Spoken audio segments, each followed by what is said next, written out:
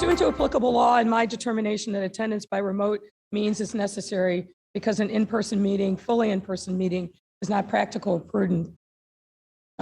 This meeting is conducted in person and via video conference. We'll now have a roll call vote to establish quorum. Please note your yes or present response will be deemed a yes vote when the quorum call is used as a reference vote for later items. Will the alderman please make sure that your microphones are unmuted? Obviously, that's for aldermen that are appearing remotely. Madam Clerk, please call the roll. Alderman LaSpada. Present. Alderman Hopkins. Present remote. Alderman Dow. Here. Alderman King. Present. Alderman Harrison. Present. Alderman Sawyer. Here. Alderman Mitchell. Here. Alderman Harris. Here. Alderman Beal. Yep. Alderman Zalowski Garza. Here. Alderman Thompson. Here. Alderman Cardenas. Here. Alderman Quinn. Here. Alderman Burke. Alderman Lopez. Present. Alderman Coleman. Here. Alderman Moore. Present. Alderman Curtis. Present. Alderman O'Shea. Alderman Taylor. Here. Alderman Brookins. Here. Alderman Rodriguez. Present. Alderman Tabarras. Alderman Scott. Present. Alderman Cicho Lopez. Present. Alderman Maldonado. Alderman Burnett. Present. Alderman Irvin.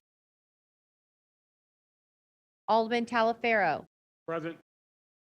Alderman Raboyes. Alderman Irvin is present. Alderman Irvin is present. Alderman Irvin is present. Yeah, I'll be there in a few minutes. Alderman Irvin is remote and present. Alderman Cardona. Present. Alderman Wagaspack. Here. Alderman Rodriguez Sanchez. Presente. Present and on remote. Alderman Austin. Present. Alderman Ramirez Rosa. Present. Alderman Vegas. Alderman Mitt. Alderman Spasado. Nick Spasado is here and present, live and present. Alderman Nugent. Present. Alderman Vasquez. Present. Alderman Napolitano. Present. Alderman Riley. Present.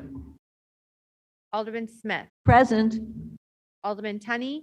Present. Alderman Gardner. Present. Alderman Kappelman. Present. Alderman Martin. Present. Alderman Osterman. Present. Alderman Haddon.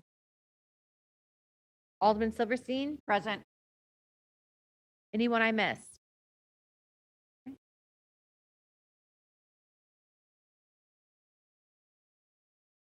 Ladies and gentlemen, there are 47 present. We'll now rise for the Pledge of Allegiance and remain standing for the invocation. I pledge allegiance to the flag of the United States. To the republic, one nation, under God, indivisible, with peace for all. The invocation will be delivered by Pastor Randall K. Blakey from LaSalle Street Church. Pastor. Let us pray.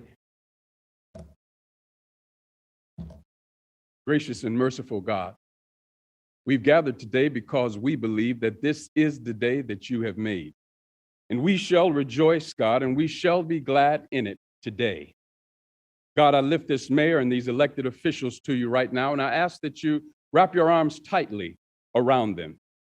Help us now, Lord God, to lay aside every weight and even the sin that so easily entangles us, and help us to set our eyes up on you, who is the author, the developer, and even the finisher of our faith. For our faith comes by hearing, and hearing by your word. And it's at the entrance of your word that there is indeed light. So God, we thank you for your word this morning. For your word says that when the righteous are in authority, the people rejoice. But when the wicked rule, the people mourn. We thank you, Lord God, for causing the people of Chicago to rejoice this morning because the righteous are in place. Fill them now with the knowledge of your will, with all wisdom and spiritual understanding, God, that they might walk worthy unto you, unto all pleasing, that the eyes of their understanding might be enlightened to know the hope of the calling that you've called them to through your mighty word.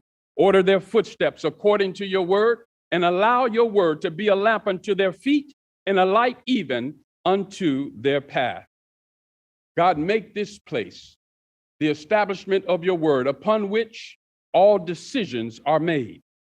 We break up, Lord God, all of the fallow ground right now that would hinder the work that you've called them to do on this day for such a time as this. And we thank you, God, for restoring the years that the cankerworm has so tried to devour.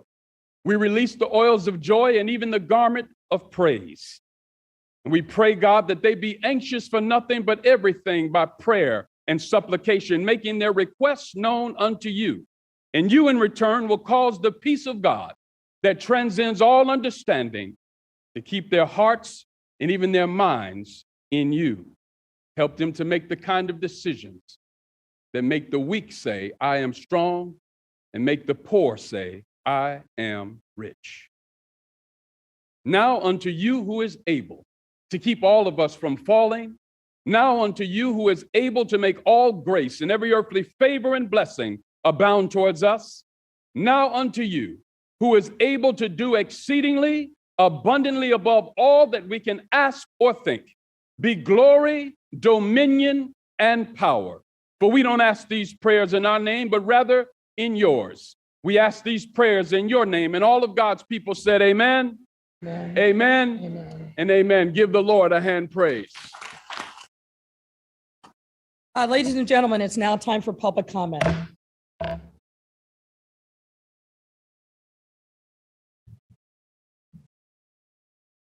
The council will now begin the public comment period, which is limited to a maximum of 30 minutes. Each speaker is limited to 3 minutes. Speakers cannot yield or transfer their time to another speaker. Any written comments that have been submitted will be posted and made available for aldermanic review. The first speaker is Thomas McLeary.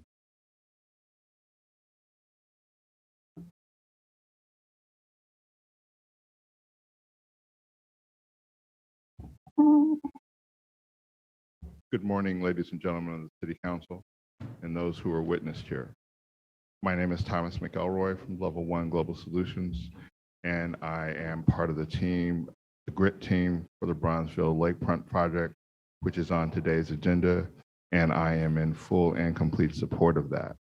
This is now the city's opportunity to bring the same kind of high-level technology, infrastructure, jobs, and future that exists on other parts of the city to Chicago's South Side, Bronzeville Lakefront.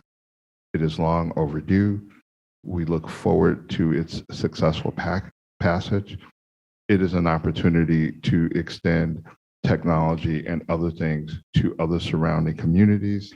It is an opportunity for the kinds of jobs that can support families, the kinds of contracts to minority and women-owned businesses so that they can grow, move forward, and be active participants in their community.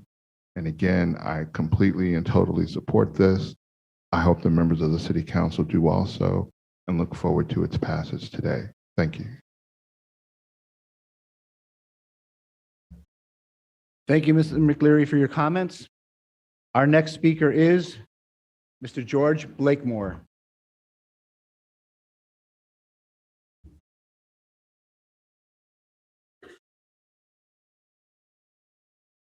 I was listening to the reverend, the righteous. They're not here. I say they're not here. It's waste, fraud, and abuse. Institutional racism is right here. Right here. And I told my black aldermen, all of them, they're disgraceful. They're shameful. And the ancestors are not happy with you. We should vote all of you out. How could you sit silent? Silent. and go along with this illegal immigrants coming into your neighborhood and to this city and this county. Challenge. Illegal means against the law. In a few minutes, when my 3 minutes is up, Mr. Blakemore, your 3 minutes is up. That's the law. How could you do that? Your Black Caucus, how could you do that? Because you're sellout. You ain't your mama. The ancestors hate you. Something is wrong here. Now you're crying because the Hispanics are coming in and they're saying they want 1 or 2 or 3 more aldermen. One of you, are they going to pick them from the white aldermen? No. They're going to get them from you black ones.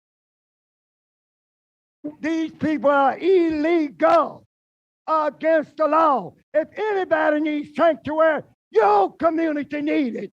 You're a legal citizen. And then this census, how you going to count illegal as a citizen? And they come to compete with blacks for goods, service, contracts, and jobs. And not even legal citizens. The negative effect. Now they start going good my time that Claude Anderson say has on the black community competing in education, close up 50 black schools and go open up 20 schools for the Hispanic. Something is wrong here. Something stink here. Something is corrupt here. Institutional racism. And shameful, all of you going along kumbaya with your enemy. Kumbaya. When Harold Washington, they had a conflict because these were men, black men and women who stood up for their community. And you just grinning and grinning down here, telling us out. You're not righteous. The law is, now watch, when we get my time up. Mr. Blakemore, go on now. Go on, your minutes is up. That's the Mr. law. Blakemore, thank you very much for your comments. However, your time has expired. Our next speaker is Alina Gormley.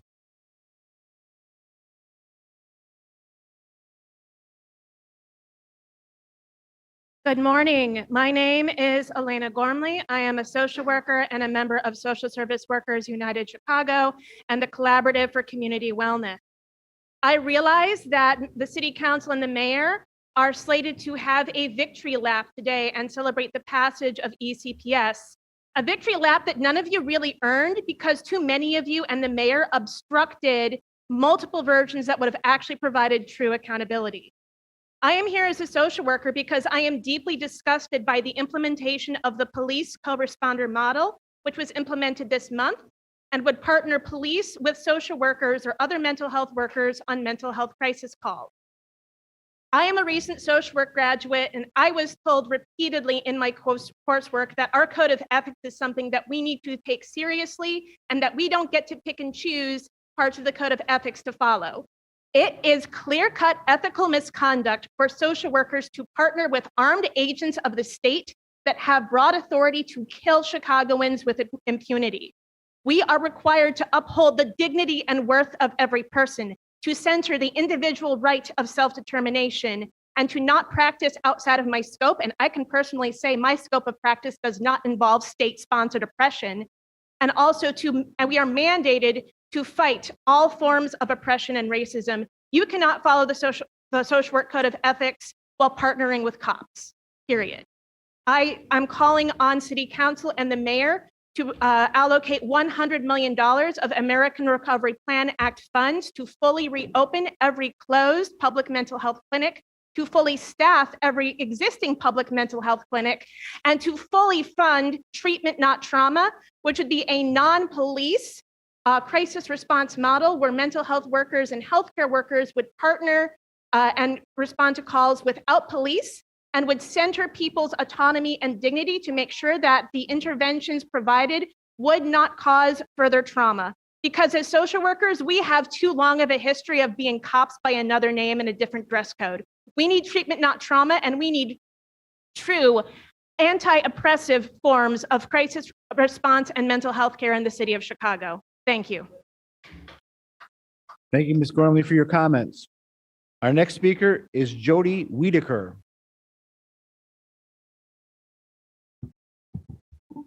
Good morning. My name is Jody Whitaker. I am speaking today on behalf of the Chicago Alliance for Animals, more than 2,900 members.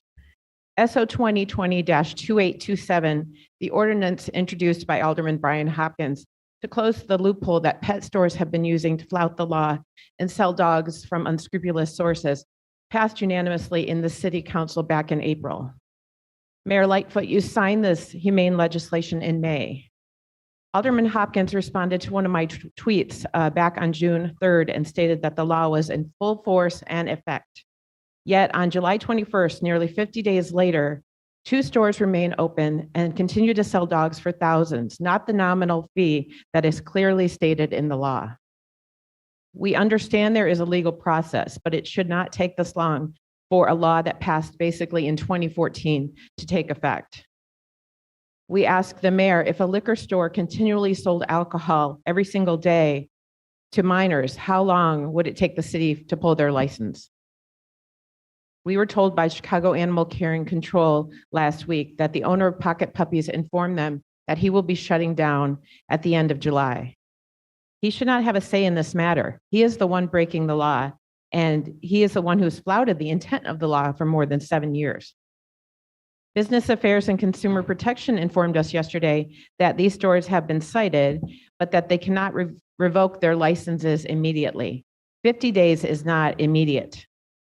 There is more than enough evidence to have cited these businesses multiple times, escalated these cases, and revoked their licenses. Please enforce SO 2020-2827 today and finally shut down these shady shops that are trafficking puppies and who flat out refuse to follow Chicago's law and work with Chicago's animal shelters and rescues. Thank you very much for your time today. Thank you very much, Ms. Wiedeker, for your comments. Our next speaker is Jackie Page.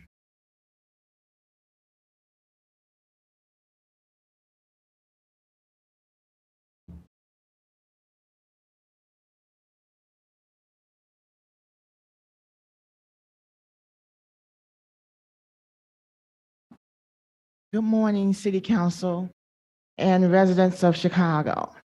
I am here today to speak about compliance and accountability, or the lack thereof.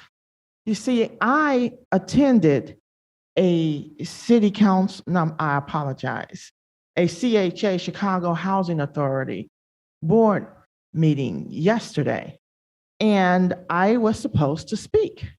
They had technical difficulties, and the public comment portion was not held. Now, anytime you are dealing with public dollars, you are supposed to have what we're having right now, a public comment portion of the meeting. Not only did they not have it, but they continued on with the meeting and continued on to pass resolutions.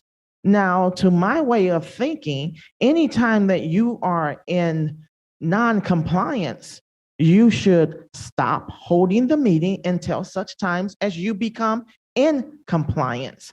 I say that there is a culture of flaunting the law in city government. They do not pay attention to the rules and the regulations that we as citizens are held up to pay attention to and penalized for ourselves. Now, I think that everything that was voted on at that board meeting should be undone, and that meeting should be held again, and the public should be able to give their public comments. This is done because people are comfortable in their positions because they suffer no consequences when they flaunt and break the law and rules and policies. That is what goes on in the city of Chicago. No one pays attention to the rules. I was at that meeting because a resident was given a unit that was molded She was forced to live in that unit. She was told, take this unit or do not take anything. You will be kicked out of the program. She took that unit, and that unit tested positive for mold.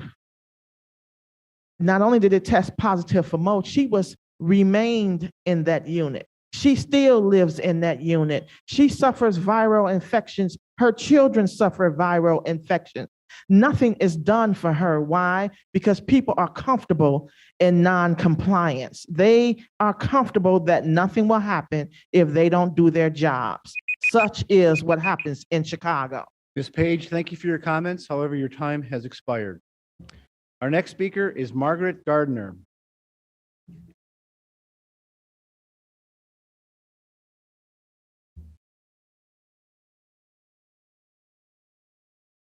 Please press *6 to unmute. Good morning, City Council, Honorable Madam Mayor, and Honorable City Council, and Honorable Emma Mitch. My name is Margaret Garner, and I've worked with the Honorable Emma Mitch of the 37th Ward for almost 20 years. I come today to speak in support of the LEAF for the Boys and Girls Club of Chicago's very first new club in a generation. There has never been a more urgent need for quality after-school programming for so many of our at-risk youth in neighborhoods throughout Chicago, but most importantly on the West and South Side. So much of the trauma our youth are facing has been the result of our society's historic and systemic racism and injustice directed at people of color. This has produced generations of disinvestment and neglect, an epidemic of pain, and what we see more than enough, hurt and death. Now there is an opportunity to be bold and innovative, to think outside the box and actually do something that can break down barriers and create a new and better reality. The Boys and Girls Clubs of Chicago has been providing these opportunities and mentorship to Chicago's most under-resourced youth for over nearly 100 years. They have been serving as one of the city's largest and most successful youth development organizations. They have worked hard to engage, listen, and build trust with community residents. Boys and Girls Clubs provide a wide array of critically needed programming to tens and thousands of young people, ranging from academic support, sports activities, health, wellness, leadership, and character building. The aldermen and the community are so appreciative of this opportunity to bring this type of programming, and it has been a vision for the aldermen for over 20 years to bring a youth center like this in partnership to this community for the West Side community, for the greater West Side community. City Council, we hope that you support our vision, the alderman's vision, and the community support by passing the approval for this Boys and Girls Club of Chicago's LEAF today. Thank you very much. Thank you, Ms. Gardner, for your comments. Our next speaker is Jerome Faddison. Good morning, everyone. My name is Jerron Faddison, and I'm a police officer and former Boys and Girls Club member. I would like to speak in support of the lease for a new Boys and Girls Clubs of Chicago facility. I want you guys to imagine what it's like being a kid on Chicago's West Side. You can't play in a neighborhood park because of the gang thing there, and you worry if a rival gang is going to do a drive-by. Your neighborhood school's closed, so you have to fight just to go to school in another gang's area, and there's a lack of resources in your community to help people overcome poverty. That was my neighborhood until the James Jordan Boys and Girls Club came. The Jordan Club was a safe haven for me and my peers. It allowed us to play and have fun, but most of all, we learned. We had to do our homework before we was able to play basketball. The staff mentored us, challenged us to apply ourselves in school, and showed us the path to be better than our environment. Not only did the club help my peers, but the young gang members as well. Many of them gave up their gang lifestyles and figured out their talents in sports, arts, and school. People that dropped out became motivated to get their GEDs. And even the other gangs in the same community started coming to the Boys and Girls Club. The kids my neighborhoods once fought against, but their gang became friends in the club. I went from attending an underperforming elementary school to getting accepted into Lane Tech. The club helped me to prepare for the ACT and SAT tests, helped me apply for financial aid, had me attend college tours, and awarded me a scholarship to attend college. As I look back, I went from nearly joining the gang to a college graduate with a master's degree to a police officer. When I tell people my story, they ask, how did I overcome my environment? I tell them it was with the support of the Boys and Girls Club. Today, I ask you all one thing, to give the children in the Austin, West Garfield Park, West Hubble Park communities the same opportunities that I had while at the Boys and Girls Club, to support the lease for a new Boys and Girls Clubs of Chicago facility. Thank you. Thank you, Mr. Thedison, for your comments. Our next speaker is Robert Grillo.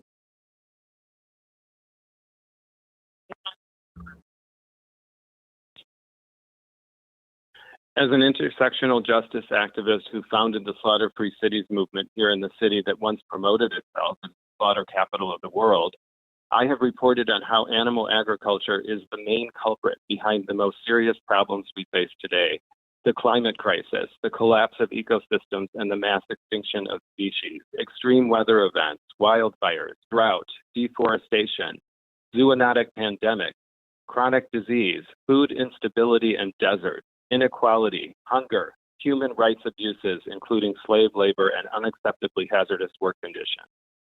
I could go on. There are some glimmers of hope. Natural Find is building a 35,000 square foot plant-based meat and dairy factory with initial capital investments of $150 million from the likes of Jeff Bezos, Bill Gates, Michael Bloomberg, and Al Gore. Built on the ruins of what was once the largest industrial slaughter complex in the world, the Chicago Union Stockyards, the location could not be a more symbolic sign of the time, as well as a testament to our effort to shift the cultural paradigm away from our use and abuse of animals. In the same week, I read about Mayor Lightfoot's Meat Festival, the Windy City Smokeout. You can imagine how upset I am to find the mayor using our tax dollars to promote an industry that profits off of immense suffering and destruction, and is arguably even more of a threat than the fossil fuel industry. Humans and non-humans are dying as a result of our inaction. The life support systems of our planet are collapsing. Some of the worst impacts can no longer be reversed or controlled. You may believe that this is a global problem that requires global cooperation. I agree.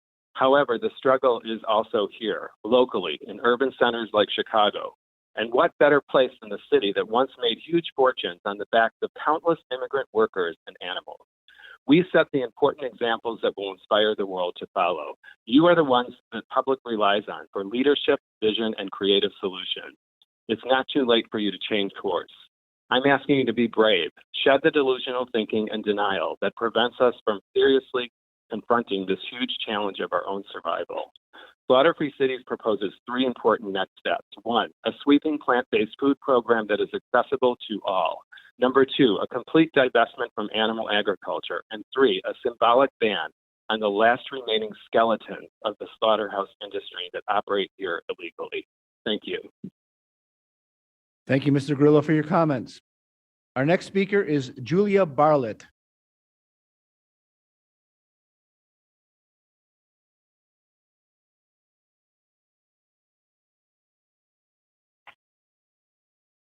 Hi.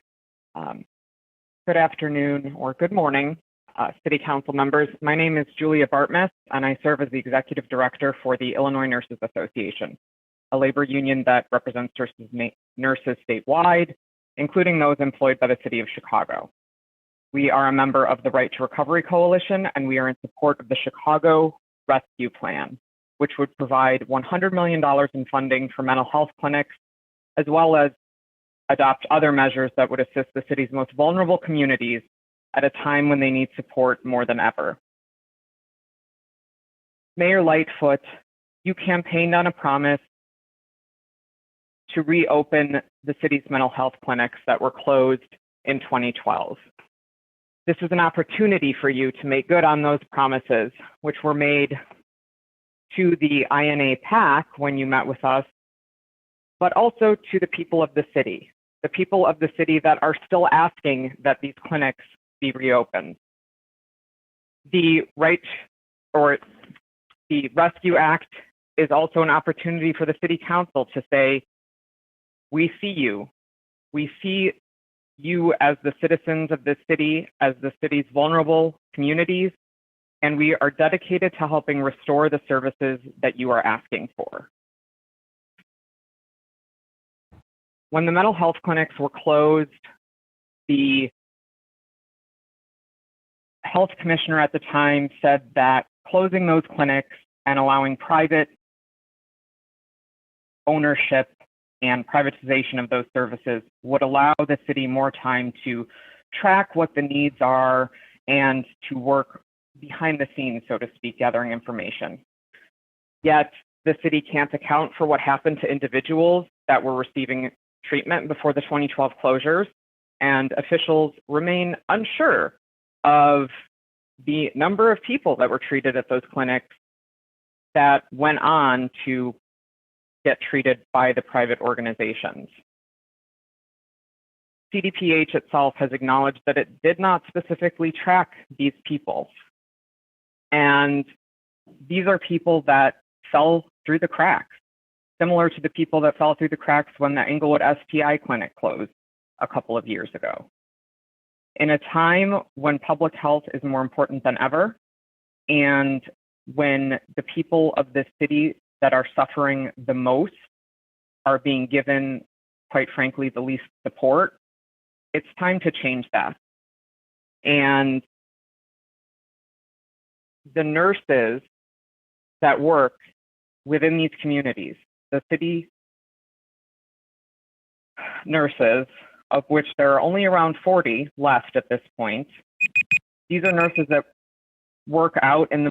Thank you, Ms. Bartlett, for your comments. However, your time has expired. Our next speaker is Adrian Harmon.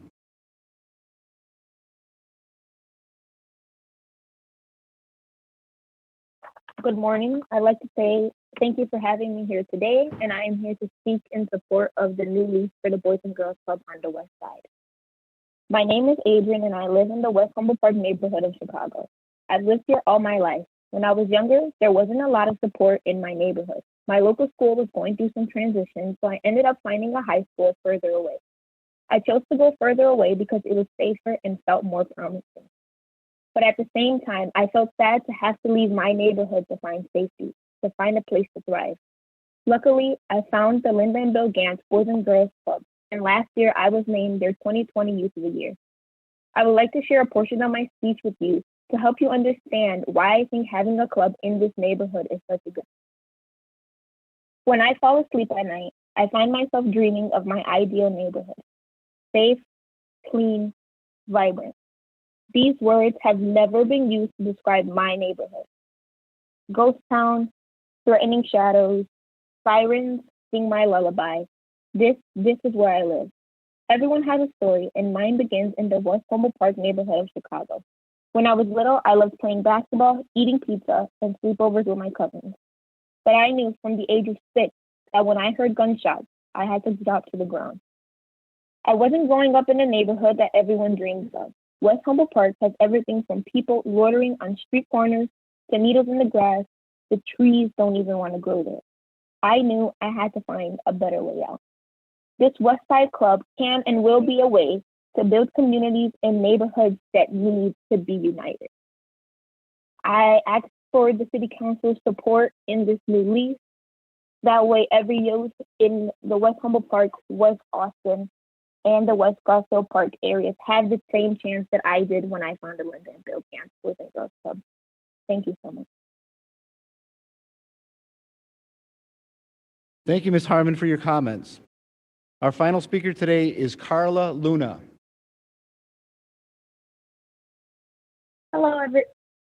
Hi, everyone. My name is Carla Luna. I'm a resident of the southeast side of Chicago.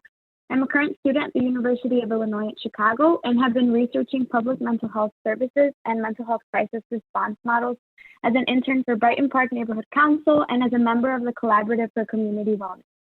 My research has shown me that the CIT policing model of mental health crisis response is not effective, and the mere presence of an armed police officer will exacerbate any crisis being responded to. The CIT model consists of only 40 hours of training, 3 of which are usually spent on a graduation lunch. This is not as effective as a social worker or a mental health worker with a minimum of 2 years of experience in de-escalation. The police academy trains officers to view noncompliance as a form of resistance in which they need to use more force. On the other hand, mental health workers are person-centered, focusing on asking questions and how they can de-escalate. There is limited research that finds the CIT method effective. Some studies actually show that CIT-trained officers use more force. This was the case with Derek Chauvin, a CIT-trained officer that murdered George Floyd. All the while, a growing body of research finds that non-police response is effective. For example, in Eugene, Oregon, which implemented a program named Cahoots. In the past 30 years, they have not been responsible for death or serious injuries. Additionally, in 2019, out of 24,000 calls, only 150 calls required police backup. These situations required the restraint of individuals. For example, the case of an individual who was in the middle of the street. Legally, Cahoots could not restrain them, and that is why the police were called. As a result, Cahoots responders have never harmed anyone or been harmed. A year's worth of data from Denver's non-police crisis response pilot also had 0 calls for police backup, 0 arrests, and 0 people harmed. Additionally, it is not only a matter of responding to people in a moment of crisis, but it is also about providing follow-up services that are accessible. Investing in a public mental health model is so important in addressing barriers and connecting people to ongoing support. Research shows private insurance is mostly used by the white population. Public services are widely used by people of color. However, there are only limited services available. Cost of insurance, language barriers, transportation, wait time are all barriers that prohibit our community from accessing services. I have experienced this firsthand. While looking for therapy covered under my insurance, there was no availability within the next 7 months. I had to pay out of pocket for these services. Additionally, I see how Spanish speakers struggle even more because interpreters or multilingual mental health professionals are not available under public insurance or have too long of a wait because of their large pool of clients. Today, I call on all of our elected officials to invest in federal relief funding on the public mental health infrastructure dismantled by the previous 2 administrations, and ask Mayor Lightfoot to keep her campaign promise to invest in reestablishing public mental health centers so we no longer have to rely on the police to respond to people in crisis. Thank you, Ms. Luna, for your comments. However, your time has expired. Your Honor, there are no further speakers who have timely signed up for the public comment period. Thank you, sir. Ladies and gentlemen, next up, resolutions. We have 2 resolutions today, a memorial resolution for Frida Fritzie Fritzal and a congratulatory resolution for John Tully. The chair recognizes Alderman Mitchell. Madam President, I move for the temporary suspension of the rules for the immediate consideration of these resolutions. Hearing no objection, so ordered. In the interest of respecting people's time, we will forego the reading of the resolutions in their entirety and instead hear remarks from members of the City Council who wish to speak on these resolutions. The first resolution is honoring Fritzie Fritzal, and I believe that we have in the box members of her family, Steve Fritzal, the son, is that correct? And as well as Howard Swibel of the Illinois Holocaust Museum. Thank you all for being here. The chair recognizes Alderman Silverstein. Thank you, Madam President. I'm proud to stand in support of this resolution. Our city lost a major voice in the fight against bigotry and hatred with the passing of Frida Fritzie Fritzal, president of the Illinois Holocaust Museum and lifelong crusader for social justice. A Holocaust survivor herself, she overcame the atrocities of Auschwitz and went on to dedicate her life to making this world a better place. First, I would like to recognize Fritzie's son, Stephen, who is with us here today, as you heard. Your mother's dedication towards ending anti-Semitism and the refugee crisis inspired people all over the world to become upstanders instead of bystanders and join her in the fight against hatred and prejudice. She was born Fritzie Weiss in 1929 in pre-war Czechoslovakia. When the Nazis invaded, she was deported together with her mother and 2 brothers to the Auschwitz-Birkenau concentration camp. She was only 13 years old at the time. But upon the advice of a stranger, she lined up with the 15-year-olds and truly believes that that is what saved her life. Her mother and brothers were murdered. Fritzie endured a year in Auschwitz and a related Nazi camp where she performed slave labor in a factory. In 1945, she was liberated by the Soviet Army after escaping into a nearby forest during a death march. After the war, Fritzie came to Skokie, Illinois, and reunited with her father.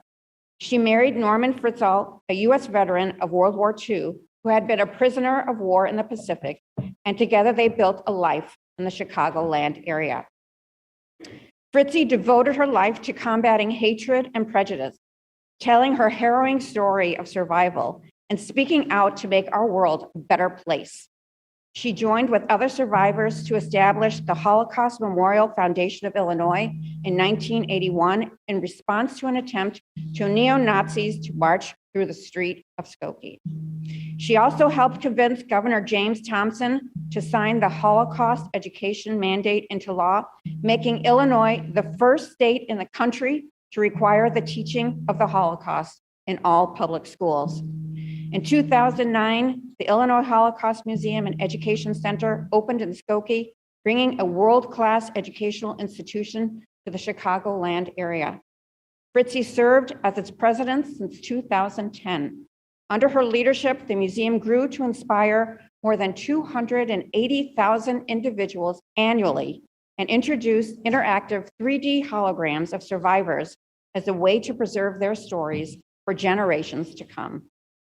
Fritzie fulfilled her life goal. She left the world a far better place than she found it. She is survived by her son, Stephen, daughter-in-law, Hinda, grandsons, Scott and Andy, and many other family members and friends. She had a tremendous impact on me and was truly an inspiration for the entire population of the 50th Ward and everyone in Chicago who believes in her cause. It is my great privilege to co-sponsor this resolution honoring Frida Fritzie Fritzl, and I pray that it causes more people to visit the Holocaust Museum, hear her story, interact with her hologram, and learn from her life. May her memory be for a blessing. Thank you. Alderman Silverstein, the chair recognizes. The chair recognizes Alderman Smith. Thank you very much, Mayor. I am a Jew, and many members of my family are unknown to me. When we came over in 1908, members of my family, many were left behind, and even a couple came and went back because they were not comfortable in the New World and were basically never heard from again. I'm so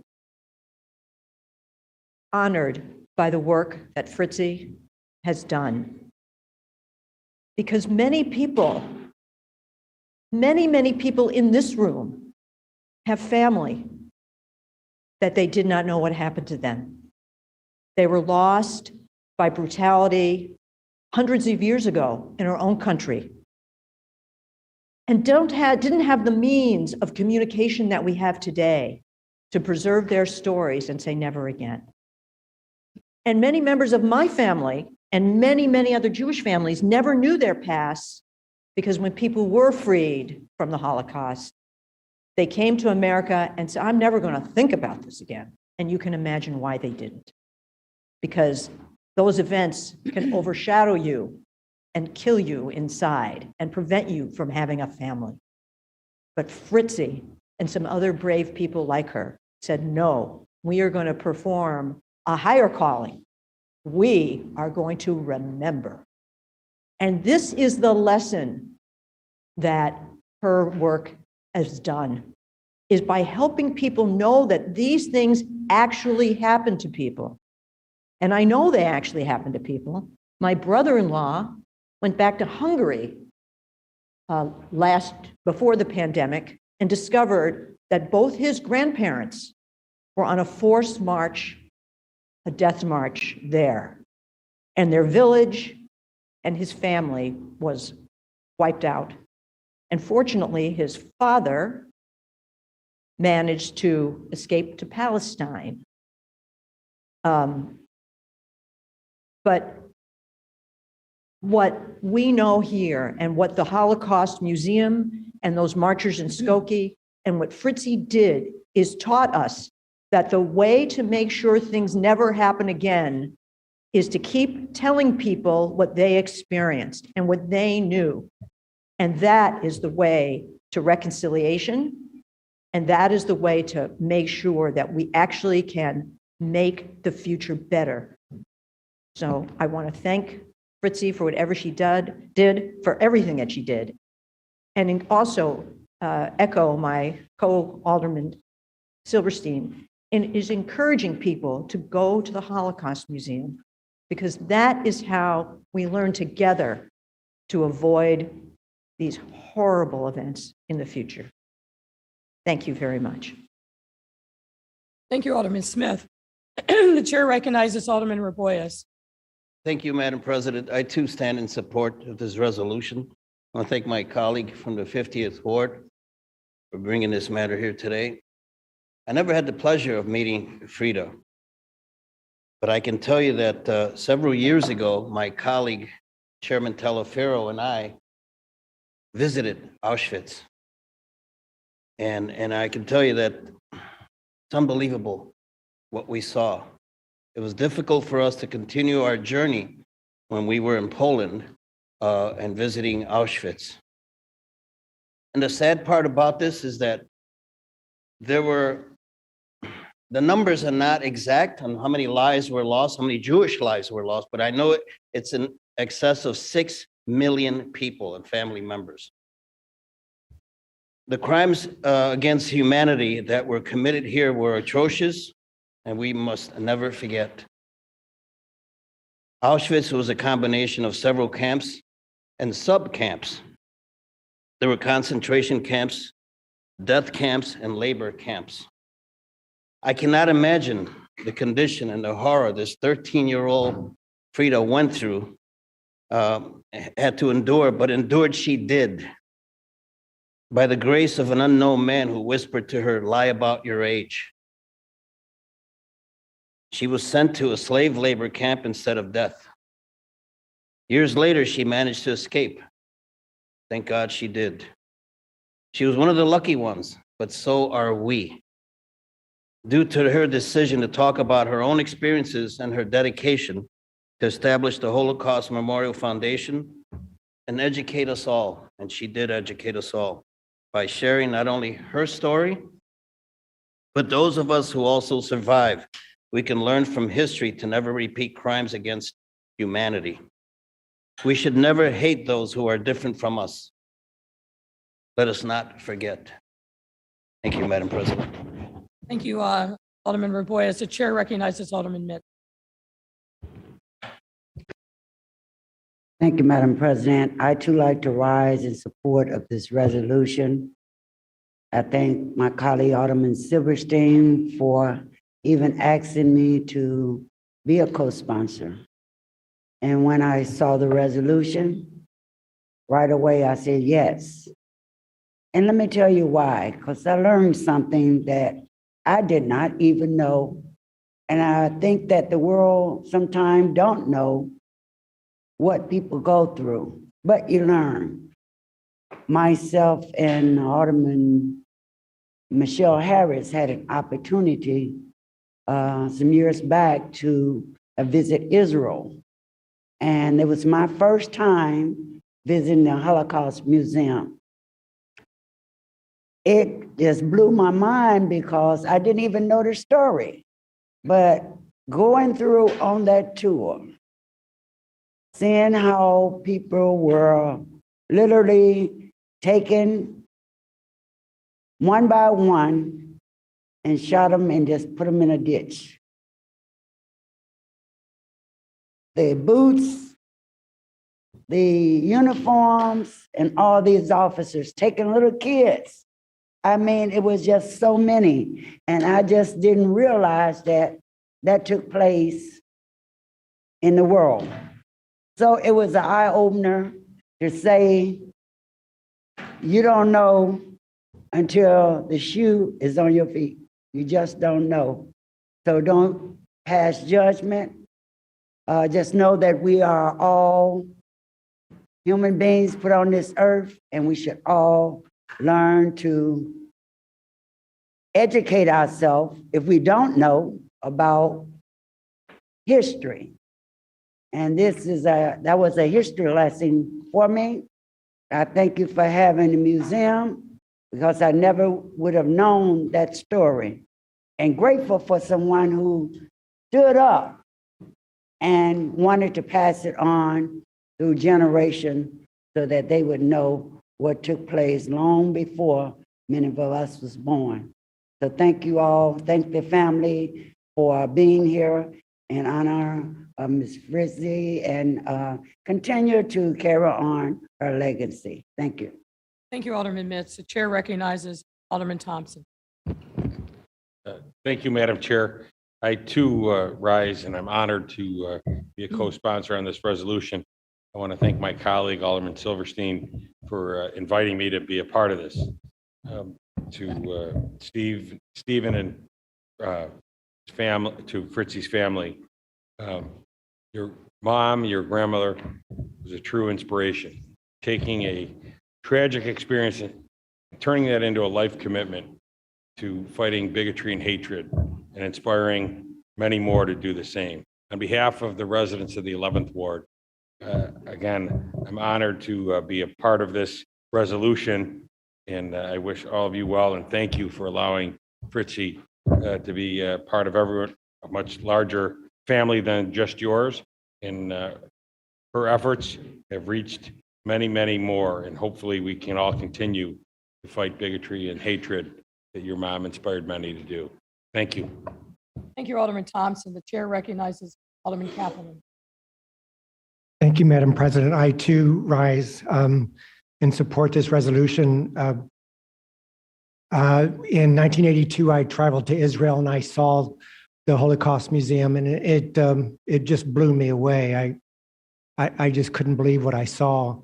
And soon afterwards, a few months later, I joined the Franciscan order. I was a Franciscan monk in Detroit, and I got in trouble because I would go to the Jewish community center there and to do Israeli folk dance. And I became friends with Sonny Siegel. Sonny Siegel was about 3 years old when she and her entire family went to Auschwitz.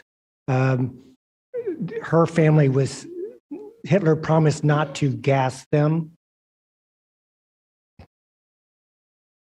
because she was born in Great Britain, and that's what saved her life. My father-in-law served in World War II, and he had the job of helping to liberate many of the Auschwitz people, camp survivors. And the thing he talked about was many of them couldn't get out of bed. They were so weak. I always believed that this could never happen again. And I've come to believe, starting in 2016, that it can. And that's why this story has to be told over and over and over again. So thank you so much. Thank you, Madam President. Alderman Kaplan, the chair recognizes Alderman Oster. Thank you, Madam President. I too want to rise in support of this in honor your mom and family, Fritzy Frizzell. And I want to commend Alderwoman Silverstein for bringing this forward to us. I think, as Alderman Kappelman said, the work of reminding people about the tragedies of the Holocaust is something that's present with us today. And in addition to the Holocaust Museum, she helped pass a state law that taught Illinois students about the tragedies of the Holocaust. When we had our budget hearing, Human Relations Commission talked this last year about the increased times, increased cases of anti-Semitism, hatred that goes on against our Jewish brothers and sisters. So the work that she started, the vision that she had working with other people, continues to put this important work in the forefront. There are people that want to use every opportunity to misinform and to spread hate, and her work, her life's legacy is to counteract that with good and to inform us all to be watchful on how we can fight hate together with love. So she will stay with us and her work will carry on. Thank you. Thank you, Alderman Osterman. Any other members of the body who wish to speak to the resolution? I will just say that I join the members of this body and commend Alderman Silverstein in bringing this resolution forward. Unfortunately, we know that anti-Semitism is alive in our world, as is xenophobia and racism and other forms of hate. The work that Frieda Fritzl and others have done to not only help us remember the horrors of the genocide, of the Holocaust, but also serving as an opportunity for healing, for bringing communities together. That is the work that we all must be about. We're seeing a time where the survivors who have come to this country are now passing. But I hope that we continue to lift up their legacy by living a life that is worthy of their sacrifice, but also to make sure that we truly never forget. I personally believe that an attack on the Jewish community is an attack on me as a resident and as a neighbor, as a Black woman, as a lesbian. I know what hate looks like. And I want to make sure that we are unified in our support of all communities that are the victims of hate in our city and across our country. I want to thank and commend the Illinois Holocaust Museum. The work that you do is just tremendous. And particularly the work where you have memorialized the testimonies of Holocaust survivors so that all of us, for generations to come, will be able to understand in their words, feeling their passion, their emotion, the experience of having survived what is only can be characterized as one of the most horrific atrocities known to man. So I want to thank you for the work and continuing work and urge members of the body and members of the public to support the work of the Holocaust Museum. Again, I want to thank you, Alderman Silverstein, and also members of the Jewish community here in our city, particularly our Orthodox community, who has endured so much, with so much pain. An attack anywhere in the world resonates here deeply. I once spoke to somebody in the Orthodox community here following an attack that happened in California. And his words have stayed with me to this day. Reached out to find out how they were doing. He said, I never thought that I'd feel like the hunted. I never thought that when I was in synagogue, humbling myself before my God, that I had to worry about the next person walking down the aisle.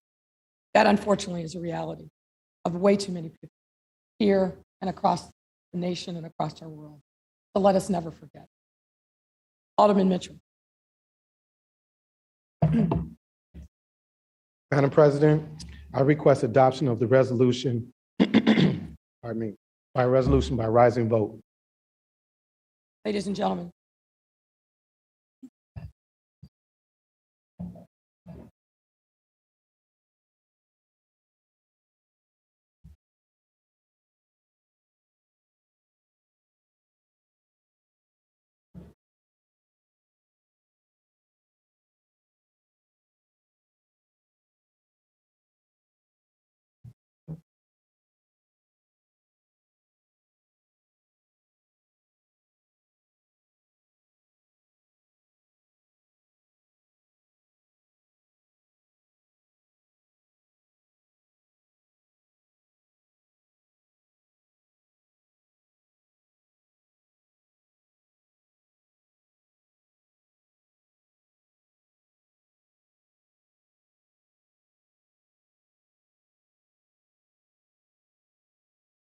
Thank you, ladies and gentlemen.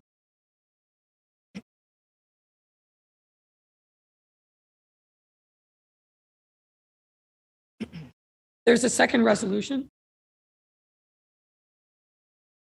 Let me give a moment for the family to transition.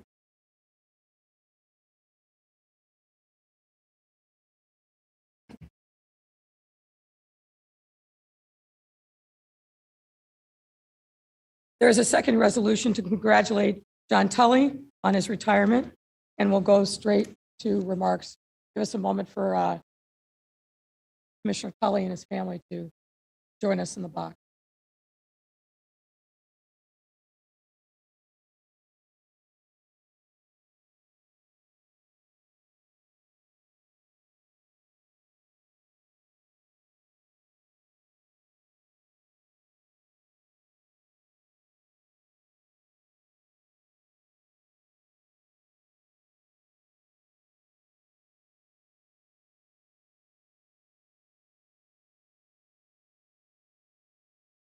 To the body who wish to speak to this resolution.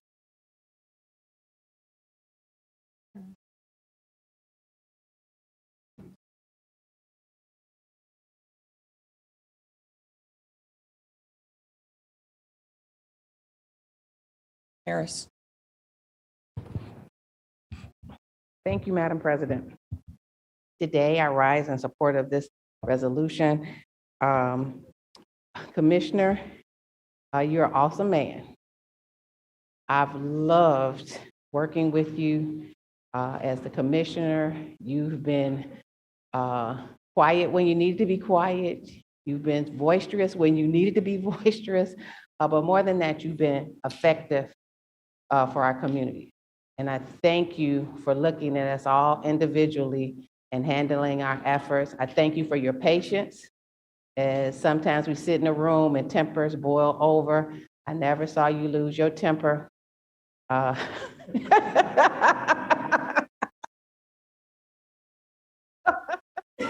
Look, and he knows what I'm talking about. So I thank you and I appreciate that as these meetings sometimes get very emotional as we talk about our communities and represent our communities in all kinds of different ways. Know that you are appreciated in ways that you'll never know. And I thank you for your leadership in this position again and appreciate you. And I wish you and your family the best on the new part of your life as they have more time with you. And so thank you again for your leadership and what you've done for the residents of the A4. Alderman Harris, the chair recognizes Alderman Beal. Thank you, Madam President. I too rise to support this resolution with a heavy heart.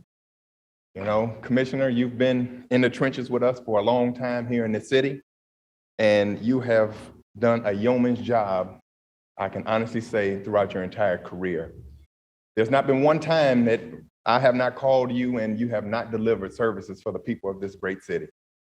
And you have trained a great staff to get them to understand that in this city, it's all about serving the people.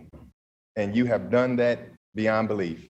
And I know your family is going to love to have you around because you've worked long hours, whether it be snow, rain, storms, I mean, you name it, power outages. I mean, you were always on the front line. And so I couldn't let this moment go by without saying from the bottom of my heart, thank you for your service. And thank you to your family for allowing you to serve the people of this great city. Thank you so much. Congratulations, man, and the best of luck to you in your next endeavors. Thank you so much. God bless you. Thank you, Alderman Beal. The chair recognizes Alderman Raboyes. Thank you, Madam President. I too stand in support of this resolution. John, I know that you've worked for a long time and you have a family. You need to appreciate your family. You need to stand with your family now. You've done your job. I remember I was a truck driver, and I don't know if you were on in '79, but it's got to be pretty close, just there shortly thereafter. And I know the job that you did. I know what it entails. And I believe that in years to come, we may not have the authority to call your office where we go to now. Because you and your office in Streets and Sand can make us or break us. It's a job that we dearly care for. It's a job that you've done all your life in city government, and that needs to be commended. So thank you for your years of working with us, and really appreciate your family and share some time with them because you deserve it. Thank you. Thank you, Alderman Raboyes. The chair recognizes Alderwoman Hairston. Thank you, Madam Chair, members of the City Council. I too rise in support of this. And I just want to say thank you. I want to say thank you from the bottom of my heart on behalf of the residents of the Fifth Ward, who we all know are very nice, calm, cool, and collected at all times. But I thank you for your patience.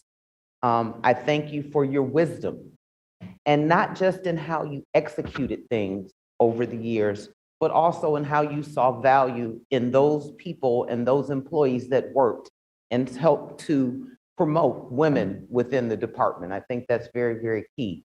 That had not been done in such a way before you. I want to thank you for giving this lady what she wants and making that be the priority of the department. I want to thank you for making it so that I didn't have to call you all the time, that you had a competent and able staff that could get things done. So I just want to thank you for your service. We will miss you. Nobody really understands the time commitment that it takes to be a good public servant. So I thank your family for their patience, and I wish you the best. Congratulations. Thank you, Alderman Hairston. The chair recognizes Alderman Quinn. Thank you, Madam Chair. John, we've been friends for 25 years. Thank you. Thank you for everything. Lisa, thank you. Madison, thank you. Mike, welcome. John, you've been a great commissioner, and a great Chicagoan. Volunteer at St. Symphorosa for all those years, volunteer baseball coach. Proud to call you a friend. I wish you nothing but the best in your retirement. Thank you very much. Thank you, Alderman Quinn. The chair recognizes Alderman Dow. Thank you, Madam President. I too rise to be associated with this. Commissioner, there's only so many ways you can say thank you and so many ways that you can say you're a tremendous leader. So I just want to say on behalf of the residents of the Third Ward, we thank you for your service to the city. Thank you for the great work you've done in streets and sanitation. And although you have a calm exterior, I'm gonna call you the pit bull in the streets and sanitation department. Thank you so much. Thank you, Alderman Dow. The chair recognizes Alderwoman Mitz. Thank you, Madam President. Commissioner, I have one way to say thank you, gracias. Appreciate all the work that you've done in supporting 37 Ward. I can just remember that snowstorm that we just came through. But long before that, because as I'm a product from Streets and Sand, I know the hard work that our men and women is putting in daily. And for you to have overseen that operation have truly been a blessing to all of us. Someone mentioned, my colleague said, Streets and Sand can make you or break you. And yes, it can. I want you to know that the family needs you as well. You have to know when to hold and know when to fold. And I think that your folding time has come, but I'm sure they have a honey-do list. So don't you forget that snow have to still be shoveled. And I'm sure that the wife and the family is gonna make sure you remember that legacy that you left with the city. They want you to carry it out at home now. So thank you so much. God bless you, and you continue to live and love and do all those happy things, because now you can put all that in one place as at home. Thank you. Thank you, Alderman Mitz. The chair recognizes Alderman Burnett. Thank you very much. I also rise in support of this resolution. I ditto everything that my colleagues have said. John, you have been a gentleman. Appreciate all of the years that you dedicated your life to the city of Chicago. Thank your family for allowing you to work for us. Thank you for understanding people. You know, in a lot of these jobs, it doesn't take a PhD to know how to work with people. Whenever I would call you about something in relationship to my ward, you cut straight to the chase. No matter what the situation is, you figure out a way of making it work. And you say, don't worry about it, Alderman, I take care of it. I can walk away resting assured that it was taken care of. So I just want to thank you for everything you've done for the 27th Ward. And also you should be commended for all of the other people that you have helped around the state of Illinois who are not aldermen with their careers. You've done an enormous job. You have been a dedicated person inside City Hall and outside City Hall. I commend you on all of the great work that you have done. Congratulations and enjoy your vacation, or not your vacation, enjoy your retirement and enjoy your family. Thank you. God bless. Thank you, Alderman Burnett. The chair recognizes Alderman Lopez. Thank you, Madam President, and good morning, members of the City Council. John, I too would be remiss if I did not join in the chorus singing your praises. On behalf of the 15th Ward residents, I want to say that when I first ran, I believe that customer service had to be brought into public service, and you have exemplified that to the T.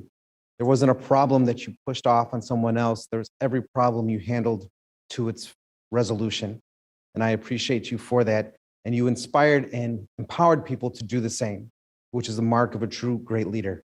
I do want to, though, disagree politely with the alderwoman of the 37th Ward. I think you've earned your due not to have to shovel your own snow at home in retirement. You have done your service to the city, and hopefully your daughter will pick up the slack for you. But wish you all of the best on behalf of my residents and look forward to seeing you on the southwest side. Thank you, Madam President. Thank you, Alderman Lopez. The chair recognizes Alderman Napolitano. Can we turn his microphone on, please?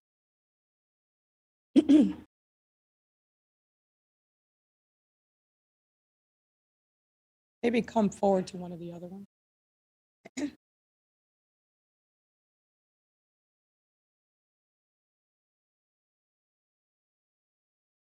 To appreciate the time and service you put in the city of Chicago. I think the best part about this right now is time and effort and dedication you put in your job. Your family gets to see how appreciative we are here at the council, as well as the city of Chicago, for what you've done. Enjoy your retirement. Godspeed. God bless. Enjoy your time with your family. Appreciate all you've done for us. Thank you very much, sir. Thank you, Madam President. Napolitano. The chair recognizes Alderman Riley. And folks, let me just say, there's a long list of folks who wish to speak to this resolution, which I think is a great testament to the commissioner. I just ask your patience. I've got your names and we will get to you. Alderman Riley. Thank you, Madam President. I too stand to support this resolution. Just want to say thank you, Commissioner Tully. My experience with you is that you've always been a commensurate professional. Unlike some commissioners over the years, you've never been a show horse, but always a workhorse. And I think each of the comments I've heard so far today from my colleagues, you make each of us, feel like we're getting special attention from you. And I can tell you that is a unique talent. And it speaks to the amount of work you've done here with us in collaboration. My experience with you is that you're the antithesis of a typical bureaucrat. You're a problem solver. Rather than shift blame or point fingers or blame the code or the state of Illinois or the federal government, your attitude was always, let's get it done. And we're going to miss that greatly in street and sanitation and in general here at the city of Chicago. So I just want to say thank you for your many years of service, and I do hope that you enjoy your retirement and that they don't keep you too busy doing the yard work and shoveling the snow. Take care, Commissioner, and good luck. Thank you, Alderman Riley. The chair recognizes Alderwoman Smith. I do. Commissioner Tully, I want to say thank you for leading a wonderful bunch of folks in Streets and Sand. You have come up through the ranks and have really contributed to making this a proud and very productive organization. So please enjoy your retirement and congratulations. Thank you. Thank you, Alderwoman Smith. The chair recognizes Alderman Moore.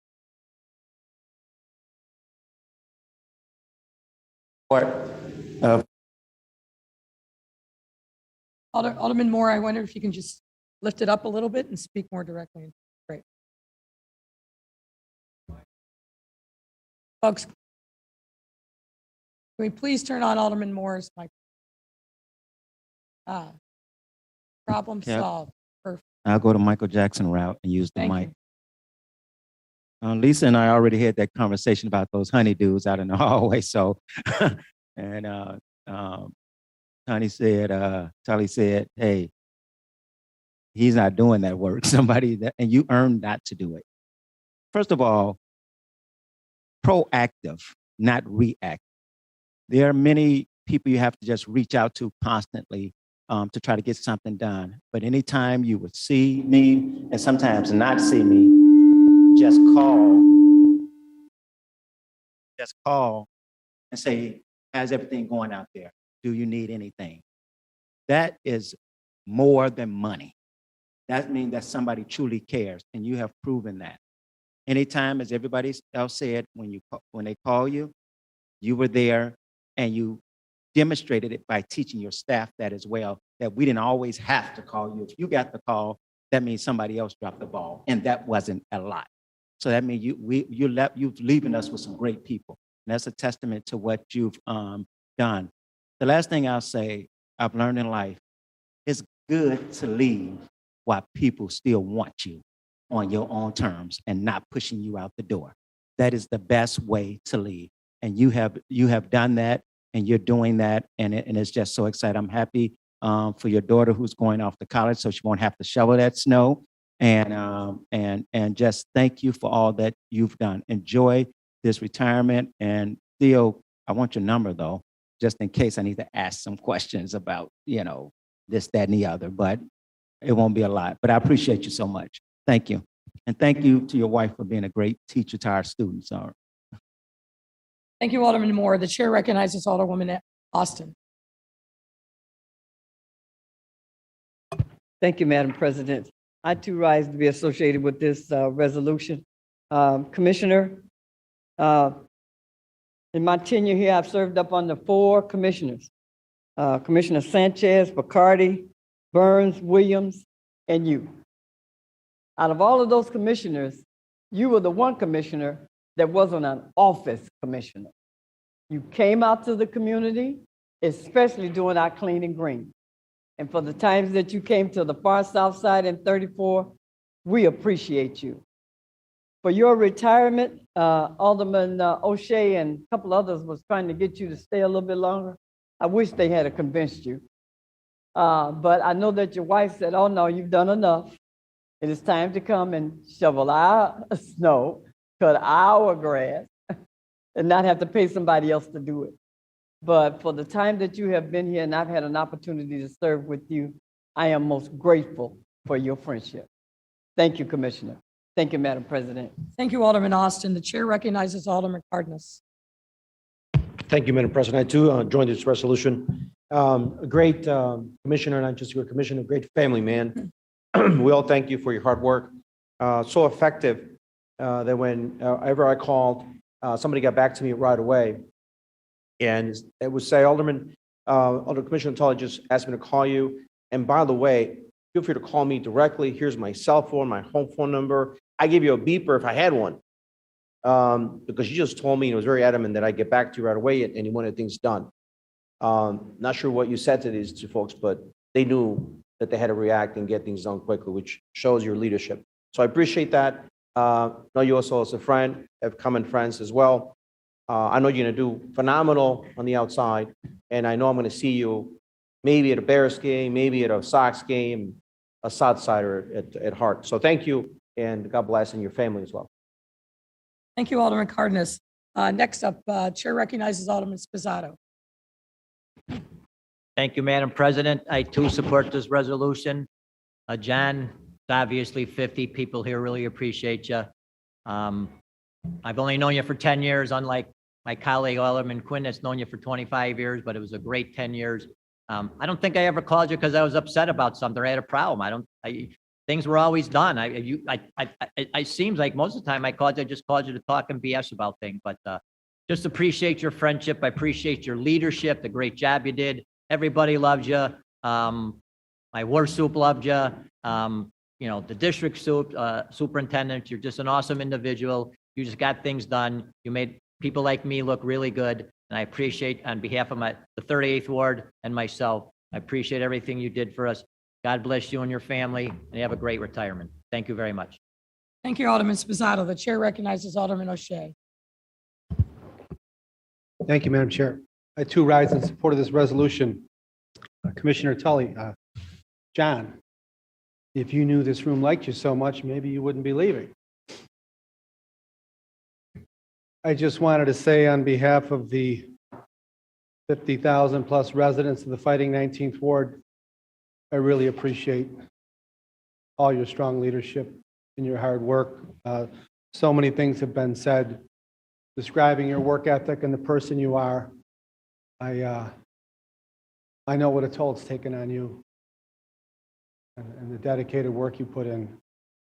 I hope that you now have a chance to spend more time with your family and relax, because Lord knows you've earned it.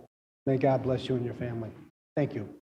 Thank you, Alderman O'Shea. The chair recognizes Alderman Curtis.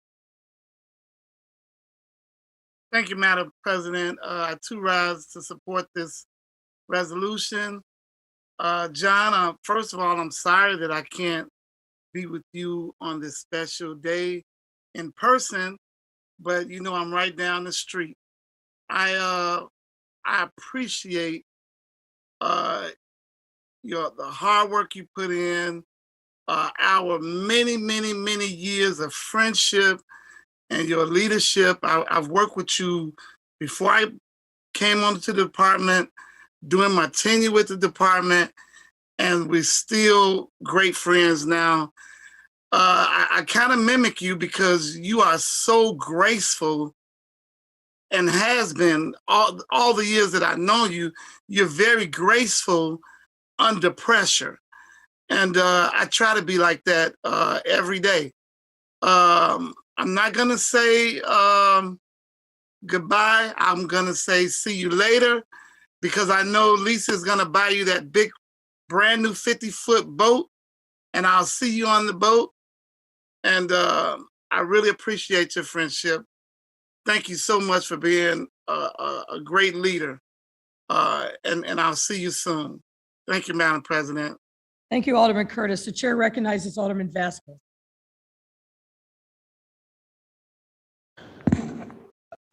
Thank you, Madam President. I also rise to be associated with this resolution. Commissioner Tully, clearly from our colleagues, we all want you to know how much you're valued. Being someone newer to the council and seeing what you've done just in the past 2 years when we've had to deal with Hurricane Derecho, when you had to lead a team through COVID and try to get them to still deliver the amount of services that people feel. Often when people think about government, they see what we do on the headlines, but they actually feel the work that you do when it comes to cleaning up everything. And so I wanted to thank you for your service and wanted to let you know that as this council and as a member of this council, we will continue to work to make sure that the department is funded, that it continues to grow, so that your leadership is celebrated, but also continued so that people can really understand how great Chicago is. I want to thank you and hope that you get every opportunity to get the rest you deserve. Thank you so much. Thank you, Alderman Vasquez. The chair recognizes Alderman Garza. Thank you, Madam President. I too rise in support of this resolution. I just have a couple things to say. Thank you so much for your dedication and your leadership. Not only were you an amazing commissioner, but you are an amazing human being. Thank you to your family for sharing you with us. And now go out and enjoy your grandbaby. So congratulations. Thank you very much for your work. Thank you, Alderman Garza. The chair recognizes Alderman Osterman. Thank you, Madam President. I too want to congratulate John, Commissioner Tully, and just say thank you on behalf of the residents of the 48th Ward. All of us here who are in our communities day to day have called you on weekends, called you at night when trees are down, when problems happen, and every time you got it done. You found a way to get it done, and it made a huge difference for all of our communities. Every part of the city has been impacted by you in a positive way. So I want to join all of us in just saying congratulations on your retirement. next snow season. I hope you're somewhere warm, but God bless. Thank you, Alderman Osterman. The chair recognizes Alderman Thompson. Thank you, Madam President. I too enthusiastically rise in support of this resolution. To Commissioner Tully, first of all, let me just say that I had a lot of things written down, and I was going to accept the St. Rita thing, but the St. Semperosa, I might have a hard time now with being so kind, but that's a whole long old story. And as far as your snow shoveling, I'm sure that if you call the 13th Ward, based on your age and your recent injury, they'll send somebody over to shovel for you. But seriously, I want to thank you. You're a terrific public servant. You know what's important to our residents because you're out there. You've talked to residents. You didn't spend time in the office. You know people, and you can deal with people, and that made you even more effective. You were responsive. We appreciate everything you've done for us in the 11th Ward. I also think you're a credit to your family. I have a sign in my ward office, a quote from President Lincoln that says, "I like to see a man proud of the place in which he lives. I like to see a man live so that his place will be proud of him." On behalf of the residents of the 11th Ward, we're very proud of you, John. Thank you, and good luck in your retirement. Thank you, Alderman Thompson. The chair recognizes Alderman Gardner. Thank you, Madam President. I too rise in support of this resolution. John, thank you for your compassion and your desire to serve our beautiful city. And I say beautiful city because it's due in large part to all the work the men and women do in street and sanitation. You obviously dedicated many years to your craft, as many of my colleagues have noted today. And most admirably, you did it the right way. You came from the bottom. You worked your way up from the bottom. And the men and women in the street and sanitation knew that and respected that about you. So most importantly, you were respected not only downtown, but on the men and women on the streets and in the alleys. And that was your greatest asset. On behalf of all the residents of the 45th Ward, John, thank you for your dedication. Thank you. You make Chicagoans proud to be proud of a part of a working class town. So thank you very much. I wish you all the very best, and we'll see you soon. Thank you, Alderman Gardner. The chair recognizes Alderman Irvin. Thank you, Madam President. And Commissioner, thank you for all of your work. Thank you for just being really understanding the role that we have out in the community. I know that you don't have to worry about certain things because of where you live, but you always, when we called, was there and understood and worked to get the resources that we need in a lot of the communities that are challenged throughout our city. So I just wanted to really just say thank you for all of your work, all of your time, all of your care, and all of your concern. Thank you, Madam President. Thank you, Alderman Irvin. The chair recognizes Alderman Tony. John, I just wanted to say thank you and highlight a couple of things that maybe some of my colleagues haven't done. Number one, I didn't know you were from St. Semperosa, so I know we might have played football together. I'm a Tommy Moore guy, so our roots are from the same neck of the woods, so to speak. But that being said, I'm a North Sider, and I have believed that a clean neighborhood is a safe neighborhood. So your department has done a great job, but it's your leadership and the style that you present yourself that I think people are attracted to. And then I'll end by thanking you on behalf of the residents of the 44th Ward. But I do want to highlight the parades and the World Series and all the events. I wish I could take photos of the before the 3 a.m. after the Pride Parade. And what filth and disgust is there, and how by 7 a.m., not even that, 5 a.m., we're done, you're out there, your people are doing their job. And I'm out there with you, you know that. But it is that kind of determination with the department. It's not just you. You know, graffiti is another example. Under Mayor Daley, graffiti was, you know, unheard of in his discipline. And it's carried through to the administration. So I end with thanking you and knowing that not only you've kept the city clean, you've kept the city safe. Thank you. Thank you, Alderman Tunney. Any other members of the body who wish to speak to this resolution? So John, you and I have had our private moment. I want to uplift a couple of things that the members have said. I called you a gentleman, a problem solver, incredibly responsive, and that you built a great team. I agree with all those. I decided I would spare you and your family of the story when we first met. But what I can say is from day one of me becoming mayor, you've been nothing but an incredible team player. All of the infrastructure departments touch our city in many profound ways, but probably none more so than the streets and sand department. You're out there, your people are out there on the front line, and I think the men and women of this department have proven themselves to be true public servants by being out there every single day, not taking a day off, not having the luxury of remote working, and truly define what we mean as essential work. Through thick and thin, rain, snow, sleet, hail, you all have been fearless in your work and have really served the city well. You leave an incredible legacy of service and accomplishment, and I hope that you're proud. We return you to your wife, Lisa, and your lovely family. I see from the crutch that you've been a little busy since you left, but we wish you all the best.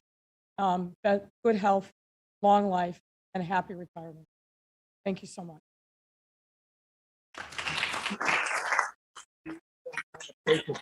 Yeah. Yeah.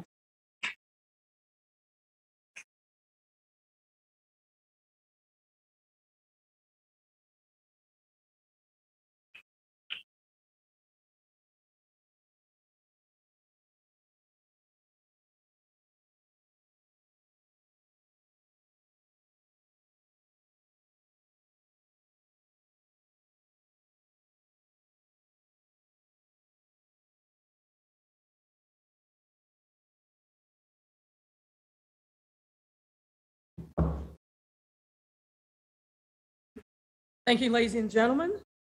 Moving on to our next item on the agenda, communications. Madam Clerk. A series of communications from our honor, the mayor, to the honorable the city council of the city of Chicago. Ladies and gentlemen, at the request of the Commissioner of Housing, I transmit here with an ordinance authorizing the issuance of financial assistance to Calumet Bay's ILP for affordable housing development. Favorable consideration of this ordinance will be appreciated. Very truly yours, Lori Lightfoot, Mayor. Referred to the Committee on Finance. Ladies and gentlemen, at the request of the Commissioner of Planning and Development, I transmit here with ordinances authorizing the execution of intergovernmental agreements with the Chicago Board of Education to provide TIF funding for various school improvements. Your favorable consideration of this ordinance will be appreciated. Very truly yours, Lori Lightfoot, Mayor. Referred to the Committee on Finance. At the request, ladies and gentlemen, at the request of the Commissioner of Housing, I transmit here with an ordinance authorizing the issuance of up to $32 million in tax-exempt housing revenue bonds for the Lake Park Crescent Housing Development Project. For favorable consideration of this ordinance will be appreciated. Very truly yours, Lori Lightfoot, Mayor. Referred to the Committee on Finance. Ladies and gentlemen, at the request of the Commissioner of Planning and Development, I transmit here with an ordinance amending the 71st and Stony Island TIF redevelopment plan. Your favorable consideration of this ordinance will be appreciated. Very truly yours, Lori Lightfoot, Mayor. Referred to the Committee on Finance. Ladies and gentlemen, at the request of the Commissioner of Department of Aviation, I transmit here with an ordinance authorizing the execution of concession agreements for various services at Chicago O'Hare International Airport. Favorable consideration of this ordinance will be appreciated. Very truly yours, Lori Lightfoot, Mayor. Referred to the Committee on Aviation. Ladies and gentlemen, at the request of the Budget Director, I transmit here with a Fund 925 amendment. For favorable consideration of this ordinance will be appreciated. Very truly yours, Lori Lightfoot, Mayor. Referred to the Committee on Budget and Government Operations. Ladies and gentlemen, at the request of Commissioner of Planning and Development, I transmit here with ordinances authorizing a favorable tax status for specified properties located in the city. Favorable consideration of this ordinances will be appreciated. Very truly yours, Lori Lightfoot, Mayor. Referred to the Committee on Economic, Capital, and Technology Development. Ladies and gentlemen, at the request of Commissioner of Housing, I transmit here within an ordinance authorizing the execution of a multifamily loan agreement with Historic Lawson Partners LP for the rehabilitation of Lawson House. Your favorable consideration of this ordinance be appreciated. Very truly yours, Lori Lightfoot, Mayor. Referred to the Committee on Housing and Real Estate. Ladies and gentlemen, at the request of the Commissioner of Housing, I transmit here with an ordinance authorizing the execution of a multifamily loan agreement with Inglewood Phase I LLC and associated sale of city-owned properties. Your favorable consideration of this ordinance will be appreciated. Very truly yours, Lori Lightfoot, Mayor. Referred to the Committee on Housing and Real Estate. Ladies and gentlemen, at the request of the Commissioner of Planning and Development, I transmit herewith an ordinance authorizing the sale of city-owned property to Poder Learning Center. Your favorable consideration of this ordinance will be appreciated. Very truly yours, Lori Lightfoot, Mayor. Referred to the Committee on Housing and Real Estate. Ladies and gentlemen, at the request of the Commissioner of Housing, I transmit herewith ordinances authorizing the sale of city-owned properties. Favorable consideration of these ordinances will be appreciated. Very truly yours, Lori Lightfoot, Mayor. Referred to the Committee on Housing and Real Estate. Ladies and gentlemen, at the request of the Commissioner of Assets, Information and Services, I transmit herewith an ordinance authorizing the execution of a renewal lease agreement with Chicago 103rd Street LLC. Your favorable consideration of this ordinance will be appreciated. Very truly yours, Lori Lightfoot, Mayor. Referred to the Committee on Housing and Real Estate. Ladies and gentlemen, at the request of Commissioner of Assets, Information and Services, I transmit here with an ordinance authorizing the execution of an amended lease agreement with Heartland International Health Center. Your favorable consideration of this ordinance will be appreciated. Very truly yours, Lori Lightfoot, Mayor. Referred to the Committee on Housing and Real Estate. Ladies and gentlemen, at the request of the Commissioner of Planning and Development, I transmit here with an ordinance authorizing the expenditure of open space impact fees for a new turf field and running track at Talcott Fine Arts and Museum Academy. Your favorable consideration of this ordinance will be appreciated. Very truly yours, Lori Lightfoot, Mayor. Referred to the Committee on Special Events, Cultural Affairs, and Recreation. Ladies and gentlemen, at the request of the Commissioner of Transportation, I transmit here with an ordinance amending Chapter 10-21 of the Municipal Code regarding underground facilities damage prevention. Your favorable consideration of this ordinance will be appreciated. Very truly yours, Lori Lightfoot, Mayor. For the Committee on Transportation and Public Way. Ladies and gentlemen, at the request of Commissioner of Planning and Development, I transmit herewith an ordinance amending Title 17 of the Municipal Code regarding cannabis-related establishments. Your favorable consideration of this ordinance will be appreciated. Very truly yours, Lori Lightfoot, Mayor. Referred to the Committee on Zoning, Landmarks, and Building Standards. Ladies and gentlemen, at the request of the Commissioner of Buildings, I transmit herewith an ordinance amending the mechanical and building provisions of municipal code.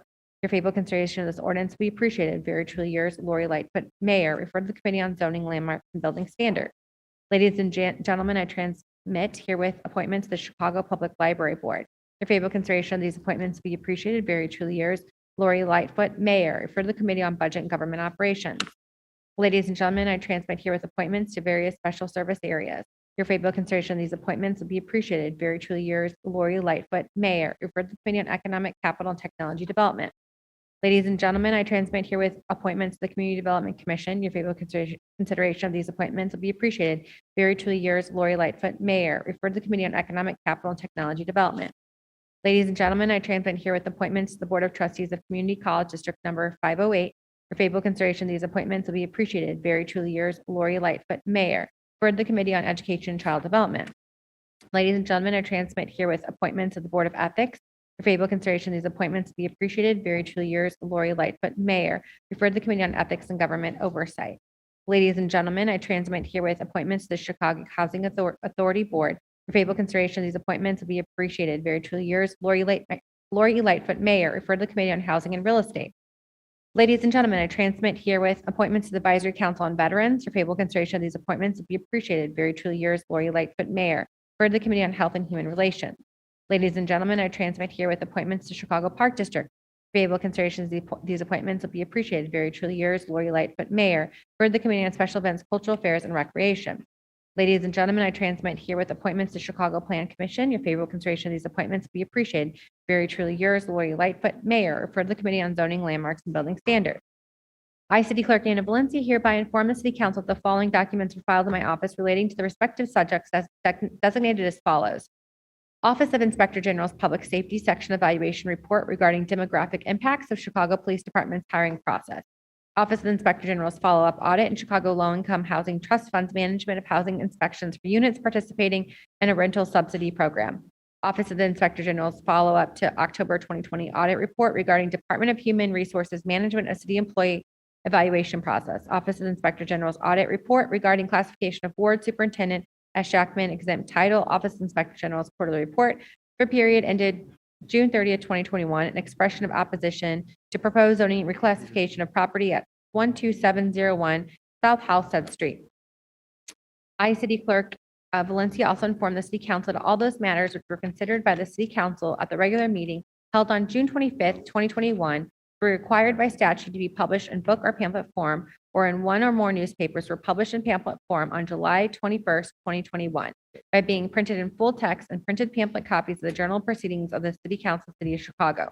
I also informed the City Council that the call for a special meeting and the matters considered by the City Council on July 2nd, 2021, were required by statute to be published in book or pamphlet form or in one or more newspapers were published in pamphlet form on July 21st, 2021, by being printed in full text and printed pamphlet copies of the journal of the proceedings of the City Council of the City of Chicago.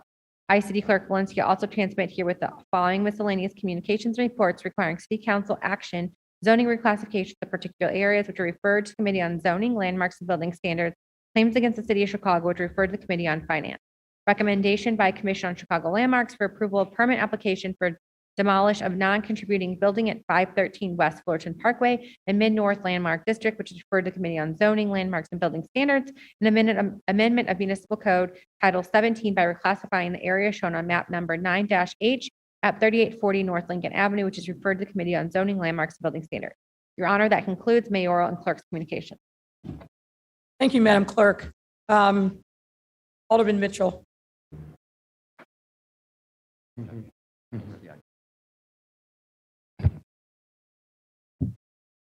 Alderman Mitchell. Madam President, I move passage of the resolution for Commissioner Tully into the omnibus. Hearing no objection, so ordered. Now I move we return to the regular order of business. Thank you. Hearing no objection, so ordered. Next up, committee reports. The chair recognizes Chairman Wagasback for the Committee on Finance. Thank you, Madam President. Madam President, reporting for the City Council's Committee on Finance, which met on July 19th, 2021. Item number 1 is a communication authorizing the amendment of Municipal Code Sections 2-32-520 and 2-32-525 regarding city investment policy provisions. This item received favorable approval by the committee. If no one wishes to speak on this matter, I move to concur with the recommendation of the committee by a roll call vote. Madam Clerk, we call the roll.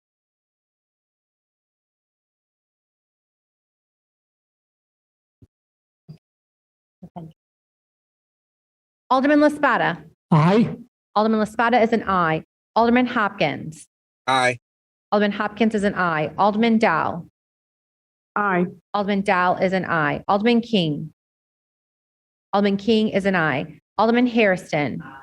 Alderman Harrison is an aye. Alderman Sawyer. Aye. Alderman Sawyer is an aye. Alderman Mitchell. Aye. Alderman Mitchell is an aye. Alderman Harris. Aye. Alderman Harris is an aye. Alderman Beal. Yep. Alderman Beal is an aye. Alderman Zlowski Garza. Alderman Thompson. Aye. Alderman Thompson is an aye. Alderman Cardenas. Aye. Alderman Cardenas is an aye. Alderman Quinn. Aye. Alderman Quinn is an aye. Alderman Burke. Aye. Alderman Burke is an aye. Alderman Lopez. Aye. Alderman Lopez is an aye. Alderman Coleman. Aye. Alderman Coleman is an aye. Alderman Moore. Aye. Alderman Moore is an aye. Alderman Curtis. Aye. Alderman Curtis is an aye. Alderman O'Shea. Aye. Alderman O'Shea is an aye. Alderman Taylor. Aye. Alderman Taylor is an aye. Alderman Brookins. Aye. Alderman Brookins is an aye. Alderman Rodriguez. Aye. Alderman Rodriguez is an aye. Alderman Tabarrus. Alderman Tabarrus is an aye. Alderman Scott. Aye. Alderman Scott is an aye. Alderman Cicho Lopez. Aye. Alderman Cicho Lopez is an aye. Alderman Maldonado. Aye. Alderman Maldonado is an aye. Alderman Burnett. Aye. Alderman Burnett is an aye. Alderman Irvin. Aye. Alderman Irvin is an aye. Alderman Talaferro. Aye. Alderman Talaferro is an aye. Alderman Raboyes. Aye. Alderman Raboyes is an aye. Alderman Cardona. Aye. Alderman Cardona is an aye. Alderman Wagaspack. Aye. Alderman Wagaspack is an aye. Alderman Rodriguez Sanchez. Aye. Alderman Rodriguez Sanchez is an aye. Alderman Austin. Aye. Alderman Austin is an aye. Alderman Ramirez Rosa. Aye. Alderman Ramirez Rosa is an aye. Alderman Villegas. Alderman Mitz. Aye. Alderman Mitz is an aye. Alderman Sposato. Nick Spozato's an aye. Alderman Sposato is an aye. Alderman Nugent. Aye. Alderman Nugent is an aye. Alderman Vasquez. Aye. Alderman Vasquez is an aye. Alderman Napolitano. Napolitano is an aye. Alderman Riley. Aye. Alderman Riley is an aye. Alderman Smith. Aye. Alderman Smith is an aye. Alderman Tunney. Aye. Alderman Tunney is an aye. Alderman Gardner. Aye. Alderman Gardner is an aye. Alderman Kappelman. Aye. Alderman Kappelman is an aye. Alderman Martin. Aye. Alderman Martin is an aye. Alderman Osterman. Aye. Alderman Osterman is an aye. Alderman Haddon. Aye. Alderman Haddon is an aye. Alderman Silverstein. Aye. Alderman Silverstein is an aye. Alderman Zalowski Garza is an aye.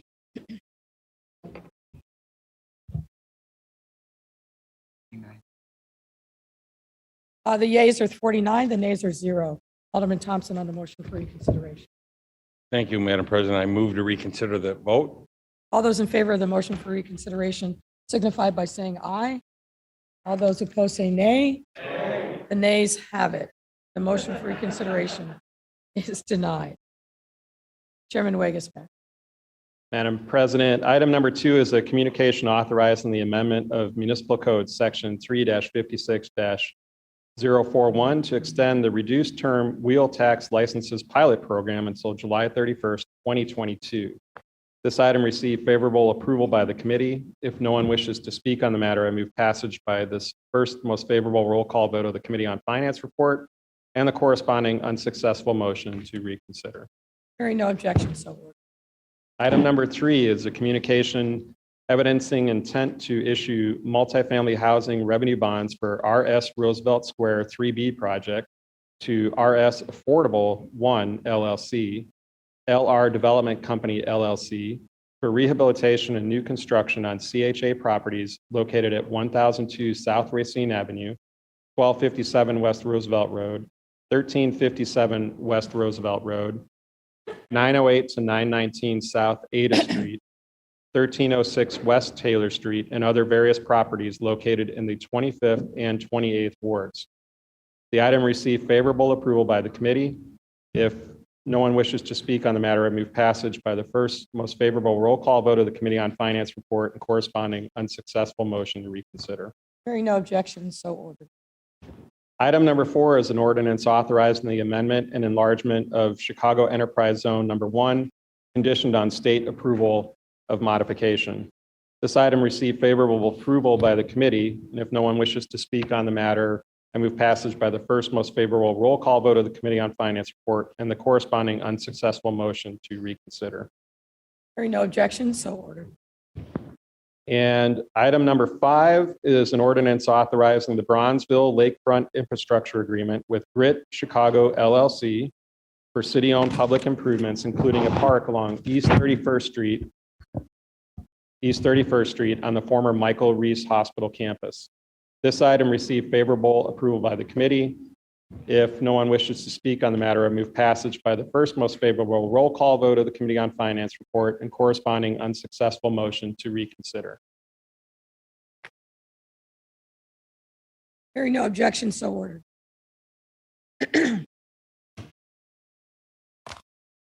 Madam President, item number 6 is regarding monthly settlements through the law department, and this will be placed on file with the clerk.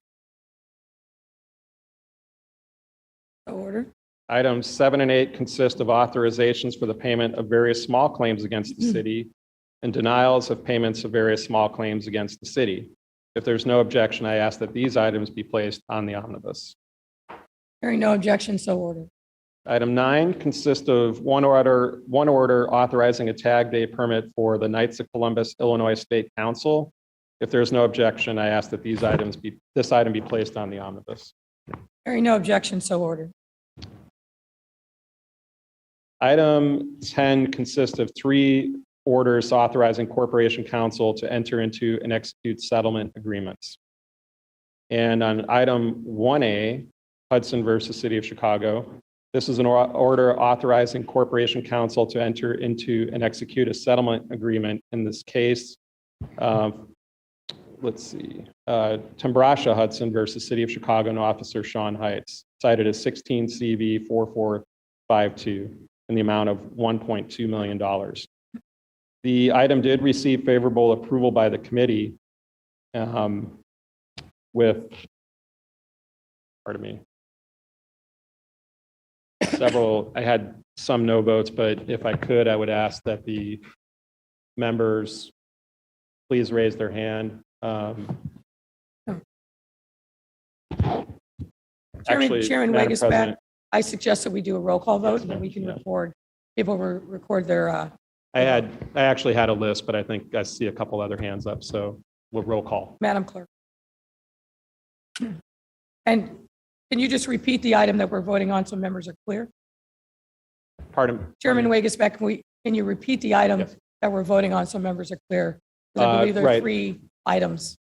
So for colleagues, we had item 10A, 10B, and 10C. The first item, even though we presented slightly out of order, this first item is Hudson, or I believe some of you might have known it as Lowry versus City of Chicago in the amount of 1.2 million. The second item, item 1B, separate vote, was Yower versus City of Chicago. And the third was the Jane Doe case versus City of Chicago and William Whitley. So the first one is Hudson or Lowry versus City of Chicago.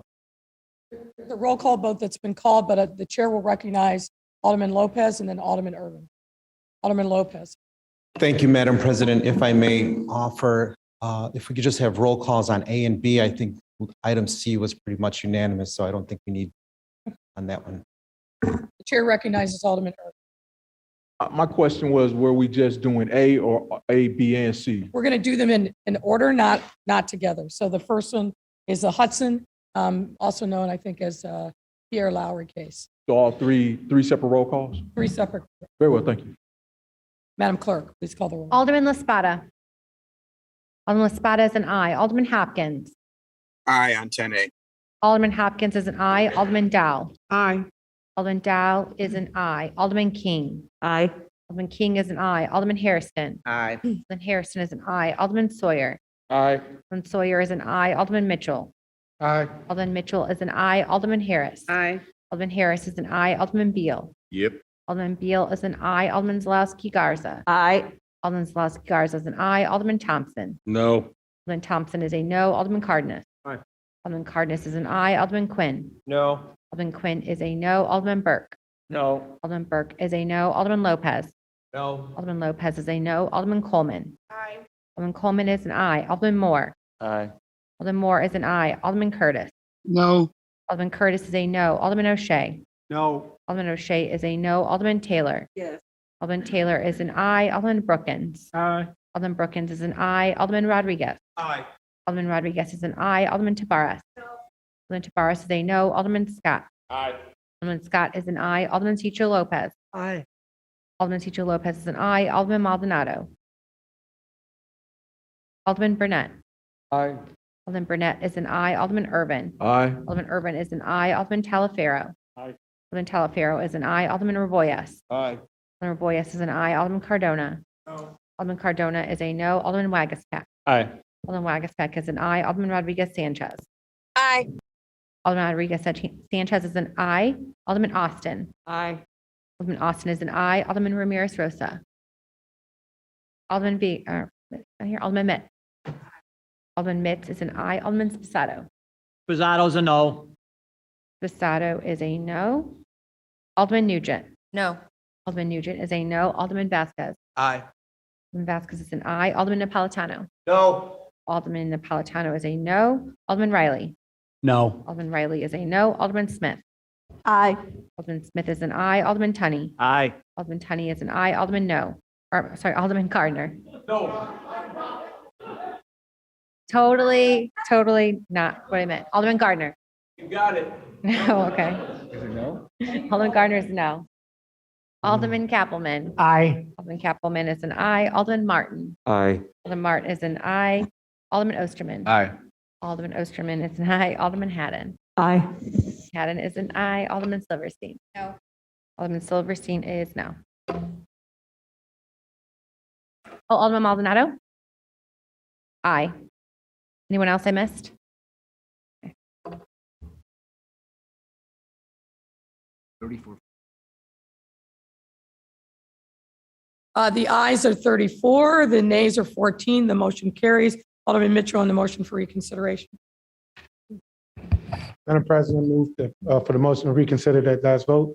All those in favor of the motion for reconsideration signify by saying aye. All those opposed say nay. The nays have it. The motion for reconsideration fails. Chairman Wegas, back to you. Thank you, Madam President. Item 1B is an order authorizing Corporation Counsel to enter into and execute a settlement agreement in the case of Yower McGregor as independent administrator of the estate of Sean Yower versus City of Chicago, cited as 16 CV 4956 in the amount of $400,000. Favorable approval by the committee, but if no one wishes to speak on the matter, I move for a roll call vote. Unless someone wants to. Alderman LaSpada. Alderman LaSpada is an aye. Alderman Hopkins. Aye on B. Alderman Hopkins is an aye. Alderman Dow. Aye. Alderman Dow is an aye. Alderman King. Aye. Alderman King is an aye. Alderman Harrison. Aye. Alderman Harrison is an aye. Alderman Sawyer. Aye. Sawyer is an aye. Alderman Mitchell. Aye. Mitchell is an aye. Alderman Harris. Aye. Harris is an aye. Alderman Beal. Yep. Beal is an aye. Alderman Solosky Garza. Aye. Solosky Garza is an aye. Alderman Thompson. No. Thompson is a no. Alderman Cardenas. Aye. Alderman Cardenas is an aye. Alderman Quinn. No. Alderman Quinn is a no. Alderman Burke. No. Burke is a no. Alderman Lopez. No. Lopez is a no. Alderman Coleman. Aye. Coleman is an aye. Alderman Moore. Aye. Moore is an aye. Alderman Curtis. No. Curtis is a no. Alderman O'Shea. No. O'Shea is a no. Alderman Taylor. Aye. Taylor is an aye. Alderman Brookins. Aye. Brookins is an aye. Alderman Rodriguez. Aye. Rodriguez is an aye. Alderman Tabarez. Tabarez is a no. Alderman Scott. Aye. Scott is an aye. Alderman Cicho Lopez. Aye. Cicho Lopez is an aye. Alderman Maldonado. Aye. Maldonado is an aye. Alderman Burnett. Aye. Burnett is an aye. Alderman Irvin. Aye. Irvin is an aye. Alderman Talaferro. Aye. Talaferro is an aye. Alderman Raboyes. Aye. Raboyes is an aye. Alderman Cardona. Aye. Cardona is an aye. Alderman Wagaspack. Aye. Wagaspack is an aye. Alderman Rodriguez Sanchez. Aye. Rodriguez Sanchez is an aye. Alderman Austin. Aye. Austin is an aye. Alderman Ramirez Rosa. Aye. Ramirez Rosa is an aye. Alderman Vega. Alderman Mitt. Aye. Mitt is an aye. Alderman Spasado. Nick Spazzato is a no. Spasado is a no. Alderman Nugent. Aye. Nugent is an aye. Alderman Vasquez. Aye. Alderman Vasquez is an aye. Alderman Napolitano. No. Napolitano is a no. Alderman Riley. Aye. Riley is an aye. Alderman Smith. Aye. Smith is an aye. Alderman Tunney. Aye. Tunney is an aye. Alderman Gardner. Aye.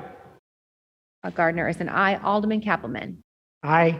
Kappelman is an aye. Alderman Martin. Aye. Martin is an aye. Alderman Osterman. Aye. Osterman is an aye. Alderman Haddon. Aye. Haddon is an aye. Alderman Silverstein. Aye. Silverstein is an aye.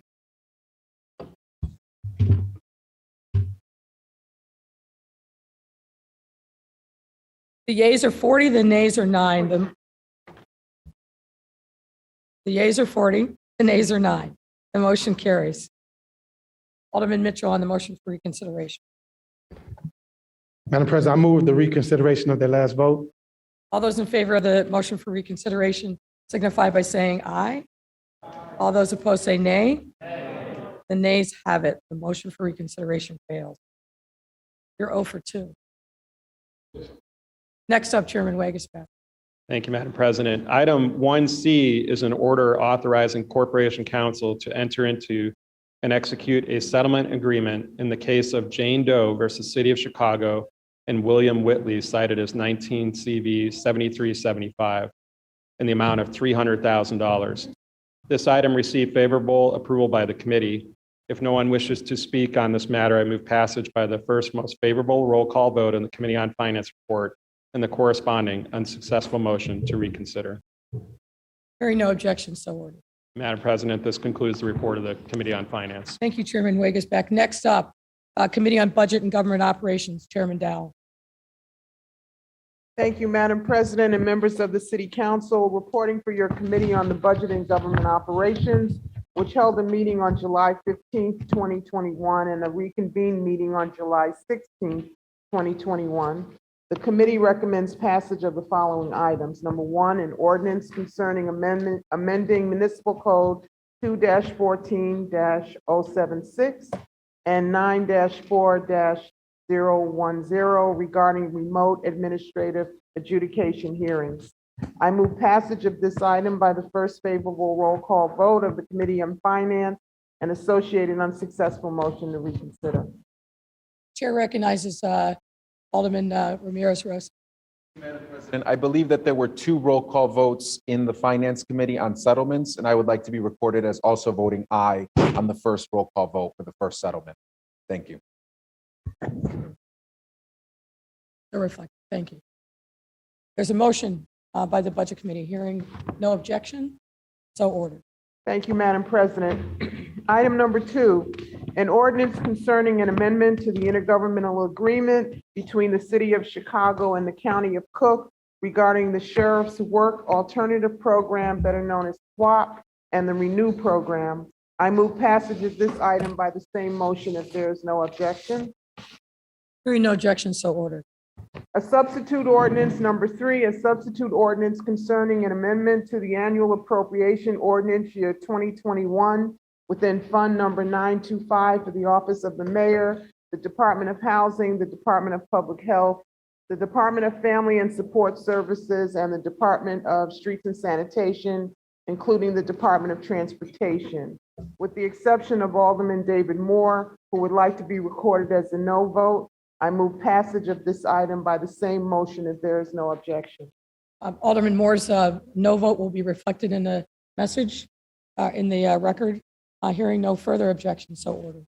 Item number 4, an ordinance introduced by Alderman Harry Osterman, 48th Ward, approving the transfer of funds within the City Council Committee on Housing and Real Estate for the year 2021. I move passage of this item by the same motion if there is no objection. Hearing no objection, so ordered. That concludes my report, Madam President. Thank you, Chairman Dow. Next up, the Committee on Committees and Rules. Chairman Harris. Thank you, Madam President. Reporting for your Committee on Committees Rules, which met on Tuesday, July 20th, 2021 at 3 p.m. The committee recommends the following re-referrals. Item 2 is an amendment of the Municipal Code Title I by adding a new chapter titled Chapter 1-26 entitled Chicago COVID Program Relief Ordinance. The committee recommends that this item be re-referred to the Committee on Budget and Government Operations. I move approval of this recommendation by the first most favorable roll call of the Committee on Finance and the associated unsuccessful motion to reconsider. Hearing no objection, so ordered. Item 3 is an amendment to the Municipal Code Title 9 by adding Chapter 9-103 entitled Scooter Sharing. The committee recommends that this item be re-referred to the Committee on Transportation and Public Way. I move approval of the recommendation by the referral to the Committee on Transportation and Public Way by the same motion if there's no objection. Hearing no objection, so ordered. Thank you, Madam President. That concludes my report. Thank you, Chairman Harris. Next up, the Committee on Economic Capital and Technology Development. Vice Chair Mitchell. Madam President and members of the City Council, reporting for the Committee on Economic Capital and Technology Development. On July 13, 2021, the committee held a virtual meeting and recommends passage of the following items. Items 1 through 9 are a series of appointments and reappointments to various special service areas. These items were voted on collectively. Appointment of David M. Scora as member of SSA 19 Howard Street Commission. Reappointment of Irene M. Bermudez as member of the SSA number 24 Clark Street Commission. Appointments of Michael A. Schuba and Laura N. McMahon as members of SSA number 27 West Lakeview Commission. Appointment of Linda D. Young as member of SSA 42 71st Stony Island Commission. Reappointments of Kareshma Ali and Andrew S. Levin as members of SSA number 60 Albany Park Commission. Appointment of James A. Nurse as member of SSA number 61 Hyde Park Commission, and appointment of Stanley R. Rasney as member of SSA number 75 Oak Street Commission. I move passage of these items by the first favorable roll call vote of the Committee on Finance and the associated unsuccessful motion to reconsider. Hearing no objection, so ordered. Item 10 on the agenda is an ordinance in support of Class C tax status for property located at 221 North Wood Street. I move passage of this item by the same motion. Hearing no objection, so ordered. Item 11 on the agenda is an ordinance in the support of a Class L tax incentive for properties located at 208 South LaSalle Street, the former Continental and Commercial National Bank building. I move passage of this item by the same motion. Hearing no objection, so ordered. Thank you, Madam President. That concludes my report. Thank you, Alderman Mitchell. Next up, the Committee on Public Safety, Chairman Taliaferro.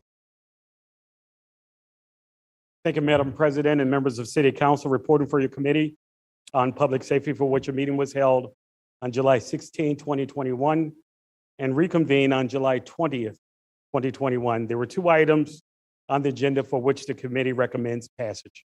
Item number one was the appointment of Nanette Dorley as member of the Chicago Police Board. I recommend the passage of this item by the first favorable roll call vote in the Committee on Finance and the associated unsuccessful motion for reconsideration. Hearing no objection, so ordered.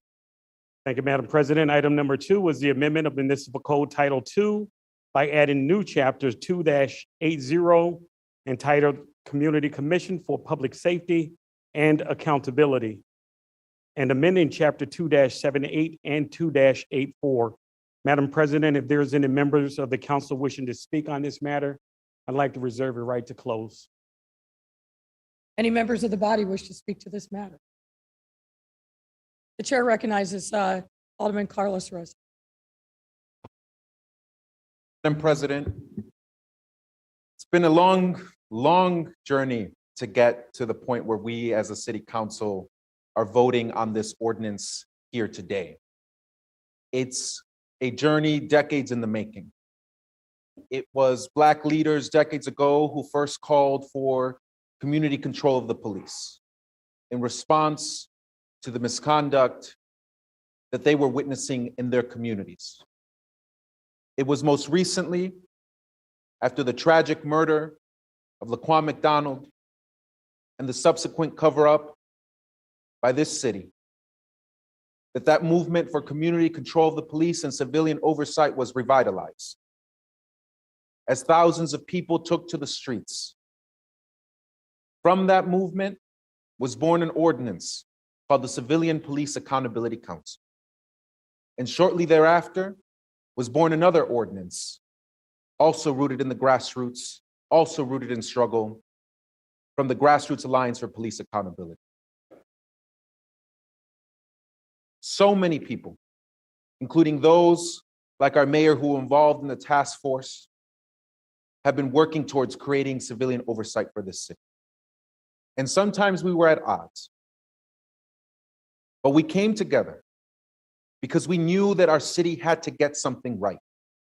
Because we knew that our city had to take action to ensure that people in every single community feel safe, that they are safe. Because safety is a human right. And no one should be afraid of violence, whether it be violence perpetrated by another citizen or perpetrated by those who are tasked to protect and serve them. This ordinance is not defunding the police. This ordinance will not abolish the police, is not abolishing the police. This ordinance is predicated upon a belief that when you empower our communities, that when you give them a real seat at the table and you give them a real voice, that we can make our policing system better and we can have a safer city in every single neighborhood, in every single street. This ordinance is predicated on a belief that if we empower people from the south side and the west side and from the north side, that if we empower young people, that if we empower those that have been directly impacted by racist and broken policing, and give them the ability to nominate the police superintendent, give them the ability to take a vote of no confidence when they feel that police superintendent has failed, give them the ability to hire the COPA administrator, Give them the ability to set CPD policy and COPA policy and police board policy. It's predicated on the belief that if we empower our communities to have a real say in policing, we'll be a better city. We'll be able to take a step towards having the public safety and justice that all of us need. I want to thank the grassroots for fighting, for never giving up, for staying in the streets. Even this weekend, as we were negotiating the final details on this ordinance that's before you today, they were still out there knocking doors. They were still out there organizing in the streets. This is your victory today. And while I wish that we would have been further along in police reform and that this ordinance would be stronger, we should be proud. Because this is a strong, transformative, and robust ordinance. Because this is a balanced ordinance. I want to thank Mayor Lightfoot. I want to thank my co-sponsors of this ordinance, Alderman Harry Osterman, Alderman Rod Sawyer. I want to thank Alderwoman Leslie Harrison. I want to thank the chair of our Progressive Caucus, Sophia King. I want to thank our former chairman of the Latino Caucus, Roberto Maldonado, the chair of the Black Caucus, Jason Irvin. I want to thank some of my colleagues in the Progressive Caucus, like Matt Martin and Andre Vasquez and Jeanette Taylor. It took a village to get us here. And I hope that we can come together today, vote to enact this ordinance, bring community voice into policing in the city of Chicago, and work collectively towards a day where we don't see our young people like Laquan McDonald and Adam Toledo shot in the streets. This is a step forward for justice in the city of Chicago, and I hope that we will vote yes today to enact this ordinance. Thank you. Thank you, Alderman Rosa. The chair recognizes Alderman Oster. Thank you, Madam President, and members of the council. Today is a long-awaited historic day for our city in bringing the community into the forefront when it comes to public safety. The ordinance before us is a compromise ordinance that is balanced, that has taken years to put together. All 50 aldermen that are here, wherever you will land on this and however you will vote, you had an impact on it. And it's important that we had this ordinance. It's a balanced ordinance where there are checks and balances. All of us in this body care deeply about public safety. All of us care about making sure that our police officers are well-trained and doing right by citizens of the city of Chicago. But we are here today after the death of Laquan McDonald, after a DOJ investigation and consent decree that we will live under for a decade, after the Task Force for Police Accountability.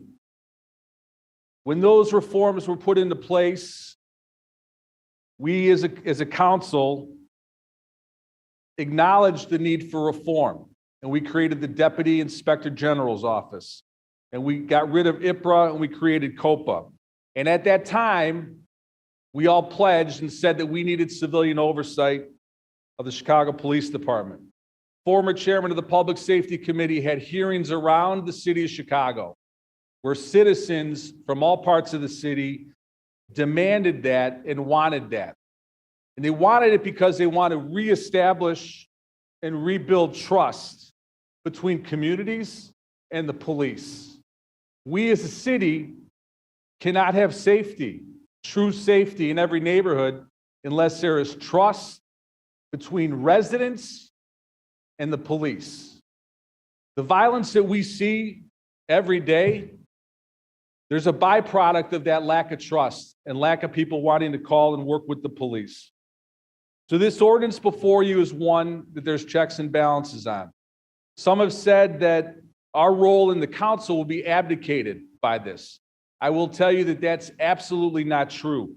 We are very much involved throughout this process. We will vote on CPD's budget. We will confirm an interim commission. We will confirm the members who would be nominated to sit on the commission. Our role is not going to go away. We have a significant role, as we should, to make sure that our city is safe. But the key part about this ordinance is that for the first time, it brings the community into a civilian oversight role that is desperately needed so that residents can trust in the policies put forth by CPD. And additionally, there are roles where we elect district council members who will work in each district to help promote safety, to promote community policing, to bridge the gap that we have that's there. This is long overdue. And for us to begin to move forward as a city on safety in every single community, this is an important ordinance that we need to enact and a reform that we need to enact. I want to thank everyone who was involved in this. I will tell you that this discussion has shown how people feel about safety. The sponsors of this ordinance have respected every single voice that's been heard on this. Regardless of how we vote today, we want safety in our city, but I will tell you that we can't get there without the community at the forefront. We have to agree to that and commit to that, and that's what this ordinance will do. I ask all of us to be unified as a council to support this as an important reform and an important step forward. I ask you to vote on this ordinance. Thank you. Thank you, Alderman Osterman. The chair recognizes Alderman Sawyer. Thank you, Madam President.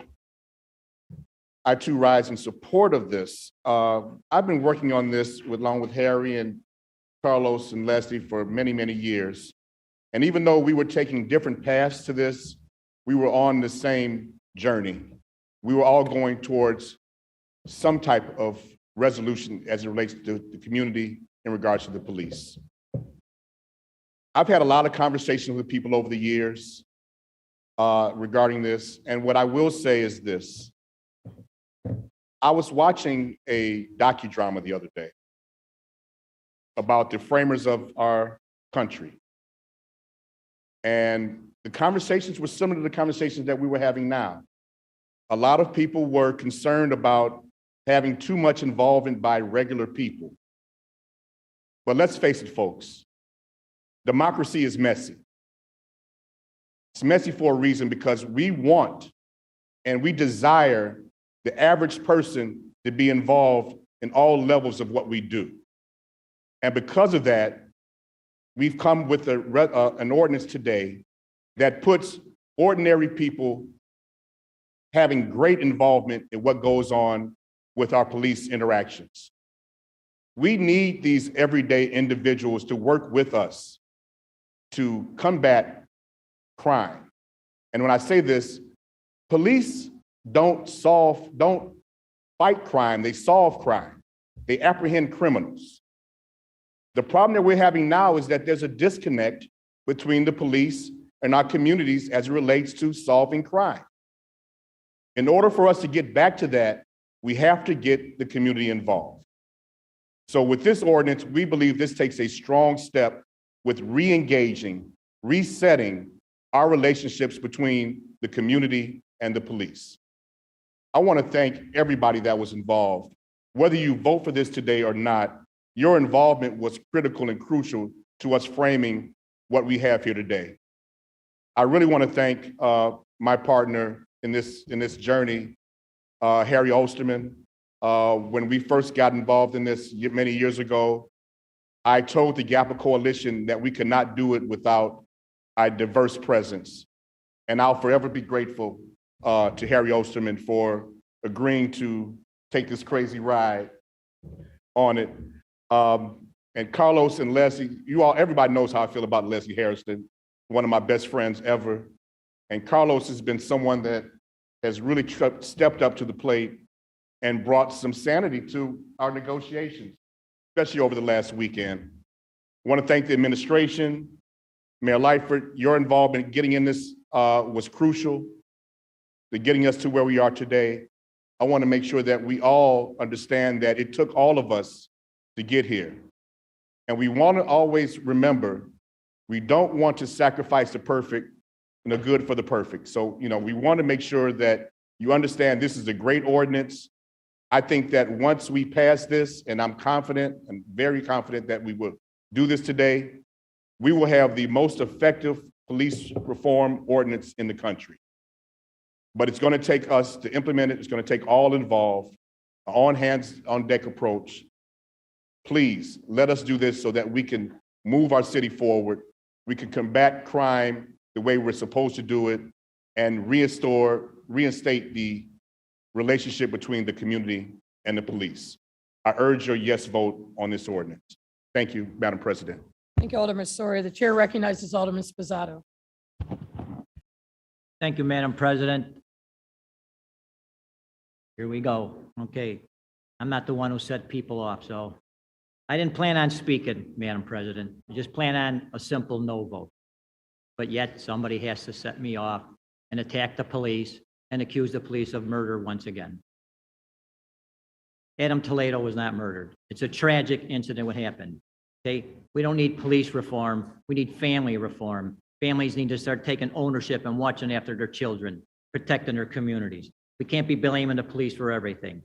We already have 11 oversights that I see, and I'm going to read them off to you. AG, body cameras, consent decree, COPA, DOJ, FBI, IAD, IG, Illinois Torture Board, Police Board, State's Attorney, supervisors, and if you want to talk about community involvement, we can include DAC and CAPS. All right? So we're talking about, no, we don't want to defund the police, but that's in essence what we're doing here. All right? The most recent sign up for this most recent police test is a measly 2,900 people. We have a history of getting half of the people take the test that sign up. So 2,900 really means 1,500 are going to take it. So we don't need to defund the police. We just need to keep putting oversight on the police and make police not wanting this job, afraid to do their job. So that's in essence what we're doing here. So you're going to get your votes. You're going to maybe get 15 no's. I'll certainly be one of them. And certainly I respect many of the people that were part of this. I consider you good friends. I can't say all, as you know, but I don't agree with it. I don't agree the way it came down. I know you've been working on this 4, 5, 10, 20, 50 years, whatever you want to say. Bottom line is, we got this. We got a phone book of information on Monday morning. They were to vote on Tuesday afternoon, and now we're voting on it in council. So I think it's wrong. I'm not going to DNP it, so don't get all nervous, everybody. You're going to win. I'm going to lose. The police are going to lose, and the city's going to lose. With that, that's all I have to say, Madam President. Thank you very much for giving me an opportunity to speak. Thank you, Alderman Spizzato. Chair recognizes Alderman Bass. Thank you, Madam President. I'm going to contain myself. I appreciate our colleague naming the number of groups that are providing or attempting to provide oversight for the police. I'd say when you've got that many of those organizations all saying the same thing, the city should listen. I'm someone who, before coming to council or even thinking about running for office, was out in the streets because we needed to have more police oversight. I was someone who got arrested before I was 18, who was racially profiled, and first learned about CPAC from visiting Senn High School when the city was having meetings to talk about police oversight. That is where I first learned about the Civilian Police Accountability Council, and it's what drove me to be in the streets along with so many others so that we could see the change that we wanted to see in this world, knowing the lives that we've had to live here. Because I wanted to learn about it as I was moving forward as a community organizer, I also joined CAPS and became a civilian facilitator. I was on a DAC as well. And what I learned even in being in that role is that police officers recognized that they needed oversight and faith in the institution, because often we aim our frustration at police when their job is only to enforce. They don't write the laws. That's us here in this council. So part of my organizing to get to this office was to make sure that I could have a voice and work to make that change. In coming to the council, I met the Grassroots Alliance for Police Accountability and learned about their legislation and recognized that there was an overwhelming chorus of voices that recognized that over 100 years of police violence and 100 years of police misconduct, change needed to happen. I feel a certain frustration. We have members of the council here who vote no on oversight or don't show up. But yet when the settlements are here, they'll vote no on those, knowing that month after month, we keep doling out money because the system doesn't work. Millions of dollars, 1.2 million plus more millions on top of that, over $800 million in the last decade that are taxpayer dollars that are wasted time and time again because we don't work on an institution that clearly needs to be fixed. When there was a special meeting that this council called to have the superintendent come speak about police, he was asked by our colleague about oversight. He agreed there was a lot of oversight in place. He was also asked, do you believe that we need more oversight? And he said, yes, that if any officer on the force now doesn't believe that reform is needed, they shouldn't be on the force. Because it doesn't matter whether you have a badge on or not. Criminal is criminal and wrong is wrong. And what we were working here to do, what took a lot of us coming together, having conversations with people who we didn't agree with, is what we understood is we needed to fix this system to make it better, to actually provide public safety, not just talk about it, not do anything about it, and then vote and continue these settlements. Some of us got voted in and got elected to do something. And I am really proud of everyone here that came together to talk, even those of us who didn't agree on perspective. I want to thank you and your team, because through negotiation, we were able to come to agreement there and establish something that makes our city better and our city safer. Is it going to fix everything? No, but it is a step in the right direction. It is transformative, and it is what we need to do for our city. You want police to be able to solve investigations in a better manner or more efficiently, then you need communities to have enough trust in them to give them the information that allows them to solve crimes. That does not happen when we don't have faith in that institution. And we all agree there's a problem. There's a federal consent decree on it. There are so many things that constantly we're being told we need to fix. So I appreciate that people don't agree. I appreciate that in democracy, people can vote no, but let's not misrepresent and say that those who are in support of fixing an institution are not for public safety. I'd argue that those who want to stay and do nothing and continue the status quo aren't for public safety. So I would urge my colleagues who are on the fence and have not decided yet to join us to make our city better rather than just stand aside as it continues to get worse. Thank you, Madam President. Thank you, Alderman. The chair recognizes Alderman Lopez. Good afternoon, and thank you, Madam President, members of the City Council. I rise in support of this ordinance. 6 years ago, I think almost, I think I was a co-sponsor to both CPAC and GAPA. Not necessarily because I believed that either one was better than the other, but I believe that they both deserve a chance to be heard by this body. I believe that we had to try something different. And now more than ever, being someone who is arguably very much about safety and security and supportive of law enforcement, I see the need for something different. It's not incongruous to say, God bless our first responders, and God bless those advocates who stood up for accountability in the same sentence. They are not oil and water. They are one and the same. They are those trying to defend the city of Chicago during some of the most darkest times that we have on our streets. Accountability is not a loss. It's not the end of policing, in my opinion. For me, this is about restoring the legitimacy of law enforcement when something goes wrong in our neighborhoods, when something goes wrong on our homes, so that when the truth and the investigation is finished, our officers are no longer second-guessed because they are part of a process that everyone deems a failure. The conspiracy and the cover-ups are what are hurting our officers the most. The lack of faith in what they do, the second guessing by everyone because of the system that exists now, is eroding their ability to be the heroes in the communities that we know they are. That is why I'm supporting this effort.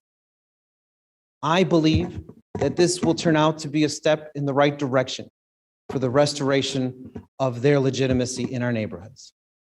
I believe that we will look back on this one day and say, isn't it crazy how we fought against it, but it turned out to be so positive for the city of Chicago. Many of the same arguments that we're talking about today have been used when we discussed body cams. Officers at the time did not want them. Members in here said we don't necessarily need them. Organizations, liberal organizations were, let's get them out on everybody. Now, our officers love them because they show the truth and totality of what they do. This will be another transformative effort for law enforcement. And I think as we're moving forward, it cannot be forgotten that after nearly 16 months of delay, the unintended consequences was that both of those two ordinances that I co-sponsored and still questioned years ago merged into something far better than I think any of us could have imagined. The unintended consequences of delay was that we have a more perfect ordinance than where we all started. I urge all of you to consider voting for this item.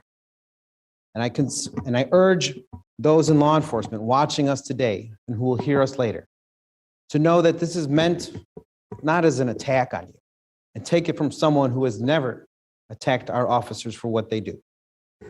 This is meant as an opportunity for us to start fresh, to start anew, to start on the right path towards re-energizing your legitimacy in our neighborhoods so that there's no longer a doubt when you do your job.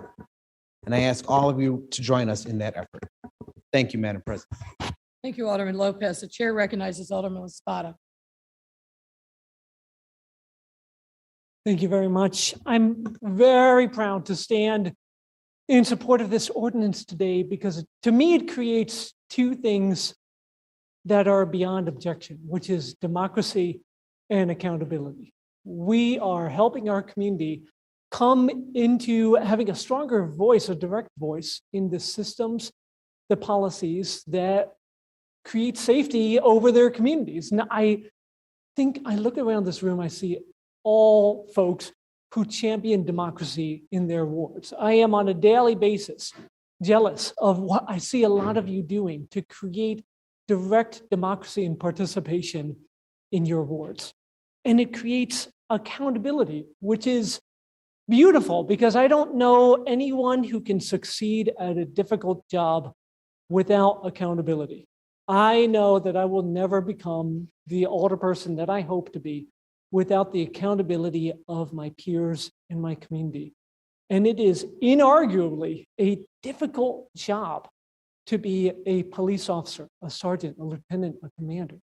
I think anyone who wants to be great at that work welcomes accountability. And that's why I see no losers, only winners in the work that we're doing today.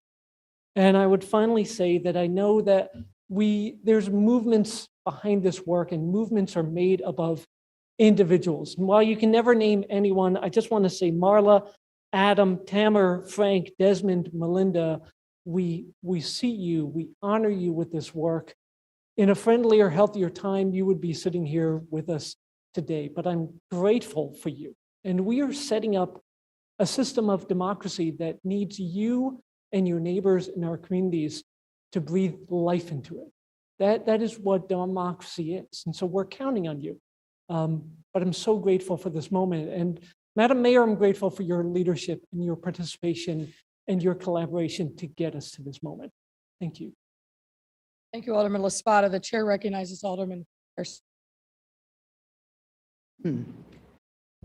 Thank you, Madam President, members of the City Council. I too rise in support of this ordinance. I would first like to thank, yeah, no tears for me today. I would like to thank Alderman Sawyer, Alderman Osterman, and Alderman Carlos Ramirez Rosa for your continued support.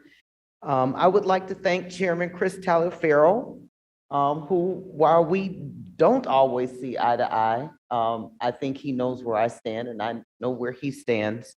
And so it has been tumultuous, but we have gotten there. And Mayor, thank you and especially your team that I say has worked incredibly hard, not just these past 16 months, but really this last week when, all hands on deck, everybody, all times of day. So they were wonderful, and thank you for your leadership.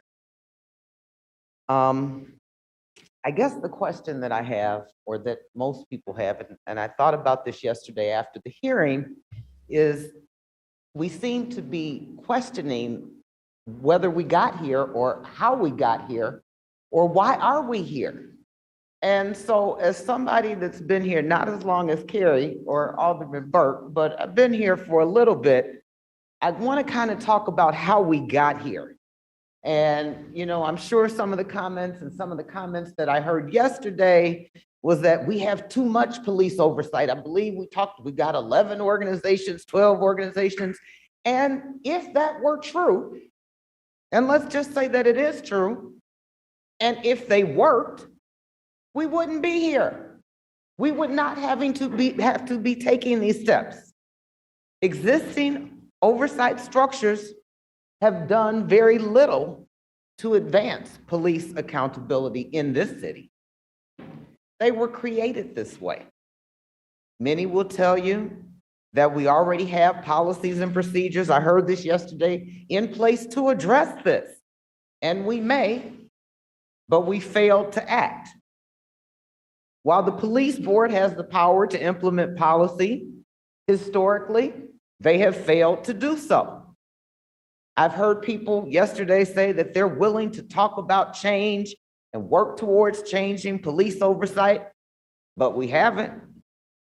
Even with videos by the community and body cameras, we have failed to make meaningful progress in transparency and accountability between the police and the people who are most vulnerable. CAPS was intended to foster this relationship between the people and the community. Over the years, it has continuously fallen short. While CAPS has expanded its budget and positions, there have been very little accomplished in terms of results and better relationship. It yields very little for our communities. IPRA allowed a portion of the police force to abuse Chicago residents with little to no consequence or accountability for their actions. The public lost trust. Community oversight is not a new concept. Some might know it as collaboration. As a matter of fact, we, the City Council, are taking steps that were recommended in the federal consent decree. Why was there a federal consent decree? Because our police department had and has a pattern and practice of abusing and violating people's rights. This is how we got here. Let me repeat, this is how we got here. If we had been compliant with the Constitution and the laws of the United States and the state of Illinois, we might not be here. If our police department had respected the rights of the people of Chicago and delivered police services in a manner that respected the rights of the people they serve, built trust between the officers and the communities they serve, and promoted community and officer safety, we would not be here, but we are. Years ago, when this council found itself faced with problems, lack of accountability, lack of reporting and transparency within the police department, and mistrust within the community, the council created a new acronym to address the situation. When we didn't create a new system of addressing it, COPA was created. Part of the agreement when COPA was created was that there would be civilian oversight component to further the goals of transparency and accountability, to build trust between the police and the communities that they served. That did not happen. They wrote the rules, they broke the rules, and then rewrote the rules, all biased against the communities that they serve. We wouldn't need these rules if there has not been racism in the department, where Black people have been passed over for promotion, had taken tests that were skewed against them, taunted and called out of their names, subjected to working with those who were openly hostile to people who did not look like them, witnessing illegal tactics and being threatened with retaliation, witnessing cover-ups and friends and family promotions. This list goes on and on. We keep talking like the consent decree is just an observation and not a decree, or that we don't have to make things happen according to the decree, or that the decree didn't document or was not based on documentation and affirm the atrocities committed by the Chicago Police Department. Over the years, and maybe today, we will hear or have heard many people talk about this ordinance creating more bureaucracy and more costs. What is more costly than a life or the hundreds of millions of dollars this city has paid in settlements and verdicts? The bureaucracy that I speak of was created by the abuses and abusers of the rules and the system that protected them. The money and the costs we pay now are the money and costs that we should have been investing in our communities, but failed to do so. That's why we're not getting ahead of crime. This is how we got here. Anytime this council begins to talk about righting the wrongs of the past, be it racism, disinvestment, housing, education, jobs, the conversation always turns to costs and budgets. That's a diversionary tactic and a way to say, keep the status quo. This prevents us as a city from moving forward. And when we fail to fully fund investments in communities that need them the most and rationalize reasons not to invest in them, why do we scratch our heads when they fail? We set them up to fail and no more. We are bringing in the light. This is how we got here. We have been talking about community oversight for years. It was not until 2016 when we had irrefutable evidence that the truth could not be denied.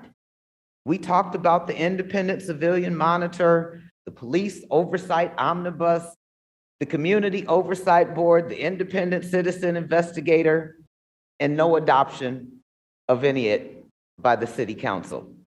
This is how we got here. Now is the time. I recognize that this ordinance will not fix every aspect of policing in this city, nor is that its intent. It does, however, address the institutional issues that existing bodies have failed to address and facilitate accountability and build the public's trust and improve safety throughout the entire city. The people most affected now have a role to play in police oversight. Thank you. Thank you, Alderman Hairston. The chair recognizes Alderman Sixto Lopez.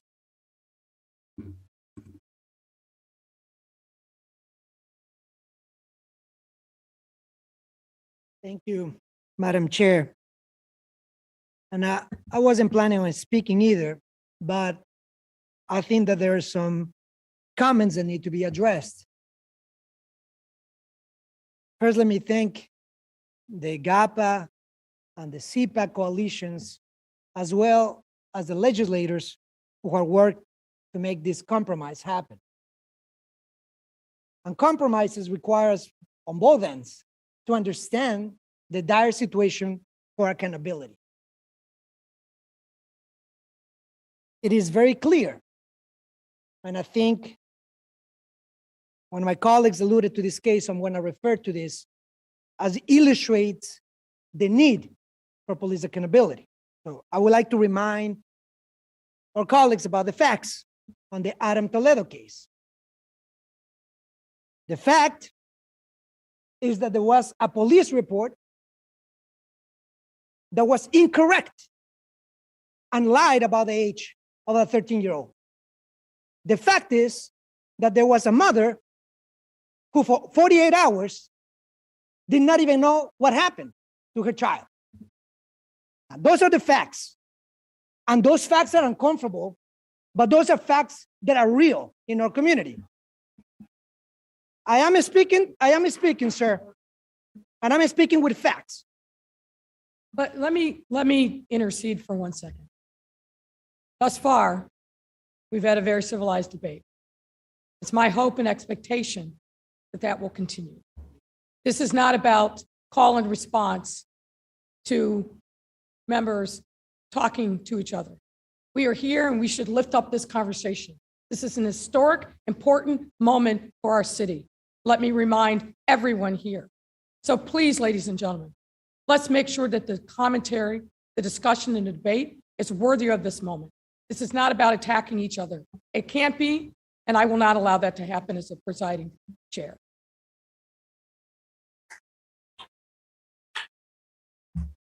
Thank you, Madam Chair. And as I continue, Please, sir.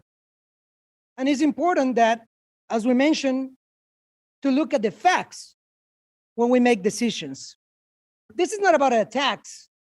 This is about making sure that facts and evidence guides our decisions and our policy. That's what I want to illustrate this case. Because the fact is that a 13-year-old child died because of a police bullet. And the investigation should show us what happened there.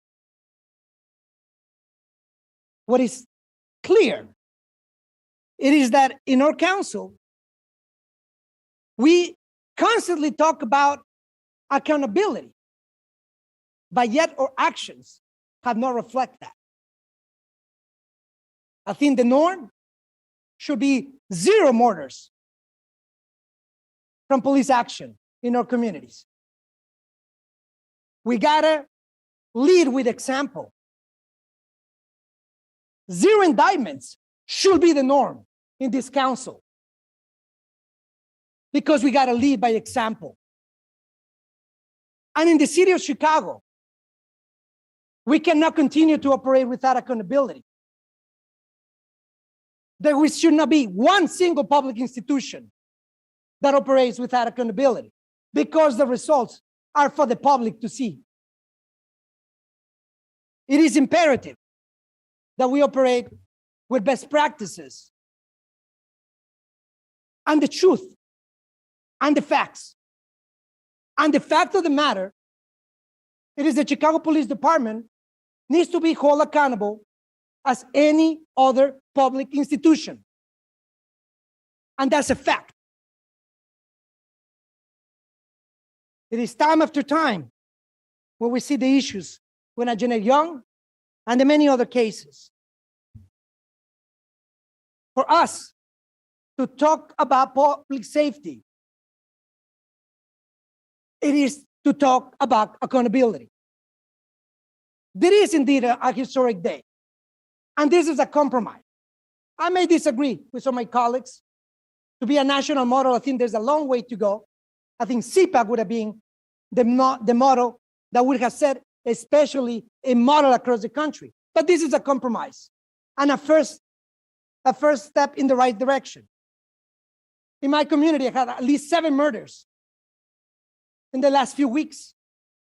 And despite of the rhetoric from the superintendent to talk about just give me a call, just 3 weeks later, I'm still waiting for that call. The need for accountability, the need for answers, the need to improve the clearance rates, the need to make sure that our communities are safe requires to step to the moment. And the moment is now. The moment is with your vote so that we can keep our community safe. That's what I'm rising support. And I urge your colleagues to think about our constituents when we make our decisions. Thank you. Thank you, Alderman. The chair recognizes Alderman Irvin. Thank you, Madam President and members today. This is one of those interesting debates, and it clearly shows us the differences in our city. If you live 60-some hundred north, 60-some hundred west, your life is different than folks that live west side, south side. You live 111 south and 40 west. Your life is not the same that a lot of individuals in other parts of our city see.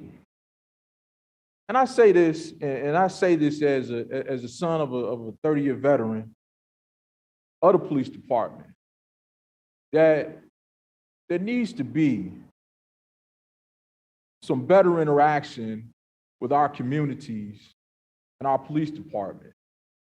Now, everything may not be what both sides want. And that's very clear, because this ordinance has taken many terms and many changes. And as Joe Moore would always say, we should not let perfect be good be the, whatever he said, y'all know what he said. But perfect be the enemy of the good. Thank you, Alderman Sawyer. But I would just encourage everyone to think about not your box, because in this council, we get very siloed into our box, my ward, my this, my that. But to think about all of our city. Think about the fact that Byron had 7 homicides in the last couple of weeks. I had over 20. Some of you had 0. So understand where people are coming from when we talk about changing, talk about community. They say RIDE is the voice of the unheard. And so again, we have to think about it in a global sense, because this is not just about your box. This is not just about your community. Because if Garfield Park is better, Chicago is better. If Roseland is better, Chicago is better. And let's think about how we can make Chicago better. Because at the rate we're going, you're next. You're next. You will not enjoy the safety that you enjoy. You will be next. And we have to figure out a way to bring people together. We should not be having conversations about divisiveness, about how this is going to make the police do less. We should be encouraging our police department to be one with the citizens, as they live here with us too, or should be. So we need to figure out how we can take this effort of accountability, this reform, or the other 11 points that someone brought up earlier. And as long as people are doing their jobs, being good stewards, doing positive things in the community, we need to return our department back to a community-facing organization. Kids in my neighborhood's first interaction with the police should not be on the hood of a car.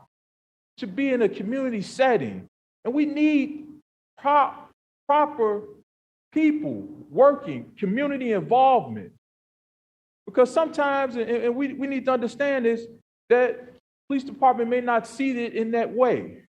But it's up to us as policymakers to let them know that, hey, this is where we need to move, and where our exempt members need to be moving the direction of our officers and our supervisors and everyone.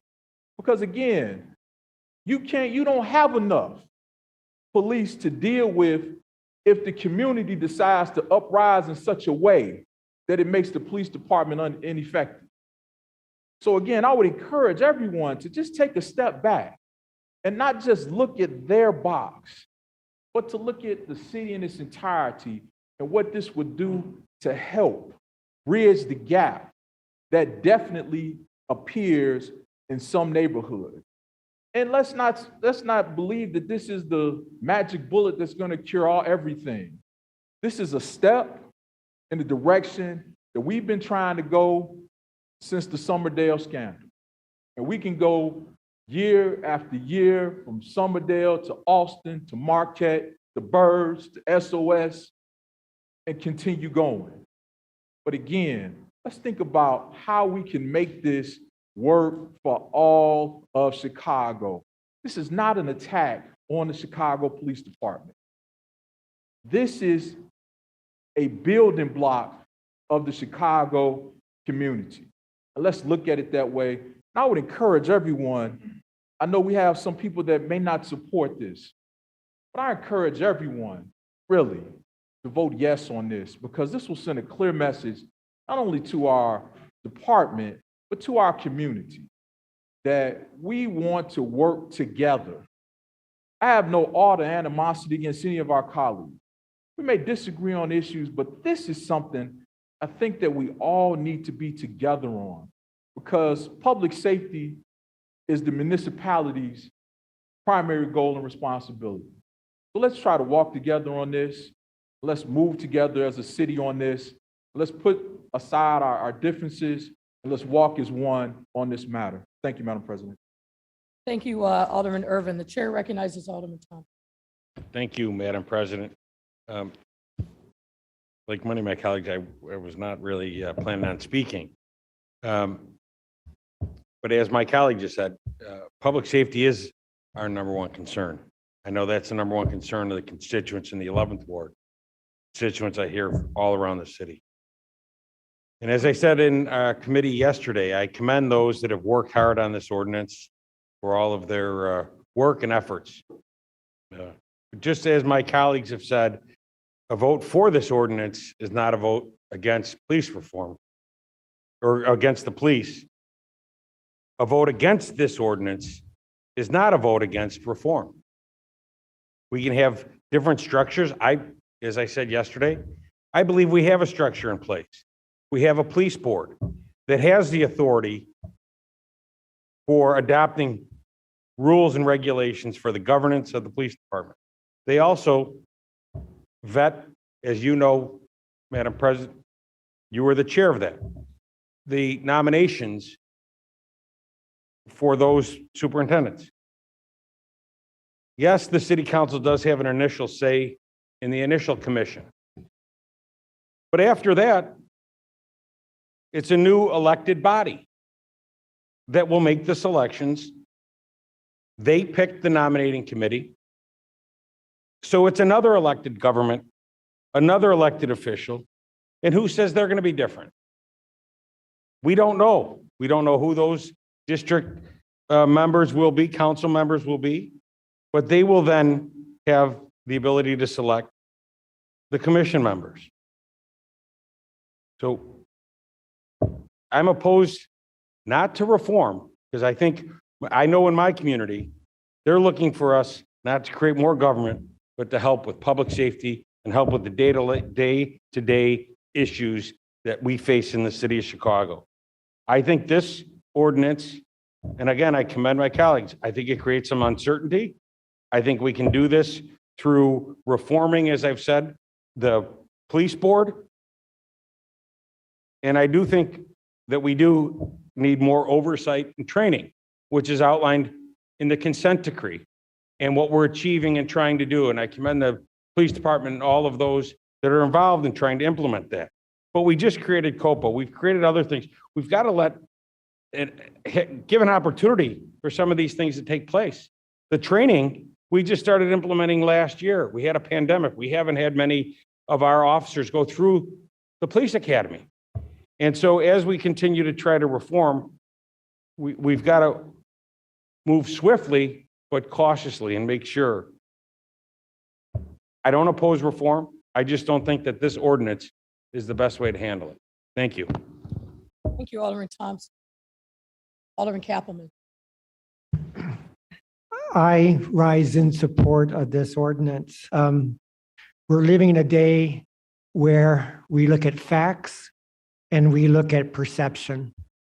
At this point in time, perception is taking precedence over facts. And there is a perception among many Chicagoans that they don't trust police.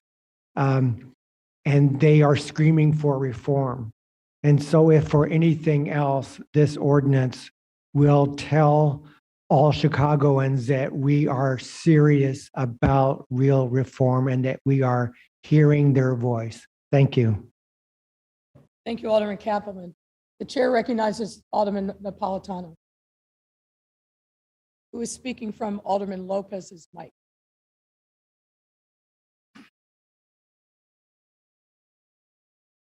Hello. Thank you, Madam President. I think the term here or the phrase everyone's using is nobody had intent to speak. I think we discussed a lot of this yesterday in committee. I have to tip my hat to Chairman Taliaferro. Yesterday's committee was probably by far one of the best that I've been involved with in the last 6 years here. Everybody knew there was a task at hand. Everybody had a direction they wanted to go, but it was very civil and the conversation was spot on. I think everybody knows that there needs to be reform. Many of us believe that reform is already in place or is in the process. Myself, I don't believe that we should be pushing another form of oversight. Personally, I love the constant word used here is accountability. I believe that word's used constantly when it comes to something like this because we're taking the opportunity to hold who we believe is accountable for everything, and that seems to be put on the police all the time. Accountability seems to be used on where we know we can control it, and that's on the police department because it's a department that we have a say over, and we can control and change the way they do things by creating another committee. Where we don't put accountability is on our communities, all of our communities. 6,700 people shot in the last 18 months. That's where our accountability should be put on our communities. It has zero accountability. In great conversation, I keep hearing that this is going to play out stronger in other parts of the city and less in other parts of the city. I got to call BS on that. It's going to have effect on the entire part of the city.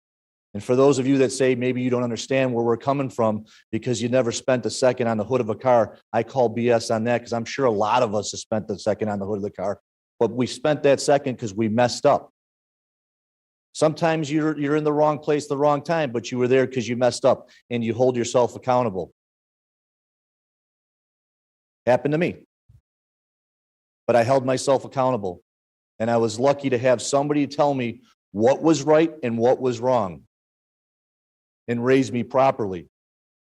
And to tell me not to be a part or a contributor to 6,700 people shot in the last 18 months.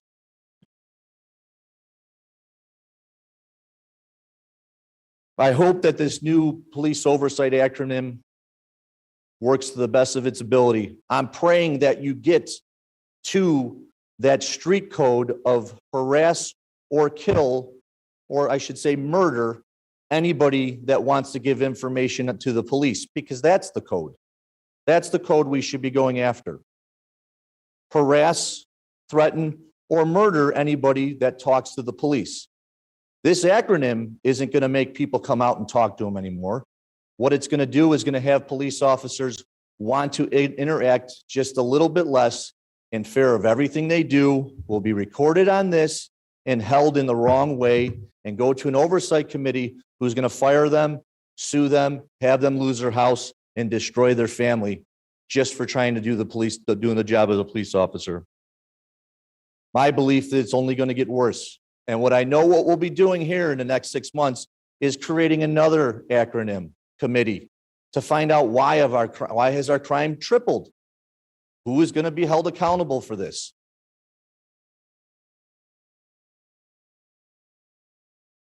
I just think we all agree that there is a change that needs to be made in policing. But as my colleague has explained, we have those measures set in place. I said this yesterday, and I'll make this brief. I'll cut this short now. I took this test in 1996, 97 with over 20-something thousand possible applicants to be a Chicago police officer. You're now getting less than 3,000. The job has been demonized. This new committee, this 12th layer of police oversight is going to make every potential wannabe officer think about going in a different direction. And I think that's important for us to understand because the direction we're going in right now and with the crime in our city is like we've never seen before. So we need to take an opportunity to start after this passes and you all vote for it. And I do commend you guys and girls and ladies and aldermen and the chairman that have put the time and effort in this. This was a labor of love, but I hope we could put our efforts towards the important parts of what is happening in those streets. Because I have been on the hood of the car. I have seen it firsthand. I know what's out there. I'm not the aficionado of it, but I've been there. And what is going on out there is not, it's not a pretty picture. We're losing it. So I hope the next 6 months we put a little bit more time and effort to fixing that out there and not worrying about if we're going to have enough people telling the police what they're doing right and what they're doing wrong while they're in the middle of a war on our city.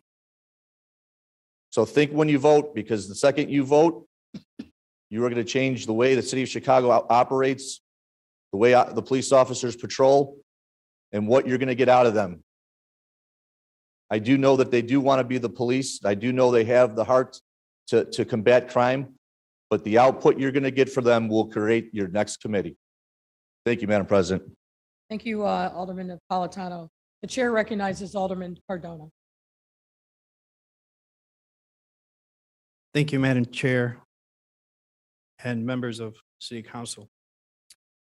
This is a step in the direction of community safety and much needed change in perception of accountability. First, I think it's important to acknowledge that this ordinance creates a method of democratic accountability through the elections of commissioners. The ardent supporters of police and criminal justice reformers will be able to take their cases to the public, and the voters will set the direction of this board. Second, this is not a panacea. It will not change the decades of disinvestment in our communities and discriminatory housing policies and criminal justice system that has broken the families and unit in the communities across our city. We need to address this issue or this ordinance will fail. Again, we need to address this issue or the ordinance will fail. Finally, to my friends in law enforcement, you are given the duty to serve and protect our city. You are giving an immense right not to afforded by the citizens to discharge this city. This perception of policing is tainted by the acts of minuscule minorities in your ranks and the 99.99% of officers trying to do what is right. The ordinance is a change, but I'm confident in the concessions made by the proponent of the final version will give the good, hardworking rank and file members the protection they are needed to improve public perception and gain the cooperation of the communities that they serve. Thank you, Madam President. Thank you, Alderman. The chair recognizes Alderman Cardenas. Thank you, Madam President. I obviously support this legislation, and I'm optimistic. I think this is going to go a long way with putting aside doubts about the quest for reform, the guessing game. I think it's going to allow to formalize a process for civilians to really participate in a way that maybe we should have done it from the beginning. I've been talking to folks in the community about volunteering and why should some get paid and why others should not, and whether pay is the right way to go. But we'll put that aside and debate it later on. I think what's important is that folks recognize that there's a value in volunteering, and that we ought to step up, and we ought to make folks in communities step up and represent their communities. And I agree with what's being said here that the police are not entirely the problem. We've had, like many other institutions, and even here in this body, problems that shall not be discussed for now. But we know that we've done also some reforms here when it came to ethics and so forth. If it requires, and it's a must for us to be able to bring us together and bond on a level that we haven't done before, I'm all for that. People talk about transparency and accountability, whether that's going to get us there, and the fact that police are going to behave differently.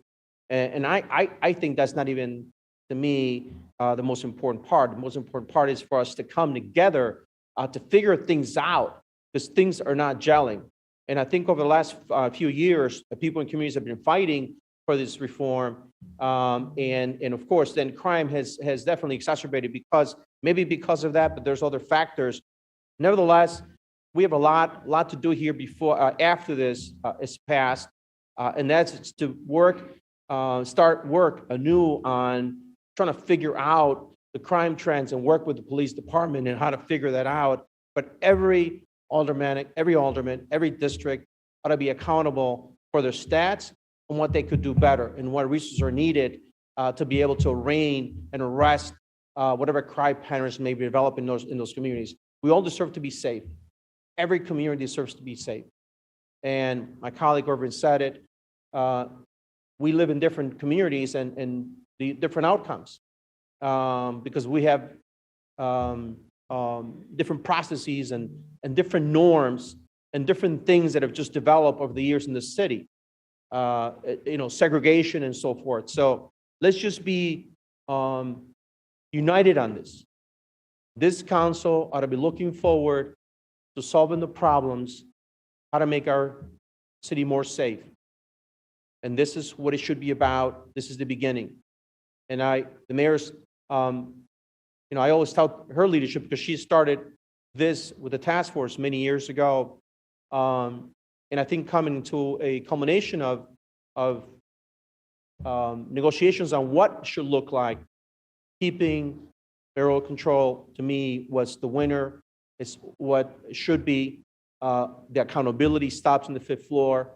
So that's what the accountability part that we talk about. The aldermen should be accountable. The mayor should be accountable. Police should be accountable. Superintendent should be accountable. Those factors have to be weighed in here. And to me, to be able to support that and tell my constituents, formalized process, I'm willing to bet that's going to yield results, maybe not be perfect because we're going to work to perfect it. But I think it's important for us to recognize that this is what this is about. We've got to be united on one thing, making Chicago better. I do agree with my colleagues on that. Thank you. Thank you, Alderman Cardenas. The chair recognizes Alderman Rodriguez.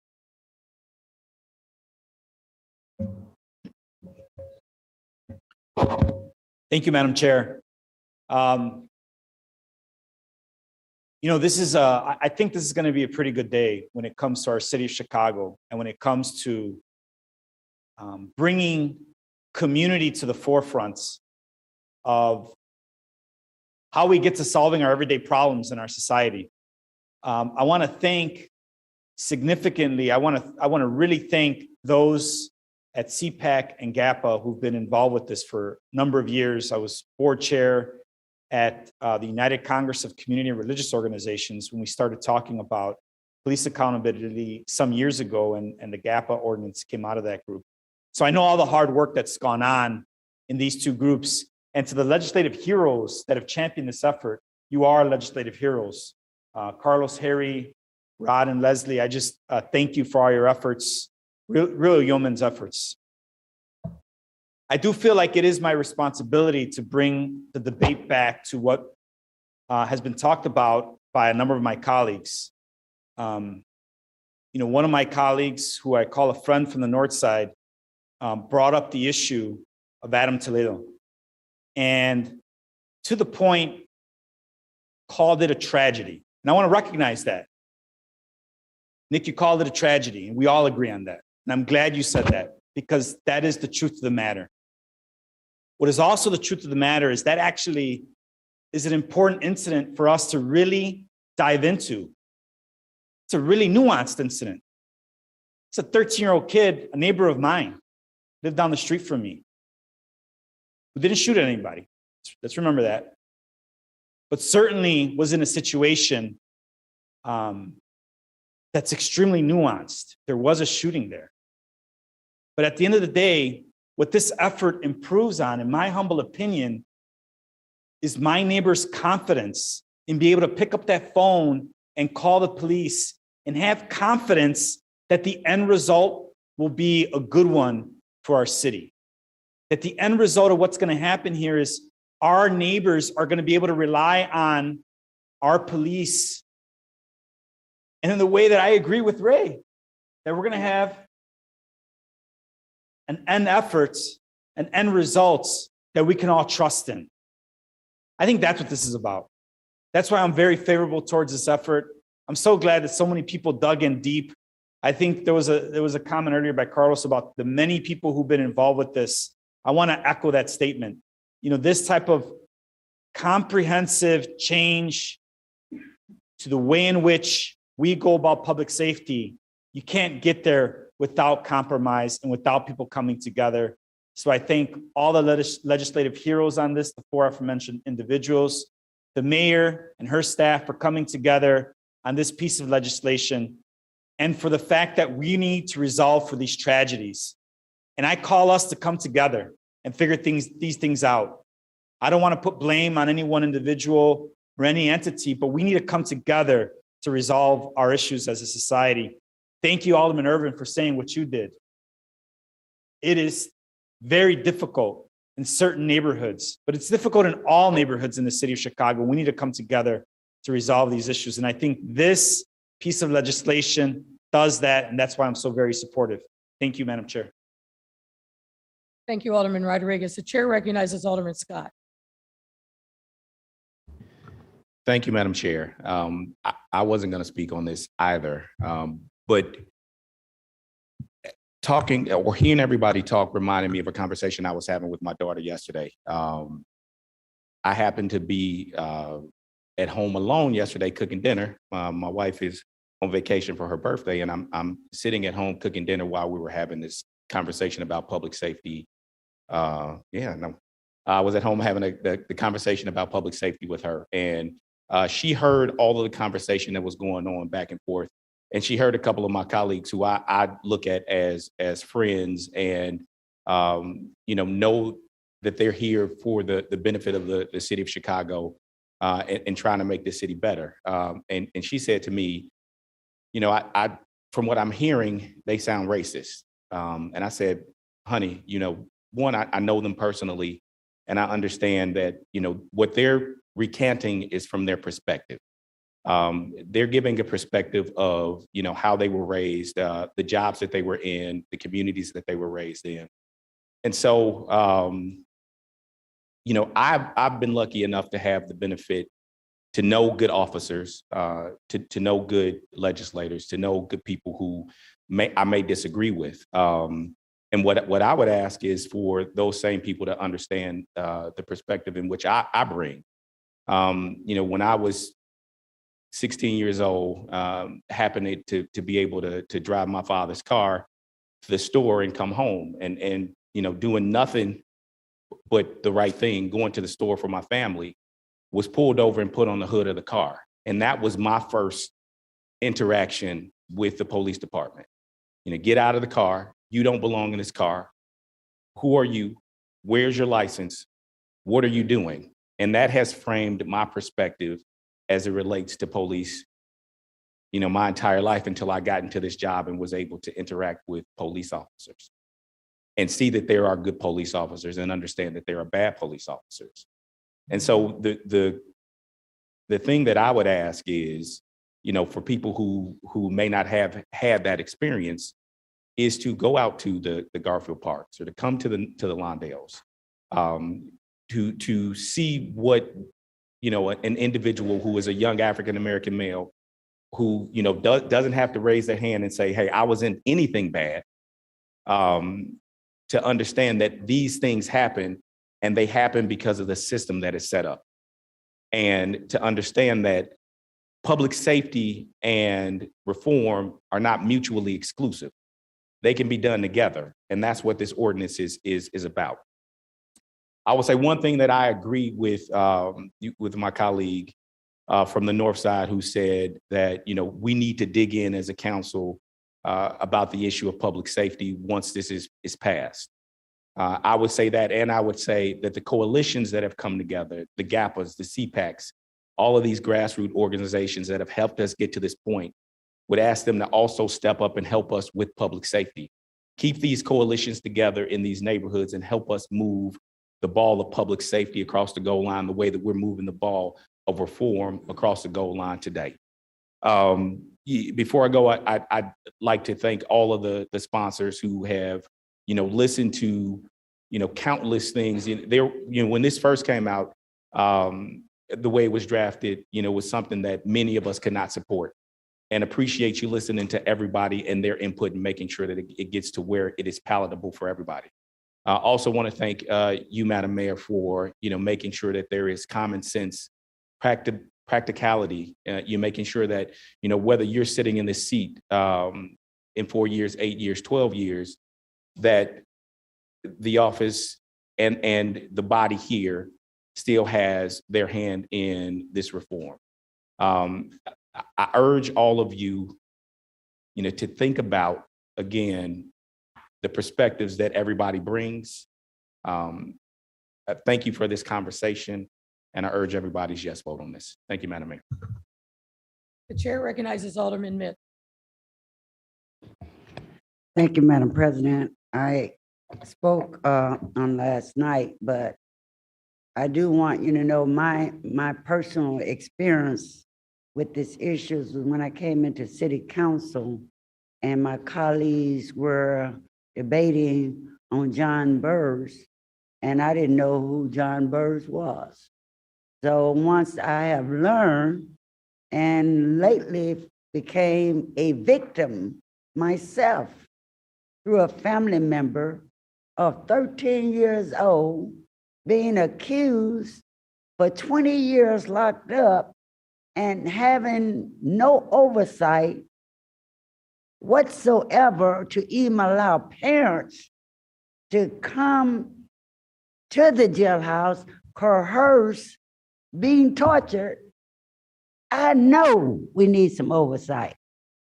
And as I was sitting in the courtroom, Coper was there. Didn't know who Coper was, but they were there, more support for these families. And after doing their research, they researched all of these victims, and I became acquainted with their mission. Because at these times, it affects not only my family, but it affects surrounding members, my mother, my nephew's mother, who did not even live to see him being exonerated 25 years later. There are so many of young Black people and brown, more Black than brown, in the jail system right now. Crimes. And you tell me we're not going to do any reform? We're not going to do anything? If something is not working, you got to change what you're doing. And this is all we're doing is changing it. Society do change. The world change. People make changes, and we need to change. And that's all we're looking to do. Now, to say what's not going to work, I think it is inedible for us to say that, because we really don't know what tomorrow is going to bring. So how can you say something that you really don't know? I think that we need to have faith that it works, because faith is something that you can hope for, but it don't have evidence that you can't see it, but believe it. And I think that we should be looking for our taxpayer, for our citizen, for all that I've seen us pay out, to try to do something different. And it needs some bold, this is a bold moment. Whether we are all for or against, it is a bold moment in history for the city of Chicago right now to take this stand, to look to change all the injustice And not just for the police, because we're not talking all of them are bad. I had to learn that part too, because by the time we got through with those two detectives in the courtroom, I had to rethink my whole perception on the police department, because they're good and bad in everybody. Good and bad in your families, good and bad in your children, good and bad in jobs, good and bad in the council, everywhere. But don't put it on everybody. Judge everybody for themselves. And what we're going to do is this reform going to look to hold people accountable. That's what we want. And trying to make a difference moving forward. We want our police to work together. We want to work with our police. Our community cannot make it without working with the police. We want to build some better bridges. We want to make it better for our young generation who are going into police force to know that they need to understand the community, respect the community, and work with the community. So I'm supporting the ordinance because I think, and I believe, I have faith that changes are coming. Thank you, Madam President. Thank you, Alderman Mitz. The chair recognizes Alderman Maldonado. Thank you, Madam President. You know, I think that the argument that this ordinance will attract less candidates to become police officers in this great city of Chicago is completely misguided. I think that, like most police officers, if you feel that you're doing your job professionally, you will not be worried about a new level of oversight, because they are the first one to recognize that change is needed. Sadly so, today, even before we are taking the step with this proposed ordinance, I have heard from some of my constituents that when they call the police for calls of service, they are refusing to come to the site unless there's been a shooting. Is that the way that we're supposed to feel protected? Is that what the 12 oversight bodies that we have are working? Or police officers now saying, sorry, if there is nobody shot on the street, we're not going out. That is what's happening right now in my community. Like I presume in many communities of color. And this has happened to Latino callers asking for call for service to the police. Is that right? Is what some of my colleagues want to protect? I think that's wrong. If we have 12 oversight bodies, why do we have such a mistrust by most people of color in this city, adult and young, mistrusting the police? Because those 12 oversight bodies are not working. I have been subject and victim of police profiling. And I do remember clearly 7 years ago, driving back with my two boys in the car at 8:30 at night from a swimming practice with my oldest, who at the time was 13 years old. We were stopped by two police officers only because when the light turned green, I went around the car in front of me, which is a perfectly legal maneuvering. I was stopped 12 blocks further west. And there was one white officer in that car, and he tried to yank my driver's door to pull me out. And I refused to do that. And I had my middle one was 8 years old, 7 years old. That was his first interaction with police in the city of Chicago. My oldest was 13. How do you think that I felt like a father? Being mistreated the ways that I was by that white police officer. And there was a Latino officer next to him who was trying to calm him down. and the white officer refused. I still remember that. That's why I don't trust the police by and large. And I need to hear from some of my colleagues that this is going to be something that our police officers are not going to like, and that we are instead going to be getting less service from them. Those police officers, if they believe that, they should quit being police officers. Because like we have said, they took the pledge to service and protect us. That's not the way to service and protect us. So I think that this is going to be a good thing, and it's a good first step. I have been a sponsor and supporter of CPAC for many, many years. But in the absence of that, I'm fully support this. And I hope that all of the members of this city council will do the same. Thank you.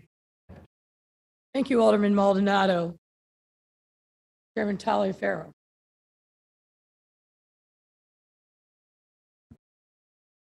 Madam President, I stand in support of this ordinance.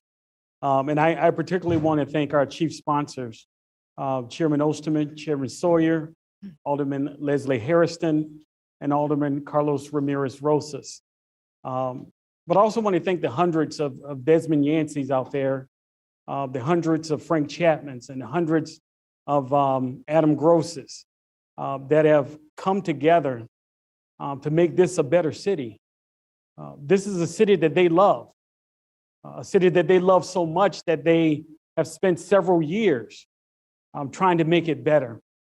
And I want to thank you, Mayor, and your administration for working the tireless hours and coming together with a compromise that we could put before this body to bring something better to the city of Chicago. In the name of democracy, over the last several years, and I don't think anyone is as happy that we're taking a vote on this matter as I am. In the name of democracy, we have had our homes protested. We've had our offices protested. I've had some gigantic sandals, or should I call them flip-flops, left at my office. And I couldn't wear them, by the way, so I would love to give them back. We've had thousands of emails that are circulated through all of our email accounts. Our press and our local news media sources have written tons of stories about community oversight. Social media accounts have been created, all in the name of producing a better city of Chicago. I've had some great privileges in my life. I've had the privileges of serving in the United States Marine Corps and serving this country. I've had the privilege of serving with you in this body. But I don't think there's been a greater privilege that I've had outside of having my family and the privilege of serving my God than being able to serve this city as a Chicago police officer. I served honorably for 22 years. And I don't think I've had a greater service than that, to be able to help protect the city of Chicago and to protect the residents that are in this city. And so I say with all sincerity and from the bottom of my heart that I love policing and I love being a police officer. In fact, I remember when I was a young teen telling my mom that I wanted to either be a cowboy or a cop. And I knew cowboys weren't in Virginia, so I decided to focus on being a police officer. And I think that has shaped me so much in my life to the better that I certainly understand and I certainly appreciate not only the job itself, but the sacrifices you make as a police officer. But Madam President, I believe this ordinance is one that will make us a better city. For a long time, we have said, and I've said it myself, that we are a world-class city. And I've heard the past administration say, and I've heard each of you have probably said it once or twice. We are a world-class city, but not everyone sees us that way. If you look across the country, they are saying that we are one of the worst cities and don't visit Chicago. They've looked at our police department with disdain. And we have to change that. We have an opportunity to change that, and we have to do it. That's our obligation. That's our responsibility. I get water in my basement sometimes. And believe it or not, it's not because of the city. It's because I got cracks in my foundation. And unless I fix those cracks, I'm gonna keep getting water in my basement. And I'm gonna keep having to pull carpet out. I'm gonna keep having to pull drywall out until I do what? Until I fix the cracks. We cannot be a world-class city, and we can't be one to say we are reshaping the future of Chicago if we don't fix the cracks. And those cracks are not just with our police department. We got cracks in this council too. We got to get back to having a respectful city council. And so I challenge that as our next goal. But with our Chicago, the police department, if we don't fix the cracks in our Chicago Police Department, we can't claim to reshape the future of this city. It won't happen. And our police department has to be open to that change. I've seen so much on our police department that I'm very proud of. And the men and women that I've served with, one of them on the mayor's staff that's in the back of this room. I'm very proud to have served with them. But I've also seen things that I know that needs to be reformed on our department. And if we don't do that, if we don't take these bold steps now, we will be having a future in this city that none of us will be very proud of. So be proud of who you serve, be proud of where you serve, and be proud of being able to make a tough vote, to vote in support of something that's going to change this city. So I truly, from the bottom of my heart, want to thank all of you that put in countless hours to make sure that this ordinance is presented here today, and especially for getting it out of the Committee on Public Safety. Your Honor, with that, I move for the passage of this item by a roll call vote. Thank you, Chairman Taliaferro. I feel compelled, given the moment, to add my voice to this discussion. And let me start by thanking the body for your passion, for your eloquence, and for your ability to compromise in the spirit of doing the right thing for all involved.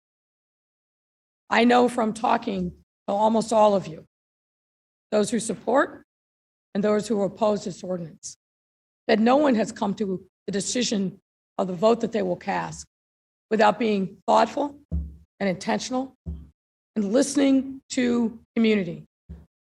What I've heard today is a council debate that I believe will be one for the ages, that you have weighed in and represented your constituents well, and you've represented the city of Chicago well. So I want to thank you for the tenor and tone and content of the debate.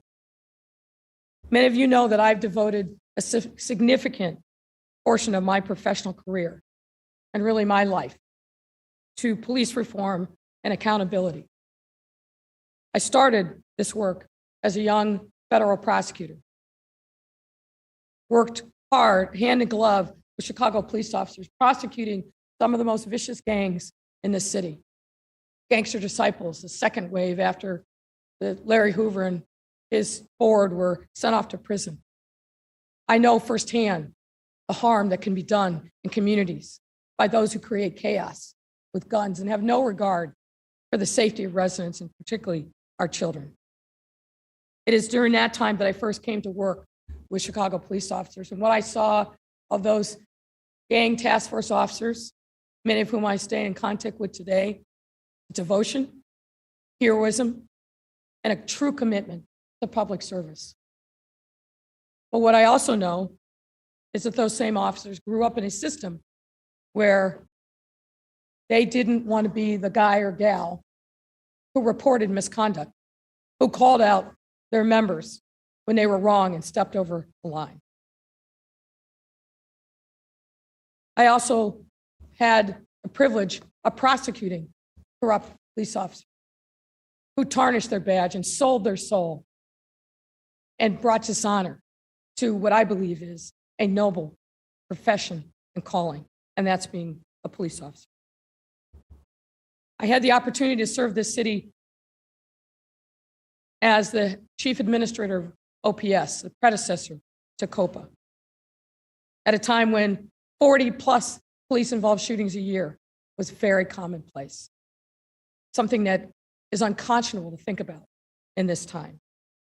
I know, having been out in the streets of the city as I was getting to know, the harm that can be caused when people don't feel safe, but don't believe that the police will be there for them. My work informed the Police Accountability Task Force, which I was honored to lead. On April 13, 2016, we issued our report. It was a sprint, but it was an honor. And we learned a lot from community through that process. One of the things that I will remember most is a young man that we met. He was 17 years old at the time.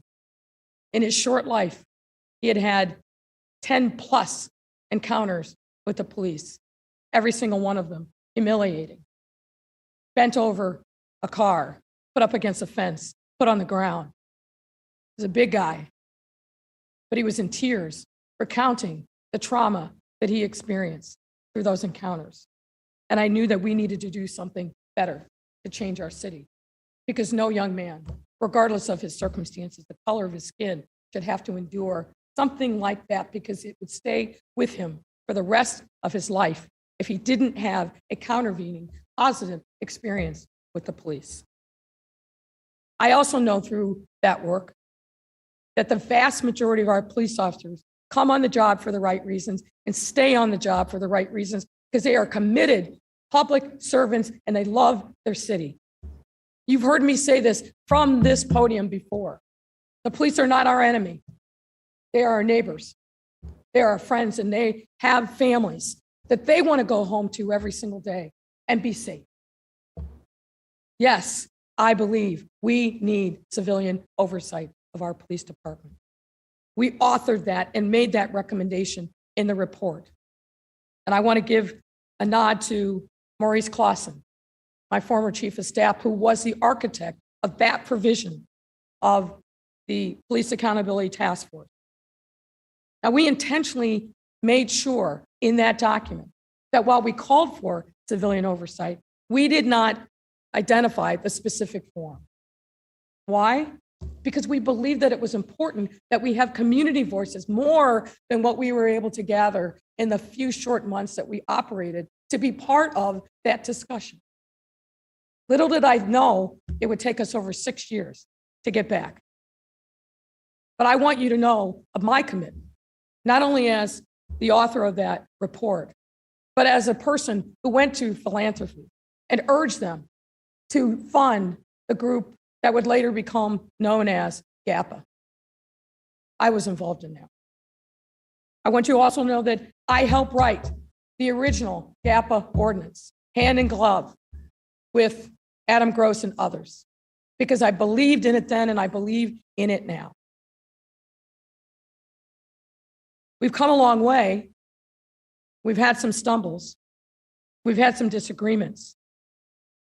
But ladies and gentlemen, because of the hard work of so many people in this body, people in the advocacy world, we are here on the precipice of making history. I want to say, however, as many have mentioned, this ordinance, should it pass, will not solve all problems. It will not make every challenge that we face in public safety and accountability go away. There is much more work to be done.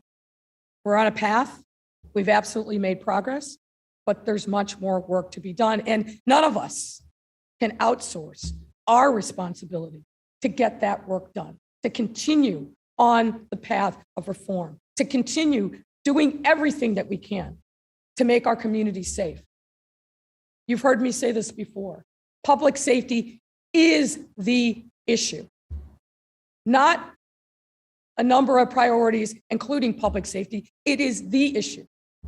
We've made great progress in the city. I'm proud of the way that we've come through the pandemic because of the support and sacrifice of so many. I'm proud of the way that our economy is roaring back, and it is.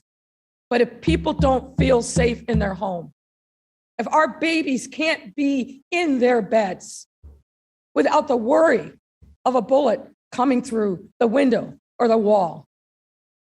Nothing else matters. And we must not lose sight of that.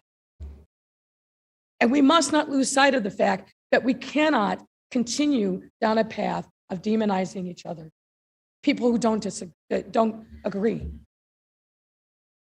Chairman Taliaferro was kind.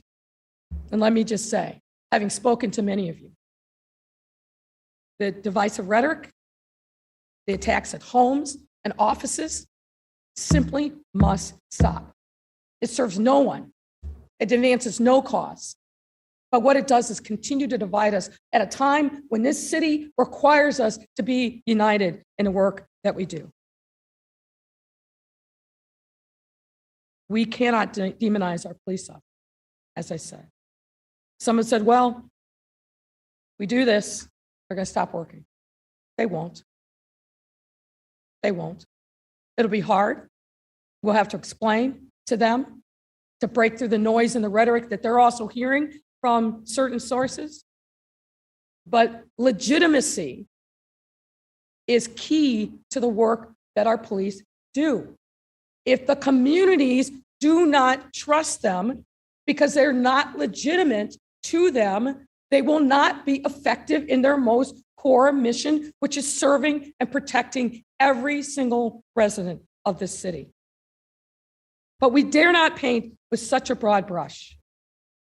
As a person of faith, I know that we are all human. And by God's design, we are all flawed. Let's not forget that. Let's not forget that we also must look inward and think about what we must do every single day to be better and worthy of God's love and support. We are moving forward, I hope, in a momentous way, in a powerful way, but in a way that I hope will bring us together. I don't approach this work from the perspective that we must do something to the police. I approach this work as something that we must do to bring communities together, to help them feel safe. I hope that is the guiding light that animates all of us. If we do that, we will succeed. We will be the better for it, but more importantly, the residents that we have sworn to protect, to represent, will be the better for it.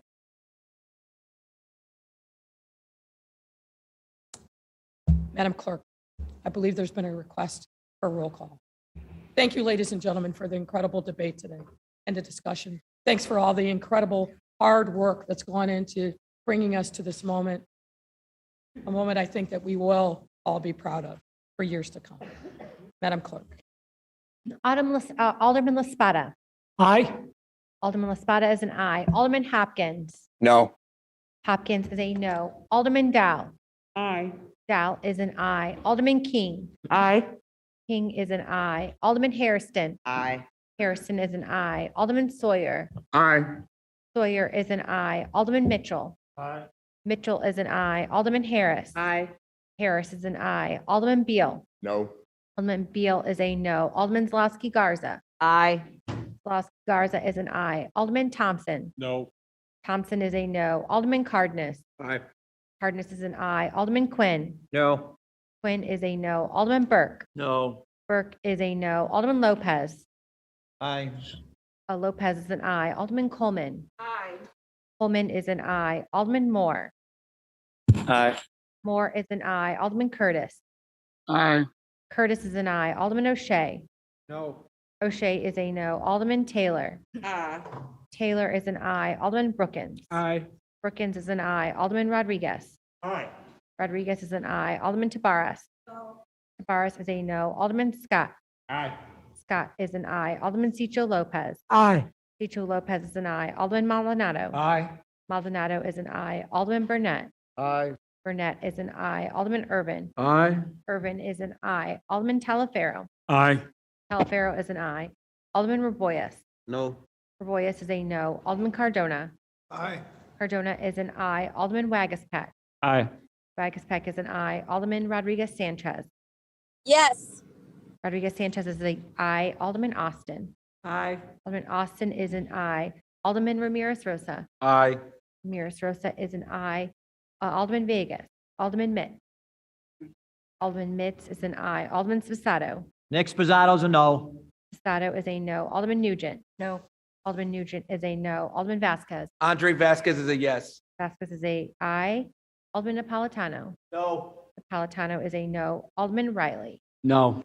Riley is a no. Alderman Smith. Aye. Smith is an aye. Alderman Tunney. Aye. Tunney is an aye. Alderman Gardner. No. Gardner is a no. Alderman Kappelman. Aye. Kappelman is an aye. Alderman Martin. Aye. Martin is an aye. Alderman Osterman. Aye. Osterman is an aye. Alderman Haddon. Aye. Haddon is an aye. Alderman Silverstein. Aye. Silverstein is an aye.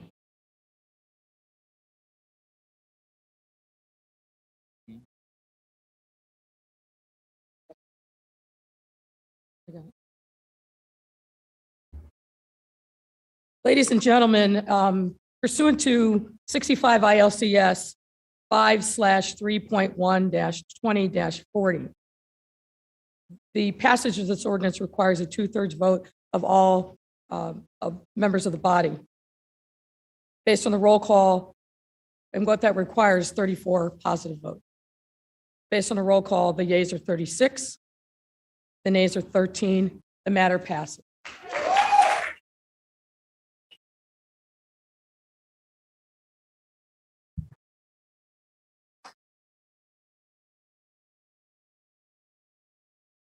For the motion for reconsideration. This one's about to be hairy, huh? I move reconsideration of that last vote. All those in favor of the motion for reconsideration signify by saying aye. All those opposed say nay. Nay. The motion fails. You're now, I think, 0 for 3, Alderman Mitchell. Ladies and gentlemen, thank you for this debate and the vote. All right, Alderman Taliaferro. Moves the report on public safety. Thank you. Thank you, sir. Next up, Committee on Housing and Real Estate, Alderman Osterman. I don't know how to top that, but I'll try. Madam President, members of the City Council, reporting for your Committee on Housing and Real Estate, which held virtual meetings on July 14th, 2021 and July 20th, 2021. The committee has a series of reports and recommends passage of the following. Item number 1 is an intergovernmental agreement with the Chicago Park District regarding city's acquisition of portion of Durkin Park, 8445 South Cullen, for the July water supply project improvements. I move passage of this item by the first favorable roll call vote of the Committee of Finance and associated unsuccessful motion to reconsider. Hearing no objection, so ordered.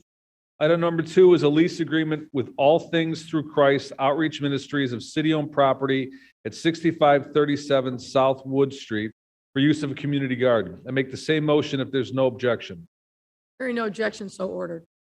Item number 3 is a substitute ordinance for a long-term ground lease agreement with associated easement for the Boys and Girls Club for portion of the Joint Public Safety Training Academy campus on West Chicago Avenue and Costner. I make the same motion if there's no objection, but I believe that Alderwoman Mitz would like to be recognized on this item.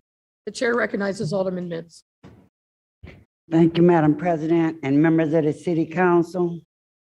As we are making history, this is a history-making moment for the West Side of Chicago. I've been in office for 21 years, and when I first came in, the first thing I asked for was a youth center for our children. It done took me 21 years, but we are here today. Today.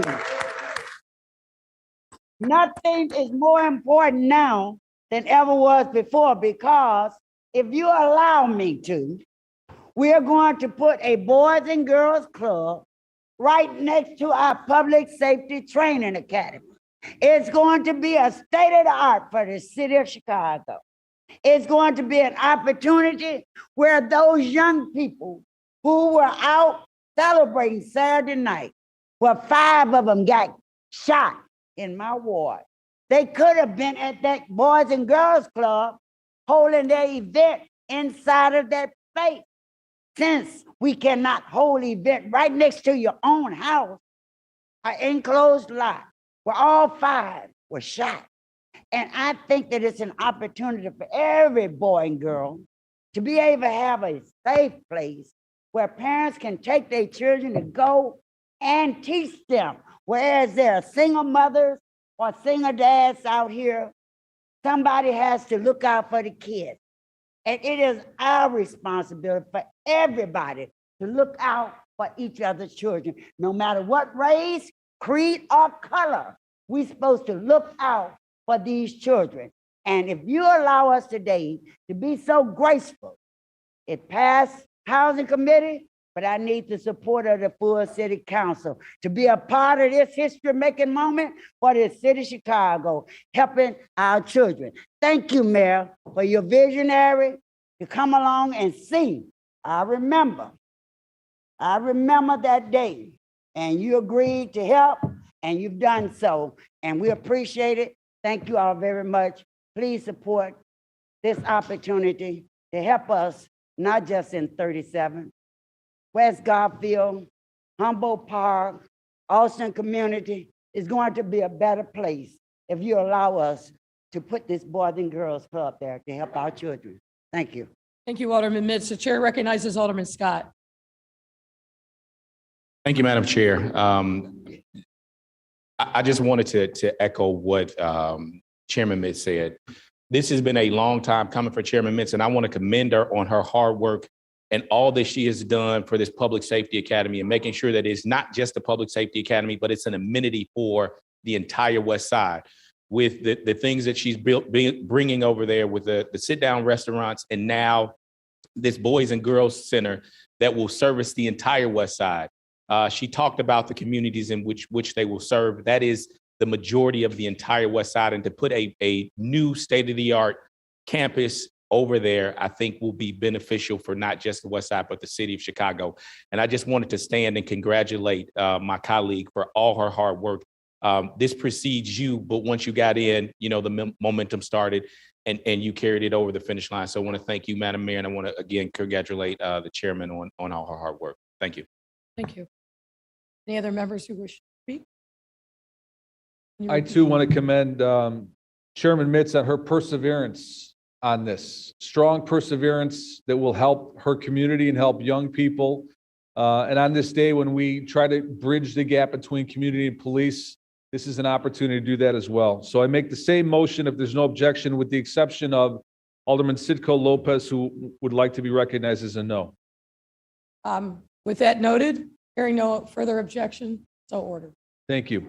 Item number 4 is the substitute ordinance repealing and recreating Chapter 5-14 of the Municipal Code, modifying rent regulation provisions of the Keep Chicago Renting Ordinance.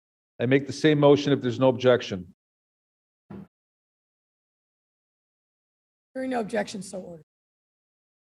Item number 5 is a direct introduction to modify landlord notification requirements out into the COVID eviction protection ordinance. I make the same motion if there's no objection. Hearing no objection, so ordered. Item number 6 is a multifamily loan financing for Casa Durango LP and Casa Durango GP LLC for affordable housing construction at 1850-1858 South Racine and 2008-2012 South Ashland Avenue. I'll make the same motion if there's no objection. Hearing no objection, so ordered. Item number 7 is a loan restructuring agreement to refinance home funds program loan for Roosevelt Tower 1 LLC and Eastlake Roosevelt 1 LLC for senior housing at 3440 West Roosevelt Road. I make the same motion if there's no objection. Hearing no objection, so ordered. Item number 8 is a loan restructuring agreement to refinance home funds program loan for Westridge Senior Partners LP and Westridge Seniors Corporation for senior housing at 6142 North California. I make the same motion if there's no objection. Hearing no objection, so ordered. Item number 9 is a loan restructuring agreement to refinance home funds program loan for Kedzie Partners LP, Kedzie Senior Partners GP LLC, and Kedzie Investors LLC for senior housing at 4045 North Kedzie. I make the same motion if there's no objection. Hearing no objection, so ordered. Item 10 is a loan restructuring agreement to refinance home funds program loan for Eastgate Village Partners LP and Eastgate Village Senior Corporation Eastgate Village Investors LLC, and GA Construction Development, Inc. for acquisition and construction of senior housing at 300 East 26th Street. I make the same motion if there's no objection. Hearing no objection, so ordered.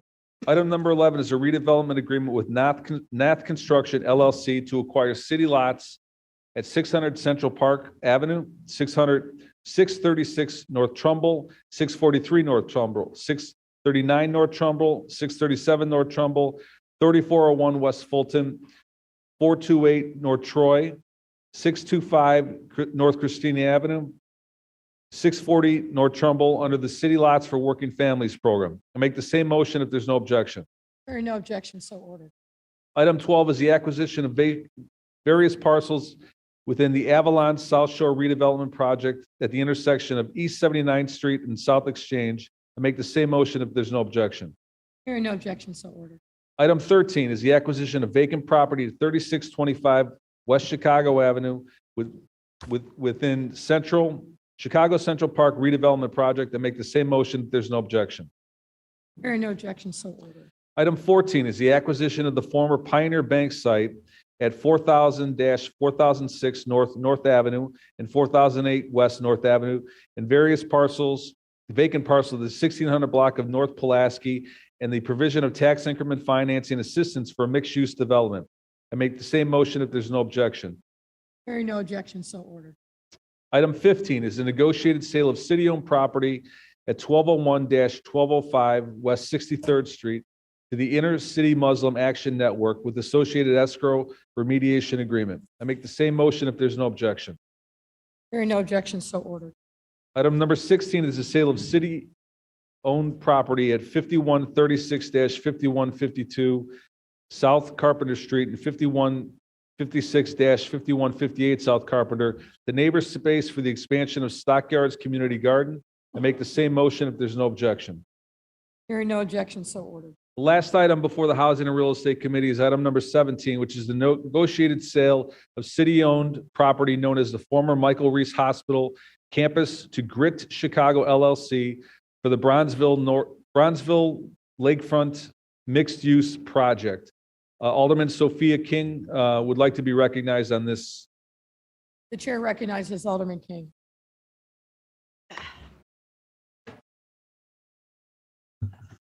Thank you. Thank you, Madam President. Thank you for your leadership on this project and for your team's commitment, hours and hours of commitment on the Bronzeville Lakefront development, formerly known as Michael Reese. As you all know, this is a mega development that will truly impact the entire city and, of course, the Bronzeville and Douglas community more specifically. While it will bring billions in economic development to the city and community, it will also bring other tangible investments. And while I know you guys have heard about this project ad nauseum over the last few days, I actually had the opportunity to speak on it 3 times because pieces of it are up in zoning, finance, and housing. I thought I would spare you that and just speak this one time on this development and then share some of the highlights again quickly. I think it's worth going over again so that everybody just understands what this development means, not only to the community, but to the entire city of Chicago. This is a mixed use and sustainable development, which includes residential, senior buildings, retail, commercial, and open space. The highlights that I've noted throughout the week include 20% affordable housing on site, good jobs, both long-term and short-term, including construction, professional services, good hospitality jobs, especially thank you to our partners in labor who fought hard with me for this, specifically Unite Here. We'll also pay homage to the Bronzeville community and to Michael Reese and their histories, their storied histories. A Bronzeville Welcoming Center with the Digital Museum will be located in the first building that's built in the Arc Center. Design guidelines, including homage to Bronzeville and Michael Reese in the public space, will be in every subdivision of this development, including at least a $25,000 commitment to that, 50 cents per square foot impact fee to help pay for the Bronzeville Welcoming Center and Museum. The operating costs will come from the Arc Center and will pay for the Bronzeville Welcoming Center. Intentional inclusion and diversity throughout the development. There's a required 30% MBE and 10% WBE, but there's an overall goal of 65% diversity. There'll be internships and hours of apprenticeships per year throughout the development. $25 million commitment towards a new or existing school in the community. A 20% write-down on 10% of all retail and commercial space throughout the development. And of course, quarterly meetings with the Michael Reese Advisory Committee to hold the development team accountable. There were numerous people who worked on this over the past number of years, countless hours, countless meetings, but I'd like to specifically thank a few people because I think they lived this development along with me. Again, I'd like to thank the mayor for her leadership and her team, represented by Commissioner Cox, Cindy Rubik, who spent countless hours on this, Noah Franzik, Tim Jeffries, and Patrick Murphy. If you guys don't know about Patrick Murphy and the gym that he is in zoning, you better ask somebody. But for all of their work, Commissioner Navarro and her team, the GRIT team represented by Scott Gidman, David Doig, and Jim Reynolds, Chairman Osterman, and Vice Chair Burnett. Vice Chair Burnett helped me so early long about affordable housing and the things that you can do. I just want to acknowledge that during my first year. I don't know if you remember that. You sat me down and said, you know, you can do some of these other things. Chairman Osterman, thank you for your leadership here, especially for listening to the community as it regards to the redevelopment agreement and letting us take our time and make sure that we get this right. But especially I want to thank the Michael Reese Advisory Committee that has been advocating on behalf of its community and working tirelessly to do so. And because of this, I will ask all of you, hopefully, to join me in a favorable vote for this development moving forward.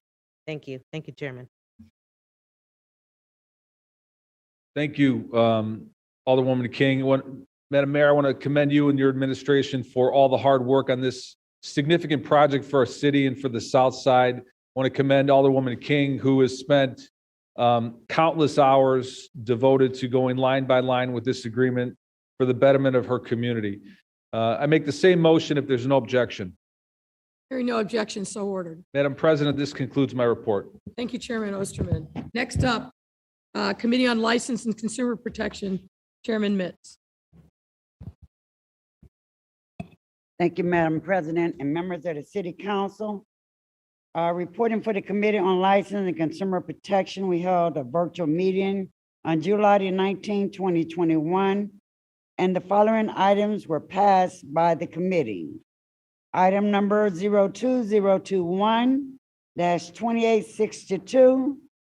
It's an ordinance to amend the municipal code to establish rules and regulations for third-party food delivery service. Alderman O'Shea, Alderman Harris, Alderman Mitz, with Alderman Michelle Smith voting no. I move that the City Council concur in the recommendation of the License Committee and pass this item by the same roll call vote as item number 1 of the Committee on Finance report and the same unsuccessful motion to reconsider. With the no votes. With Michelle Smith as a no vote. Hearing no further objections, so ordered. The next item on the agenda was item number 02021-2602, an ordinance to allow a one-time exception to the Chicago Cubs to hold a concert at Wrigley Field on September 16, 2021 in the 44th Ward. I move passage of this item by the same motion if there is no objection. Hearing no objection, so ordered. 3, ordinance regarding restricted residential zone in the 13th and 41st Ward. I move passage of this item by the same motion if there is no objection. Hearing no objection, so ordered. We had 12 ordinance regarding moratoriums in the 30th, 31st, 35th, 37th, 42, 45, 48, and the 49th Ward. I move passage of these items by the same motion if there's no objection. Hearing no objection, so ordered. Recommended do not pass ordinance was item number 02021-2848, an ordinance lifting subsection 4-60-023, parenthesis 27.359, parenthesis, in the 28th Ward. I move passage of this item by the same motion if there's no objection. Hearing no objection, so ordered. That concludes my report for the License Committee. Thank you, Madam President. Thank you, Chairman Mitz. Next up, the Committee on Pedestrian and Traffic Safety. Chairman Burnett. Thank you, Madam President. Reporting for your Committee on Pedestrian and Traffic Safety, for which a meeting was held on Thursday, July 15, 2021. Before the committee, there were 207 items. There were 205 routine items that passed and 2 routine items that did not pass. There was an ordinance introduced by Mayor Lori Lightfoot, 0002021-2863, an amendment of the Municipal Code 2-14-132 regarding true owner notification procedures for impounded vehicles that pass. If there's no objections, I move for the passage of these ordinances in the omnibus. That concludes my report. Thank you, Madam President. Hearing no objections, so ordered. The matters will be considered in the omnibus. Next up, the Committee on Transportation and Public Way, Chairman Brookins.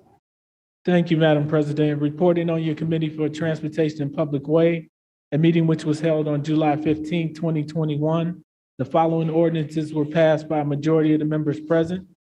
Page 2 through 12 include 129 ordinances for grants of privileges introduced by the local aldermen in wards 1 through 2, 9 through 11, 15, 16, 18 through 21, 23 through 25, 27 through 29, 31 through 34, 37 through 47, and 50. Page 13 includes 5 ordinances for canopies introduced by the local alderman from wards 19, 42, and 47. Page 14 includes 3 ordinances for sidewalk cafes introduced by the local alderman from wards 26, 27, and 40. Pages 15 through 17 include 21 ordinances for miscellaneous items introduced by local aldermen from wards 1, 5, 10, 11, 22, 25, 27, 28, 35, 41, 43, and 49. Page 18 includes 1 transportation ordinance located in the 40th Ward. Page 19 includes 1 subdivision ordinance located in the 2nd Ward. Page 19 includes 2 vacation ordinance located in the 2nd and 25th Ward. Page 19 includes 3 dedication ordinances located in the 10th, 22nd, and 45th Wards. If there are no other objections, I move passage of these items by the last most favorable roll call vote on the Committee on Finance and the associated unsuccessful motion to reconsider. Hearing no objections, so ordered. Thank you, Madam President. That concludes my report. Thank you, Chairman Brookins. Last but not least, Committee on Zoning, Landmarks, and Building Standards, Chairman Tunney. Madam President, members of the City Council, presenting a series of reports for your Committee on Zoning, Landmarks, and Building Standards, which held a meeting on July 20th of 2021. These reports are grouped for convenience. The following items were passed by a majority of the members present. Page 1 contains document number 02021-2990, the amendment of Municipal Code Chapter 16-6 by modifying various sections and adding new sections 16-6-045, 16-6055, and 16-6071 to the flood control ordinance I move passage of this item by the last most favorable roll call vote of the Finance Committee and the associated unsuccessful motion to reconsider. Hearing no objection, so ordered. Page 1 contains document number 02021-2875, the amendment of Municipal Code Chapter 6, Table 14A-12-1206 by implementing a cap on late payment penalties on certain unpaid building inspection fees. I move passage of these items by the same motion if there is no objection. Hearing no objection, so ordered. Pages 1 through 12 contain various map amendments in the 1st, 2nd, 3rd, 4th, 5th, 7th, 8th, 14th, 19th, 25th, 26th, 27th, 28th, 30th, 32nd, 33rd, 37th, 40th, 42nd, 43rd, and 44th wards. I move passage of these items by the same motion if there is no objection. Objection, so ordered.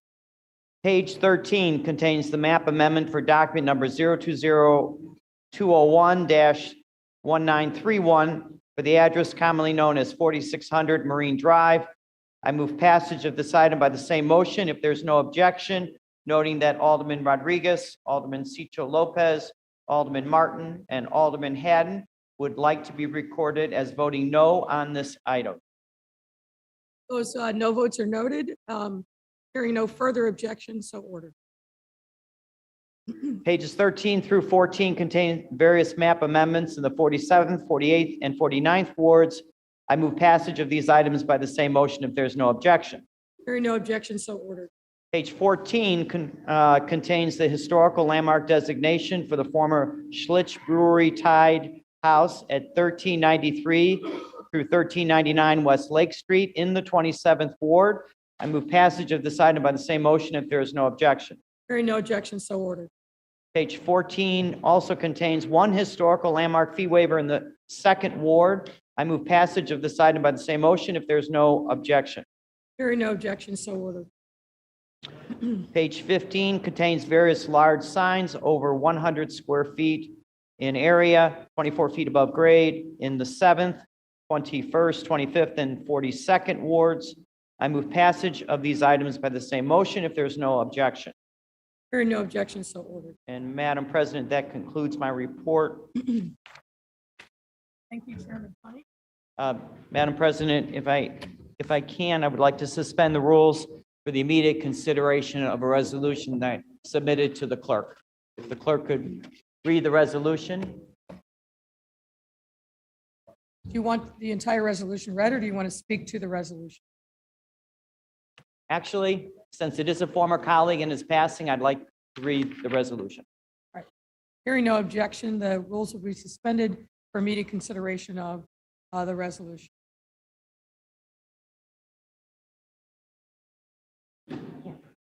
Ladies and gentlemen.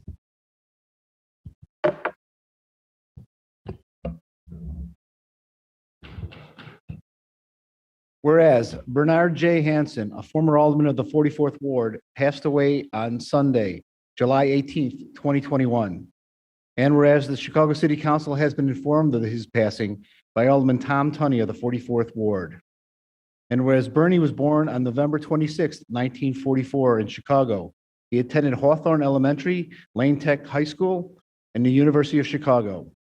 And whereas a lifelong resident of Chicago and the Lakeview, Hansen served as a Cook County Sheriff's Deputy and the 44th Ward Streets and Sanitation Superintendent. And whereas Alderman Hansen was elected to the Chicago City Council in 1983 following the retirement of his mentor, John Merlo, and served until 2002 overseeing transformational changes to the 44th Ward and served as chair of the Chicago City Council Committee on Economic Development.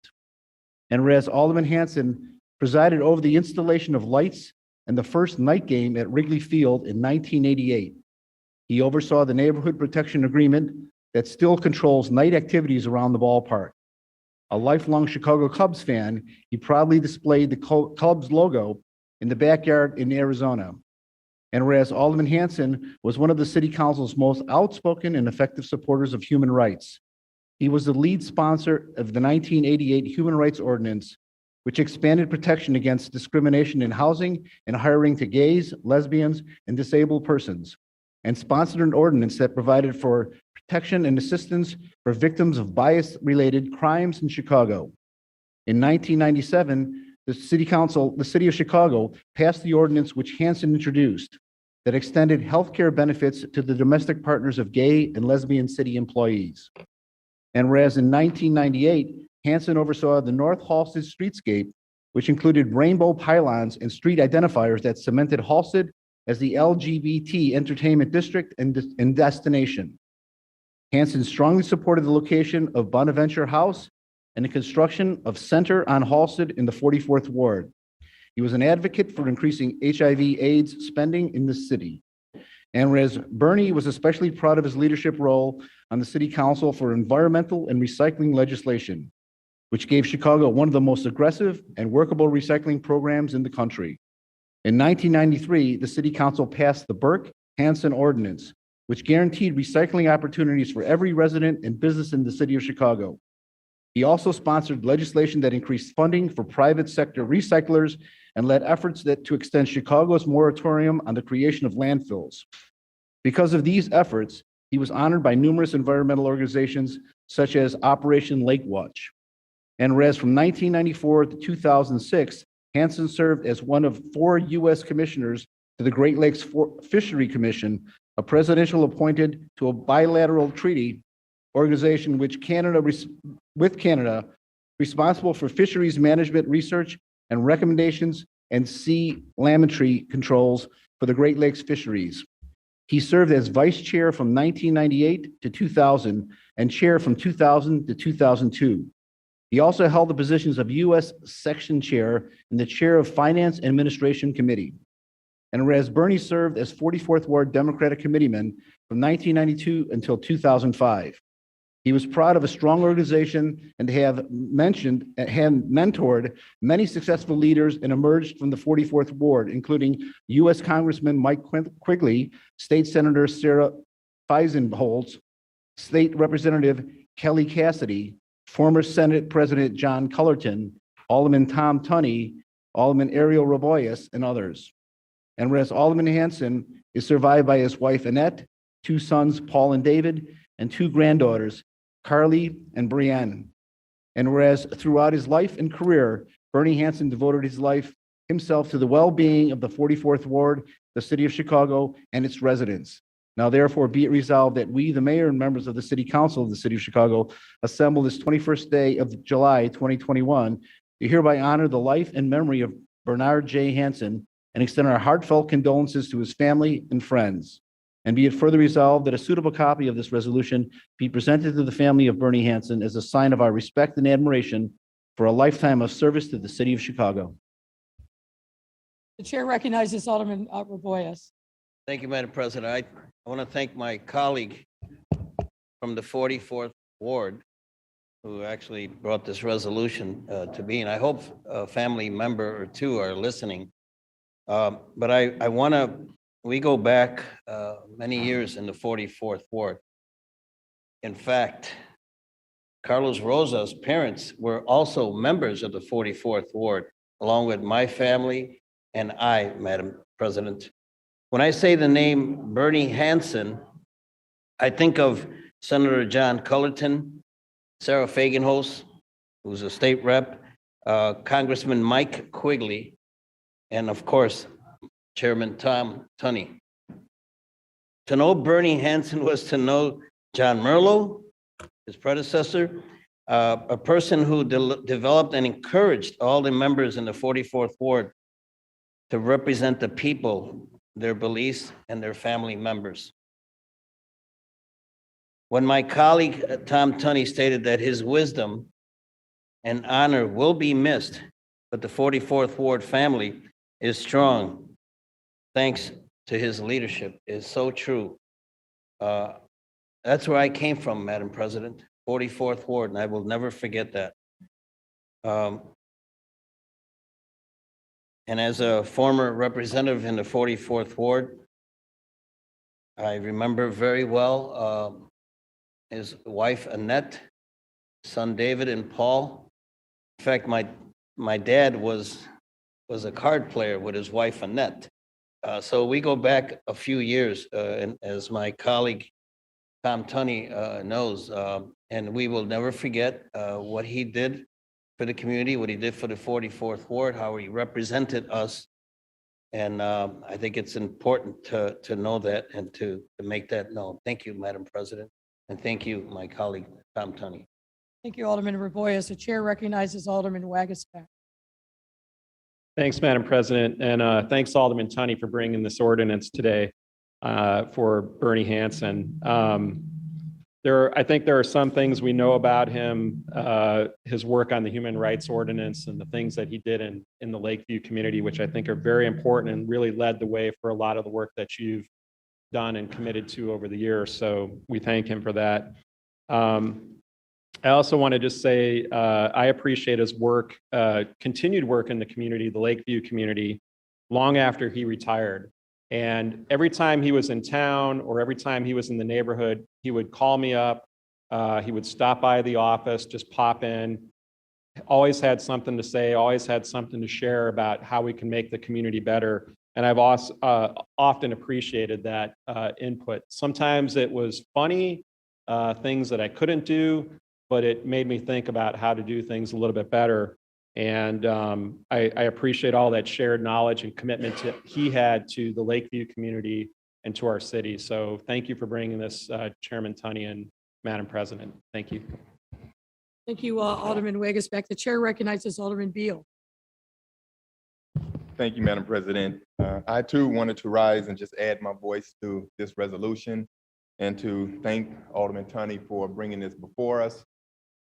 You know, you don't run into too many people who you can honestly say were extremely nice to the core. When I came into this body, Bernie was one of the first people who embraced me and taught me a few things along the way, and he always had stories to tell. And when you're one of the young guys and people are telling stories, you say to yourself, how long he's been around. And now I find myself on the other side of that, being around a while. Now I'm telling stories, but he was always there to mentor you and help you and just show you some things that you may not understand and show you along the way.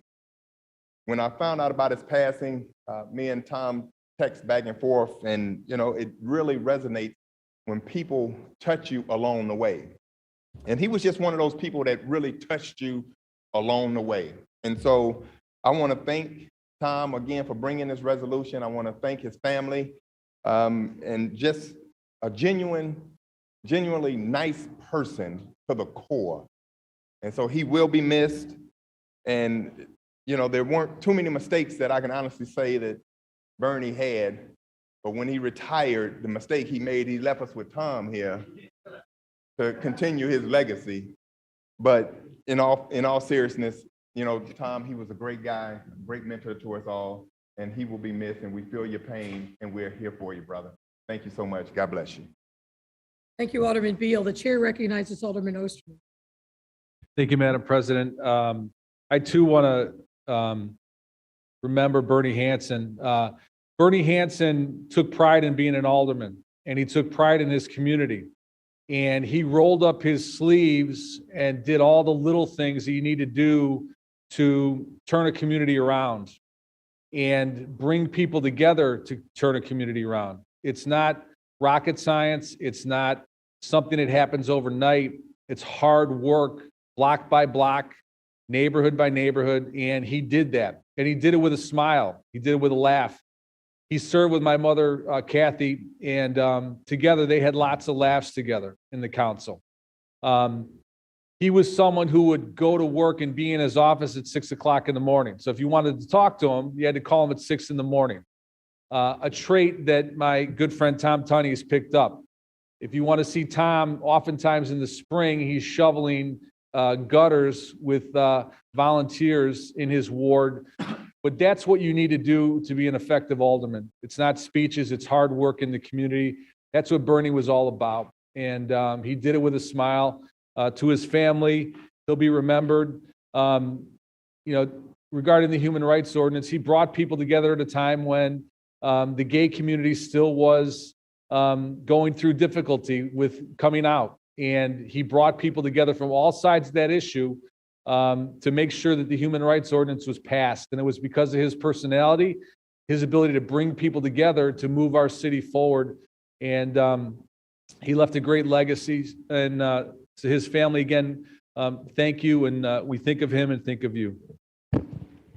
Thank you, Alderman Osterman. The chair recognizes Alderman Burnett. Thank you very much, Madam President. I also like to rise in support of this resolution. You know, I had the pleasure of being associated with Bernie for many years. You know, working for George Dunn. Back in the day when him and John Merlo used to hang around and Bernie used to come to the ward meetings, he was always one who would embrace change. Bernie embraced change when change wasn't popular, you know, and the funny thing is in his community, he had Boys Town, but he was like the furthest away from Boys Town as a man can be, right? But he embraced it and he nurtured it and he grew with it. And he was a guy who just was a basic person who just took the job on and did it.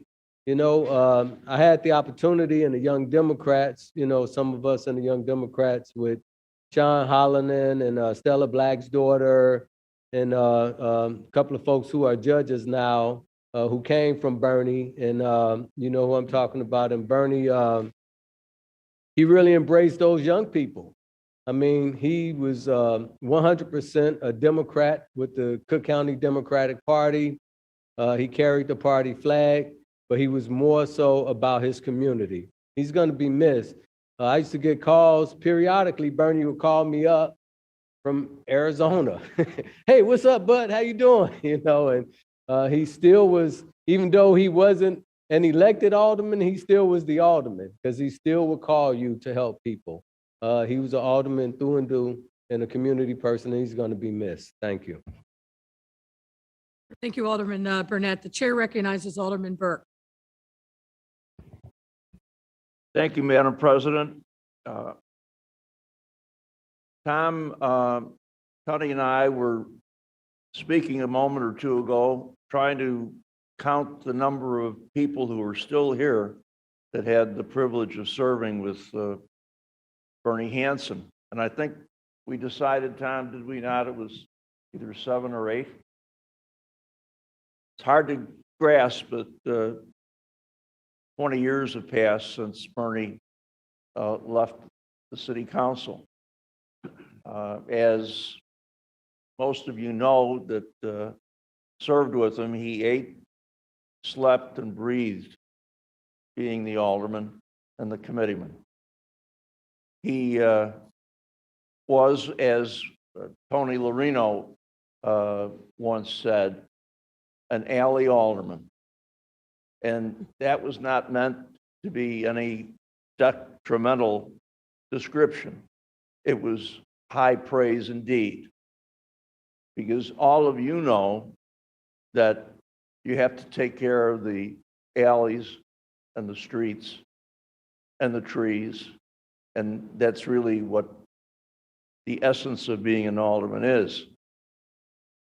But Bernie was here on some historic days and historic meetings. He was here at 4:02 a.m. on December 2nd, 1987, when this city council, after the perhaps longest session on record, elected Mayor Sawyer. And Mayor Sawyer stood there and took the oath from Walter Kozlowski, the city clerk, at 4:02 a.m. It was quite a day, but Bernie was, in his own way, a legend. But as Alderman Osterman alluded to in his remarks, I remember very clearly the meeting at which the city council adopted the historic human rights ordinance. Mayor Sawyer was strongly in favor of that, but just like the vote today, that was a tough vote. If it wasn't for Bernie Hansen and Kathy Osterman and the personal relationships that they had forged with other members of this body, that ordinance never would have been adopted. The council was under construction. This room was under construction that day. And so we met in the auditorium of the State of Illinois building in the lower level. But I can remember just like it was yesterday. It's always sad to see a colleague go on to their eternal reward. But I can truthfully say that it was an honor to serve with Bernie Hansen, and he left the world a better place for his service here. May he rest in peace. Thank you, Madam President. Thank you, Alderman Burke. The chair recognizes Alderman Ramirez Rosa. Thank you, Madam President. I never had the opportunity to meet Alderman Bernie Hansen. If I did, I was likely too young to remember. But I always felt good about him because my parents had nothing but nice things to say about him when he was our alderman in the 44th Ward. Bernie Hansen was my alderman when I was born, and he was until the age of 11 when he resigned and paved the way for Alderman Tom Tunney to take the reins in the 44th Ward. But I remember hearing about Bernie Hansen at the dinner table as my parents, longtime Lakeview residents, talked about the work that he did to improve their community. They appreciated him showing up consistently to Lakeview Citizens Council meetings. They appreciated everything that he did to deal with problem buildings, to clean up the streets. And perhaps for that reason, they, along with Alderman Raboyras, joined in an organization called Hispanics for Bernie Hansen. And somewhere in my mother's attic, there's a letter with Alderman Raboyras' name on there, my parents' name on there, speaking to all of the great and good things that Bernie Hansen had done and why he deserved re-election. So that's truly, I think, a testament to the type of man that he was. That someone like myself, who had never even met him, who didn't really know him, felt the goodness that he and his administration brought to our community and that he brought to the city of Chicago. So I wish his family the deepest condolences, and I stand to also support this resolution in honoring and commemorating his life. Thank you. Thank you, Alderman. Anyone else in the body who wishes to speak? Alderman Austin. Thank you, Madam President. As Alderman Burke alluded to, one of the individuals that had an opportunity to serve with Bernie, I am one of them. I had an opportunity to serve with the 3 Bs, Bernie Hansen, Bernie Stone, and Bert Nateras. So you know I got a real lesson. But for, as Alderman Bill said, you could not have met a nicer person. No matter what it was that you were going through or you needed to do, if you asked Bernie, you got a straight answer. Now you better do it. Because if he gave you advice, he knew that his advice was going to be beneficial for your constituent. And that's what you were here to serve, your constituent. And for that, I am forever grateful that I had an opportunity to serve with him, but I could also call him a friend. But contrary to what Alderman Bill stated, that Bernie made a mistake, I think he made a good selection with Tom Tunney. Thank you, Madam President. Thank you, Alderman Austin. The chair recognizes Alderman Harrison. Thank you. I too rise in support of this. I guess I too was here with the three Bs, and boy did they take us through it. You know, I guess you could call it hazing. What they might akin that to hazing today. But I like to think of it as an education. And so Bernie was always good at pulling me aside. He would always, let me talk to you. And he would tell me something. Yeah, there would be the girly. And, but as Alderman Austin said, his advice would be good and it would be well-intentioned. And, you know, he was a little bit ahead of his time, which is where I think he and I found our sweet spot. That his constituency is a little bit like my constituency, so we found things that we could relate to. And even after he retired, we still kept in contact, and he will truly be missed. But he was definitely an asset to this body. Thank you. Thank you, Alderman Harrison. The chair recognizes Alderman Mitt. Thank you, Madam President. I too want to rise in support of this resolution for Alderman Bernie Hanson. So I got to meet Alderman Hanson before I became an alderman. I used to be a meter maid. So I was up in his area writing parking tickets.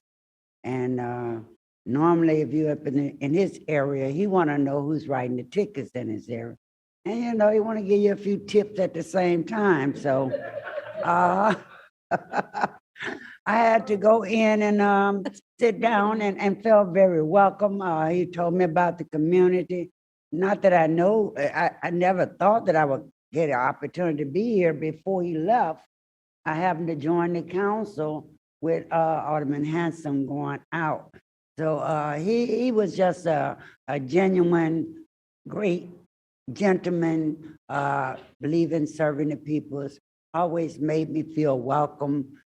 So I really would like to extend my condolences to the family as well as Alderman Turney. I mean, I know it's hard for you to have to know your mentor is going on home. And you reached out to let us know that early on, no sooner than it happened, you was texting us. And so I really appreciate receiving that text from you. And naturally, we want to have that feeling for any one of us, because at some point in time, we're all going to have to go down that road. So thank you so much. And my prayers are with you. Know that we have your support. We love you, and to the family. Thank you. Thank you, Alderman Mitts. Chairman Tunney. Thank you, Madam Mayor and my colleagues. A lot's been said. I try to write it into the resolution, but you can't write some things about Bernie Hanson. We can't even talk about it because he was the guy who got things done. Don't ask me how we got it done. We get it done and just get it done. I'll give you just a little example about that. You know, I had taken over Ann Sathers in 1980, and I had to move. You know, my landlord was Tokyo Rose, the Tokyo Rose. And she gave me a 5-year lease and no options and no renewals. And then I had to move because they were remodeling the entire condo complex. So I moved into a funeral home. Okay. Person Funeral Home, which is one of the oldest established names. And I had to keep operations open. You know, we talk about COVID. I'm talking back in the day. I had to stay open because I had no money to finally buy a building and renovate it into a restaurant. And so I couldn't shut down the restaurant. I mean, I had no cash, you know. So I went to Bernie and I said, Bernie, I got to keep open. And we literally connected 2 buildings illegally. He did, or he let me. And we did that for about 18 months, okay? Until my new restaurant was open $1 million later, and people complaining I like the old rat-infested restaurant that I had, you know? I got no ticket, but I kept my alderman very aware of what the heck we're doing here. And that's all he asked. He said, it's, you know, it's not unsafe, but it was illegal. Okay. And so that was just one of of few stories. The second story I'm going to tell you is, well, Bernie's old school. That's minimum, okay? And but he grew up, as you see, he grew up in Lakeview, went to Hawthorne, went to Lane, etc. But I had the neighborhood was changing, and for the better. And actually, I love the other adage. You know, we talk when you said some of my best friends are gay, right? Over the years, and now if somebody says that, you know, will be social mediaized out of existence. You know, but Bernie's best friends and residents were an emerging LGBT community. So before Boys Town, which was in '98, according to this, you know, but he, as this resolution said, he, you know, he's a good politician. He saw the wins. He saw the need for change, and his life was really streets, and he was a ward superintendent. And the whole idea that we can't forget is his vision about recycling.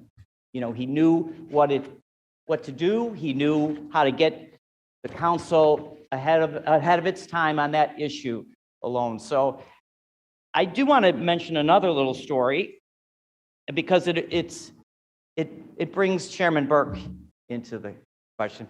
He and I know this, and not too many people know this. So it was about, I don't know, 92, and the AIDS epidemic was obviously, you know, government was not doing anything about it, but there was a lot of talk about Bernie almost lost an election in 1987 to Dr. Ron Sable, who was a Cook County physician, openly gay. And after he also ran, so that was in 87. 91, Dr. Sable runs against Bernie Hansen again. Well, the difference between 87 and 91 was amazing, because he narrowly lost. Bernie, obviously things happened after 87, including the Human Rights Ordinance and some other things.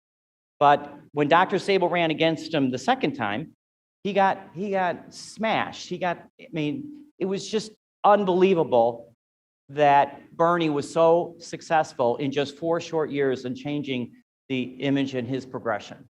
So while he was old school, like all of us, we got to see the winds of change. We got to be aware of what we're going. But the story I want to say about that one was that there were people that it said, Tom Tunney, you should run for alderman. After Dr. Sable lost that second time in 91, I'm like, why would I run against Bernie Hansen?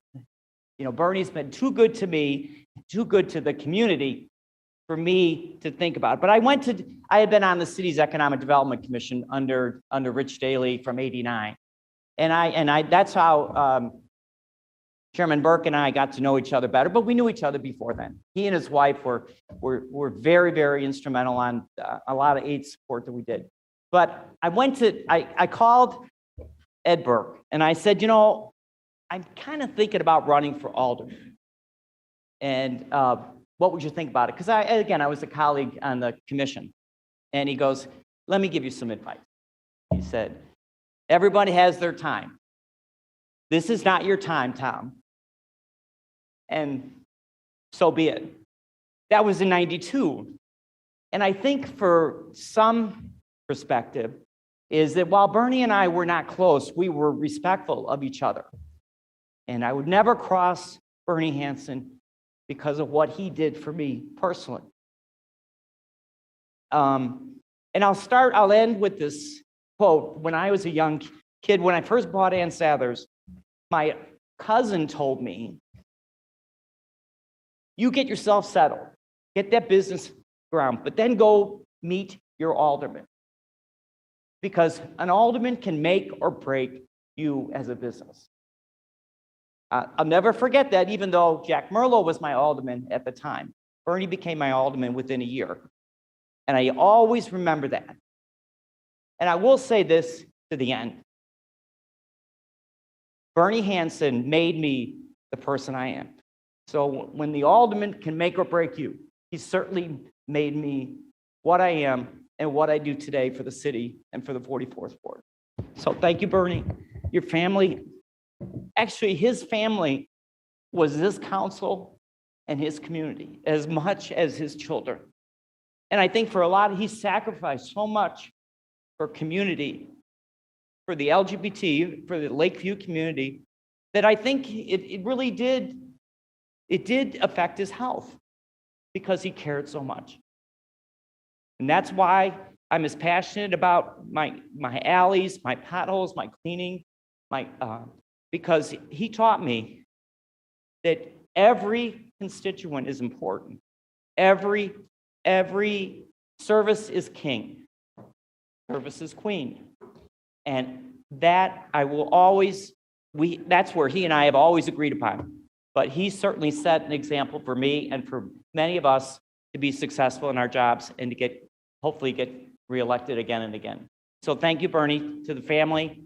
And I consider you as many other elected officials and judges and stuff. He is family to us. He's been family to us for many, many years. And may he rest in peace. And then I wanted to adopt the resolution by a rise and vote, please. If it's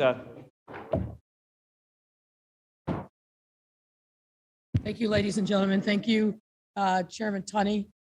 Thank you for the eloquent words, and certainly we send our condolences to Alderman Hansen's family and friends and colleagues. Thank you. Thank you, Madam Mayor. Chairman Harris, the agreed calendar.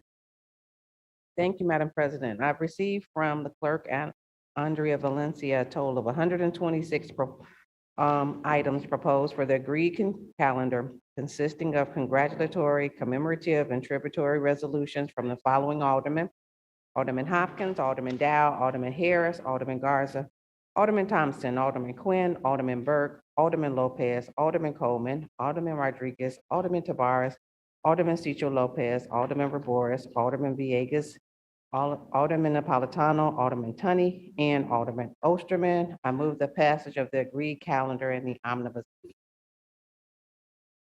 Hearing no objections, so ordered. Thank you, Madam President. Next, new business. Madam Clerk, please call the roll, beginning with the first. Claims, free permits, license fee exemptions, which are referred to the Committee on Finance. Zoning amendments, which are referred to the Committee on Zoning, Landmarks, and Building Standards. Traffic regulations, traffic control signals, and traffic signs, which are referred to the Committee on Pedestrian and Traffic Safety. Grants of privilege on and over the public way, which are referred to the Committee on Transportation and Public Way. An exemption from physical barrier requirement for commercial driveway alley access for parking facilities, which are referred to the Committee on Transportation and Public Way.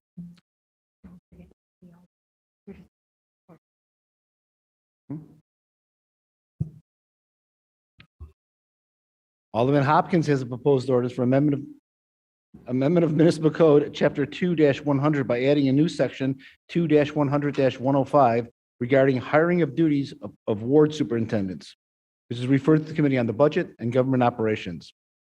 Alderman Hopkins also has proposed orders for the issuance of permits for signboards at 300 West Division Street, 60 West Superior Street, and 919 North Michigan Avenue, which are referred to the Committee on Zoning, Landmarks, and Building Standards.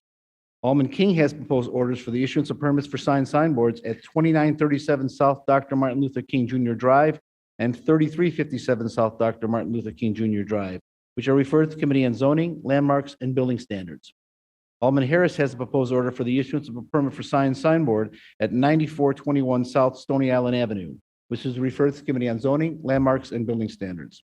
Alderman Beal has a proposed order for the issuance of permits for a signboard at 109th and South Doty Avenue, which is referred to the Committee on Zoning, Landmarks, and Building Standards. Alderman Thompson has a proposed ordinance for amendment of Municipal Code, Chapters 2-32 and 2-51, by adding a new section 2-32-165 and modifying section 2-51-050 to establish and maintain grant operation openness database, which is referred to the Committee on the Budget and Government Operations. Alderman Cardenas has a proposed resolution to call for President Joseph Biden and the United States Congress to pass infrastructure bill to help combat climate control and to call on the Commissioner of the Department of Water Management to publish reports detailing causes for persistent and repetitive flooding across Chicago, which is referred to the Committee on Environmental Protection and Energy. Alderman Tabarez has a proposed ordinance to call for hearings on strategies to combat dangerous drag racing and drifting events on public and private property, which is referred to the Committee on Public Safety. Alderman Tabarez also has a proposed ordinance for extension of designation of the 1st, 4th, 8th, 18th, 22nd, 23rd, 28th, and 29th precincts of the 23rd Ward as restricted residential zones prohibiting additional shared housing units and vacation rentals, which are referred to the Committee on License and Consumer Protection. Alderman Cito Lopez has a proposed resolution for expression of support for passage of the Illinois Senate Bill 1565 to create voter registration affidavit allowing non-citizens of the United States to register to vote in school board elections, which is referred to the Committee on Immigrant and Refugee Rights. Alderman Burnett and others have a proposed ordinance for amendment of municipal code titles 4, 8, and 17 by modifying various sections and adding a new Article 7 to Chapter 4-156 to regulate sports wagering, which is The chair recognizes Alderman Beal. Can the clerk inform me on when that ordinance was submitted to the clerk's office?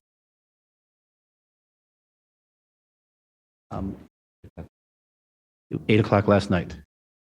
Madam President, under the rules of this body that we adopted, anything that is not submitted to the clerk's office before 10 p.m. Monday should not be submitted to this body as being accepted.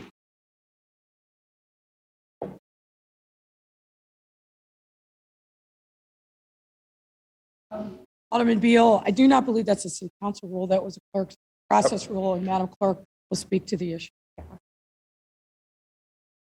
So many of you know that we put in a process of a policy in the clerk's office to have anything matters before you, which I told you off of the line before for a process rule because of COVID. And we are working on our city council modernization project. So when that's over, we'll decide and work with all of you whether that stays in place. Madam Clerk, with all due respect, we adopted, based on the information that you provided to this body, that there was a deadline of 10 o'clock a.m., 48 hours before City Council for ordinances, resolutions, orders, or whatever to be adopted by this body. Is that correct? Right, it's a clerk policy that we put in place with COVID. It is not an actual rule of the body. That will be, when we do our city council modernization project, that will be a rule that will have to be decided by this body to be an actual rule. Okay, so once again, the rules that we set in place are not being followed and procedures are not being followed.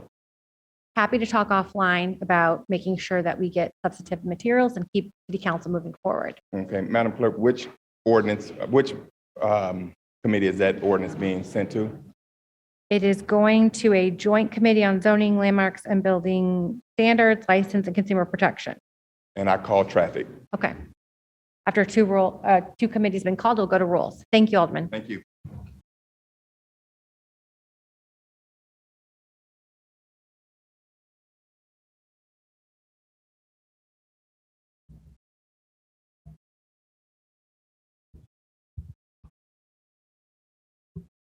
Alderman Burnett also has proposed orders for the issuance of permits for signboards at 1001 West North Avenue, which is referred to the Committee on Zoning, Landmarks, and Building Standards.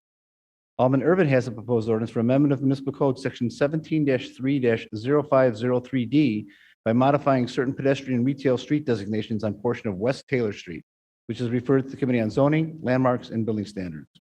Alderman Wagasback and Alderman Smith have a proposed order to call on the Chicago Office of Inspector General to negotiate and present intergovernmental agreement to provide aid and investigative capacity to the Chicago Park District's Inspector General in investigating sexual assault, abuse, and harassment among Chicago Park District lifeguards, which is referred to the Committee on Ethics and Government Oversight.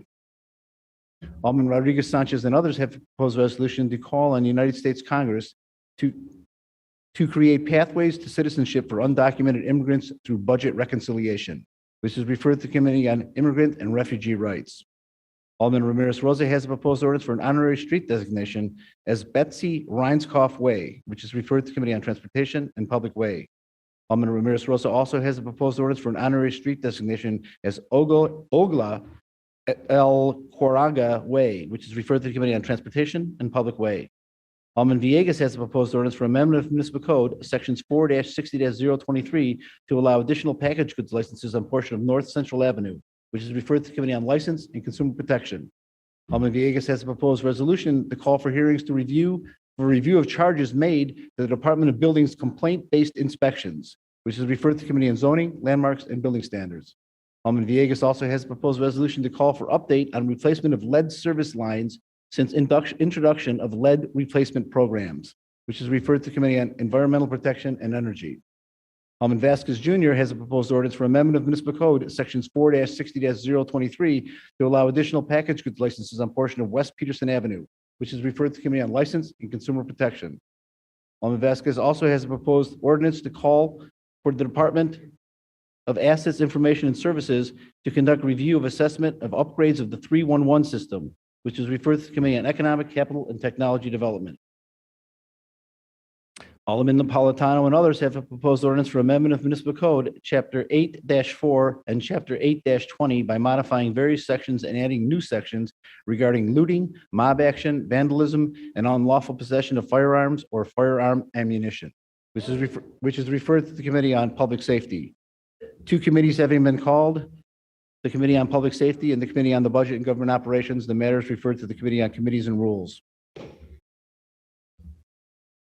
Alderman Riley has a proposed ordinance for amendment of municipal code, section 10-8-337, regarding prohibition on issuance of film production staging permits in certain residential parking permit zones, which is referred to the Committee on Special Events, Cultural Affairs, and Recreation. Alderman Riley also has a proposed ordinance for amendment of municipal code, section 7-40-060, regarding requirements to permit animals in retail food establishments, which is referred to the Committee on License and Consumer Protection. Alderman Riley also has a proposed ordinance for amendment of municipal code, section 9-110-150, to prohibit pedicabs from using devices to create or amplify sound during specified hours, which is referred to the Committee on License and Consumer Protection. Alderman Riley also has a proposed ordinance for amendment of municipal code, section 9-48-045, to prohibit operation of pedicabs between 6 o'clock p.m. and 9 o'clock a.m. within areas bounded by Ohio Street, Wall Street, Michigan Avenue, and the Chicago River, which is referred to the Committee on License and Consumer Protection. Alderman Riley also has a proposed ordinance for refunding of Special Assessment Improvement Bonds, Series 2002, Lakeshore East Project, through issuance of Special Assessment Improvement Bonds, refunding Series 2021 Lakeshore East Project, which is referred to the Committee on Finance. Alderman Riley and others have a proposed ordinance for amendment of municipal code, chapter 4-4, by adding a new section 4-4-025 regarding installment plan for license fee payments, which is referred to the Committee on License and Consumer Protection. Alderman Tunney has a proposed ordinance for amendment of municipal code, section 7-38-117, by establishing mobile food vehicle stand at 3627 North Southport Avenue, 3420 North Lincoln Avenue, 3241 North Lincoln Avenue, and 817 West Belmont Avenue, which is referred to the Committee on Pedestrian and Traffic Safety. Alderman Tunney also has a proposed ordinance for repeal of a taxi cab stand number 810 on portion of West Belmont Avenue, which is referred to the Committee on Transportation and Public Way. Alderman Gardner has proposed ordinance for amendment of municipal code, section 4-60-023, to allow additional package goods licenses on portion of North Milwaukee Avenue, which is referred to the Committee on License and Consumer Protection. Alderman Martin has a proposed ordinance for amendment of municipal code, chapter 17-9 and 17-10, by adding new section 17-9-0120 and modifying 17-10-0101C to regulate shared kitchens primarily used for takeout and delivery, which is referred to the Committee on License and Consumer Protection. Alderman Haddon has a proposed resolution to call on the United States government to cease spending federal tax dollars on nuclear weapons and embrace the UN Treaty on Prohibition of Nuclear Weapons and make global nuclear disarmament a main focus on national security policy, which is referred to the Committee on Health and Human Relations. Alderman Haddon and others have a proposed resolution for submission of a public question by referendum to Chicago voters at the November 8, 2022 general election, proposing increase in City of Chicago real estate transfer tax for purposes of providing resources for affordable housing and services to combat homelessness, which is referred to the Committee on Committees and Rules. Your Honor, that concludes all automatic introductions.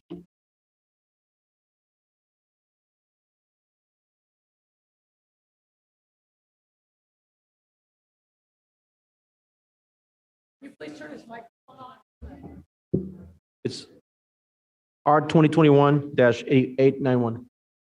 All right, next up, approval of the journal. Alderman Mitchell. I am not aware of any corrections to the journal for June 25th, 2021 or July 21st, and move that we be approved by the affirmative vote of all members present for the roll call to determine quorum. Just to make sure the record is clear, did you mean July 2nd? Thank you for that correction. I meant July 2nd. Hearing no objection, so It ordered. takes a village. The motion is carried. Unfinished business, Alderman Mitchell. Madam President, I am aware of one item of unfinished business that was noticed pursuant to Rule 41. It is an ordinance to amend the Municipal Code of Chicago to authorize expedited signs and permits. I defer to Chairman Mitz. Chairman Mitz. Thank you, Mayor. I have one item that I've noticed up pursuant to Rule 41. It's an ordinance to amend the Municipal Code of Chicago to authorize expedient signs and permits. This is Article 7 of the Shabir Strong Ordinance, which was divided and deferred and published. It appeared in the Journal of Proceedings of June the 25th, 2021 as S02021-2592B. I understand that a substitute ordinance has been agreed upon and distributed. And I'll defer to my colleague, Alderman Riley, to describe and move acceptance of this substitute. Chair recognizes Alderman Riley. Thank you, Madam President. I'd like to provide just a bit of context and then, I'm sorry, actually, I think the mayor wanted me to describe it first, but I'm happy to move to accept the substitute before we describe the ordinance itself. I think you should describe it and then move to. Okay, thank you, Madam President. Given the concerns expressed with the public way use permit reform language contained in the Chai Biz Strong legislative package last month, the Legislative Reference Bureau, our city council lawyers, and I have been working with the Lightfoot administration, the Department of Business Affairs and Consumer Protection and Law to find a reasonable compromise. I'm very pleased to report we have reached a fair and reasonable compromise that will result in much faster issuance of the vast majority of public way use permits for businesses, cutting literally months out of the process. The ordinance also retains City Council's authority to determine the outcome of permits in those rare cases Alderman and the Commissioner disagree. I want to take you through how the revised language reads. I think it'll become quite clear that this is a reasonable compromise. Public way use permit applications would proceed as follows. If the local alderperson and BACP agree that the public way use application meets the code requirements for a permit, the permit is issued without need for an ordinance to be passed by City Council. This will impact the overwhelming majority of permit applications and could save up to 60 days in time to the issuance to the applicant. So the applicant would get that permit right away, rather than waiting for it to go through the committee and full council process. This impacts more than 95% of the applications we process as a council. If the local alderperson and BACP agree that the public way use application does not meet the code requirements for a permit, the permit application will be denied and the applicant has the right to appeal that denial. However, if the local alderperson thinks the public way use permit application does not meet the code requirements for a permit, but BACP thinks the application does meet the requirements, the permit applicant, with the assistance of BACP, may submit to City Council an applicant-sponsored ordinance granting approval of a public way use permit for the City Council to consider. So I think that this is an artful compromise. Our goal here was to get permits in the hands of business owners much faster. This ordinance accomplishes that goal while also preserving our authority in those rare instances where we have disagreement with the administration. I want to thank Mayor Lightfoot, Chairman Mitz, BACP Commissioner Escareno, Acting Commissioner Ken Meyer, Law Department, and our excellent lawyers in the Legislative Reference Bureau for helping make this compromise possible. And that said, Madam President, I move that the substitute ordinance be placed before the body for consideration. Hearing no objection, so ordered.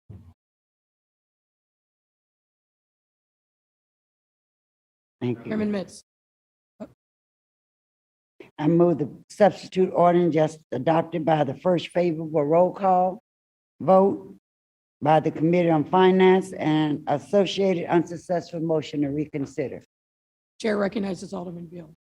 Madam President, while I totally appreciate and respect all the work that my colleague has put into this substitute and revision, but I do believe that something of this magnitude, something of this quality really should go back before a committee and be heard in a committee meeting where we can have the commissioner come and testify before us to discuss something of this magnitude.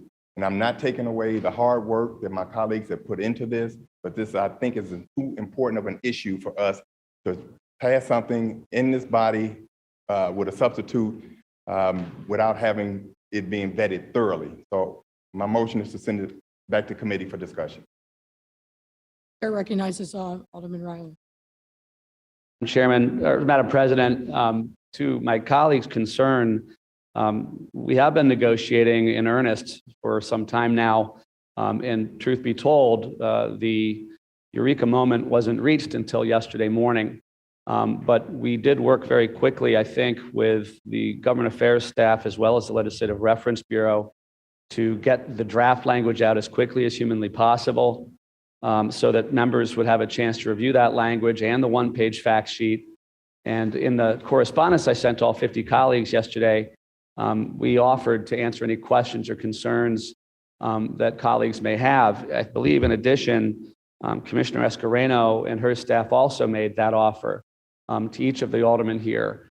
And as I understand from the Legislative Reference Bureau, they received a few questions from aldermen. The aldermen were satisfied with those answers. And I can tell you that in polling my colleagues, it sounds that a majority of us are willing to proceed with this and move forward so that we can finally cap off the Chi Biz Strong ordinance and get this meaningful relief to these business owners who want to get these permits faster. So I do believe that Chairman Mitz already has a motion pending, and I'm not sure that my colleague, Alderman Beal, is in order. Let me go to Alderman Smith, and we'll deal with the procedural issue. I just wanted to echo the point that Alderman Riley just made, that I'm not sure that Alderman Beal is in order. This is a two-sentence change, I think, that really solves a lot of problems for everybody. Let's vote. Thank you, Madam President. Bear with me one moment.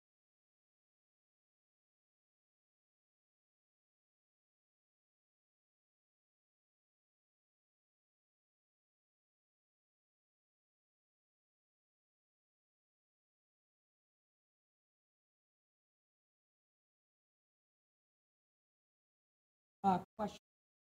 Let me refer members to Rule 21, which lists the order of motions.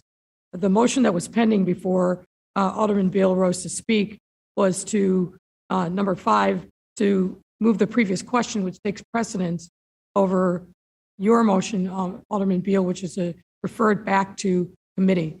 So by procedure of the body, the motion to move the previous question takes precedent and must be voted on. If that motion fails, then your motion certainly can be entertained at that point. So, ladies and gentlemen, unless there are others who wish to speak, the motion that's pending before this body is a motion to accept the substitute and approve it. Yeah, to vote on the substitute at this point. So, Matt, are you moving for a roll call vote? I was going to move that renew my motion to move passage of the substitute ordinance with the first favorable roll call vote of the Committee on Finance and associated unsuccessful motion to reconsider with the exception of Alderman Beal voting no.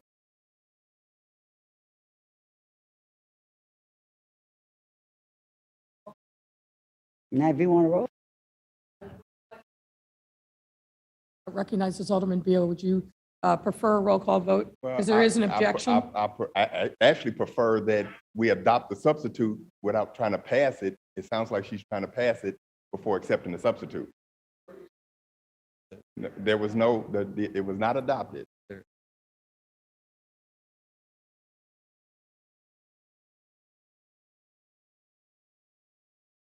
So let me just clarify. I believe that what Chairman Mitz is attempting is, in the first instance, to adopt the substitute. Then there must be a second vote on whether or not the substitute is approved by the body. So it's a two-step process. So, You can accept the substitute. okay. All right, so hearing no objection, so ordered, the substitute is accepted. Next step.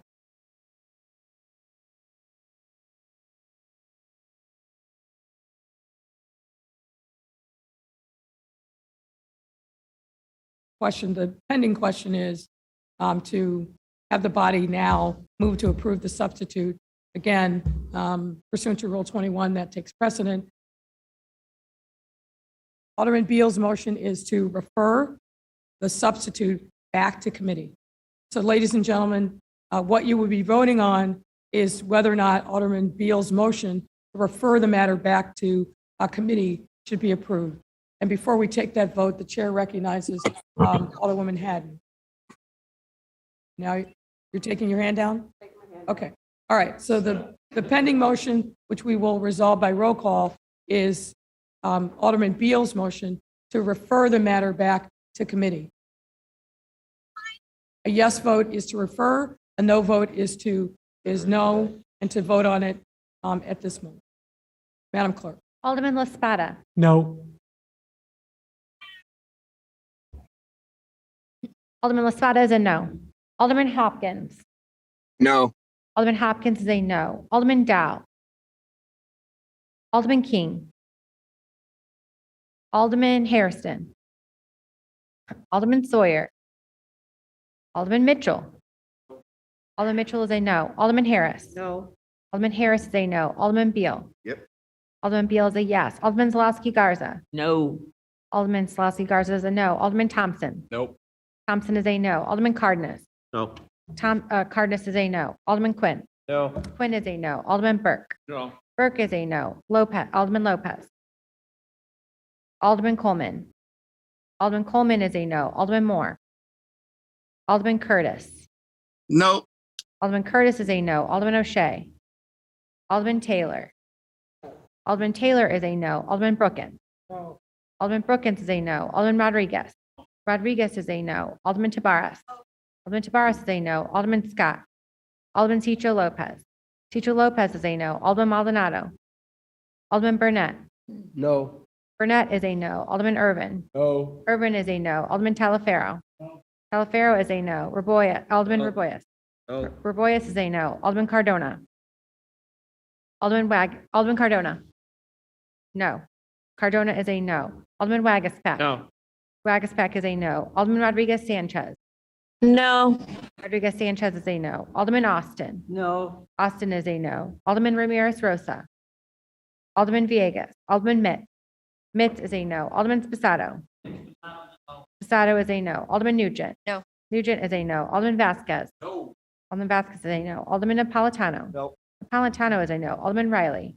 Riley is a no. Alderman Smith. No. Smith is a no. Alderman Tunney. No. Tunney is a no. Alderman Gardner. Alderman Kappelman. Kappelman is a no. Alderman Martin. No. Martin is a no. Alderman Osterman. Alderman Haddon. No. Haddon is a no. Alderman Silverstein. No. Silverstein is a no. 36.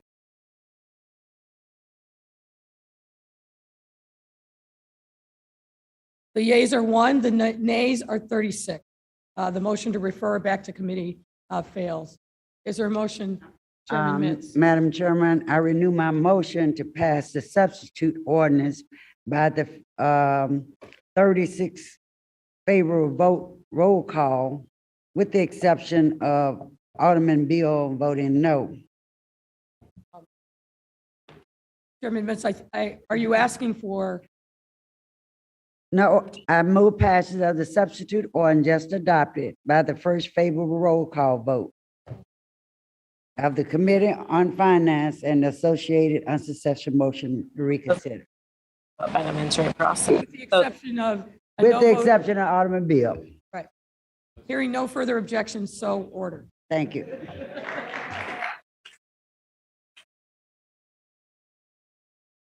Alderman Mitchell, is there any other unfinished business? Madam President, I am not aware of any unfinished business. All right, miscellaneous business, Alderman Mitchell. Madam President, I'm not aware of any miscellaneous business. The date and time of the next meeting? I've handed an ordinance to the clerk setting the date and time of the next meeting. Mr. Clark. Be it ordained by the City Council of the City of Chicago, Section 1, that the next regular meeting of the City Council of the City of Chicago shall be held on Tuesday, September 14th, 2021, beginning at 10 o'clock a.m. in the City Council chamber on the second floor of City Hall. I'm sorry, I thought, go ahead and repeat. To be held on Tuesday, September 14th, 2021, beginning at 10 o'clock a.m. in the City Council chamber on the second floor of City Hall, 121 North LaSalle Street, Chicago, Illinois. If prior to then, the Commissioner of Health issues a written determination that an in-person meeting of the City Council is not practical or prudent due to COVID-19, the next regular meeting of the City Council, in accordance with applicable law, shall be conducted by video conference and shall provide for remote participation and remote viewing by members of the public. Any such written determination will be posted in the city clerk's website along with an amended meeting agenda, indicating that the meeting will be conducted by video conference by 10 o'clock a.m. on Friday, September 10th, 2021. Section 2, this ordinance shall take effect and be enforced from and after its passage. Ladies and gentlemen, two important things to note. Number one, no August meeting. Number two, happy summer. Number two, the meeting in September is on a Tuesday, not a Wednesday. Tuesday, in deference to the Jewish holiday. So please make sure you note your calendar. And actually, number three, it will be fully in person for members of the body. There will be no remote option for members of the body. Chair recognizes Alderman Burnett. Correct. September 14th. Alderman Mitchell, do you move passage? I move passage in the omnibus. Hearing no objection, so ordered. Alderman Mitchell, the omnibus. Madam President, I move the matters in the omnibus to be passed by the affirmative vote of all the members present for the roll call to determine quorum. Hearing no objection, so ordered. Alderman Thompson on the motion for reconsideration. Madam President, I move that we reconsider that vote. All those in favor of reconsidering the matters in the omnibus signify by saying aye. All those opposed say no. No. The nays have it. The motion for consideration fails. Alderman Mitchell, motion for adjournment. There being no further business before the body, I move that we adjourn by the affirmative vote of all members present for the roll call to determine quorum. Hearing no objection, and given that your colleagues are fleeing, we are adjourned. Emma Mitch, you're out of order. Happy summer, folks.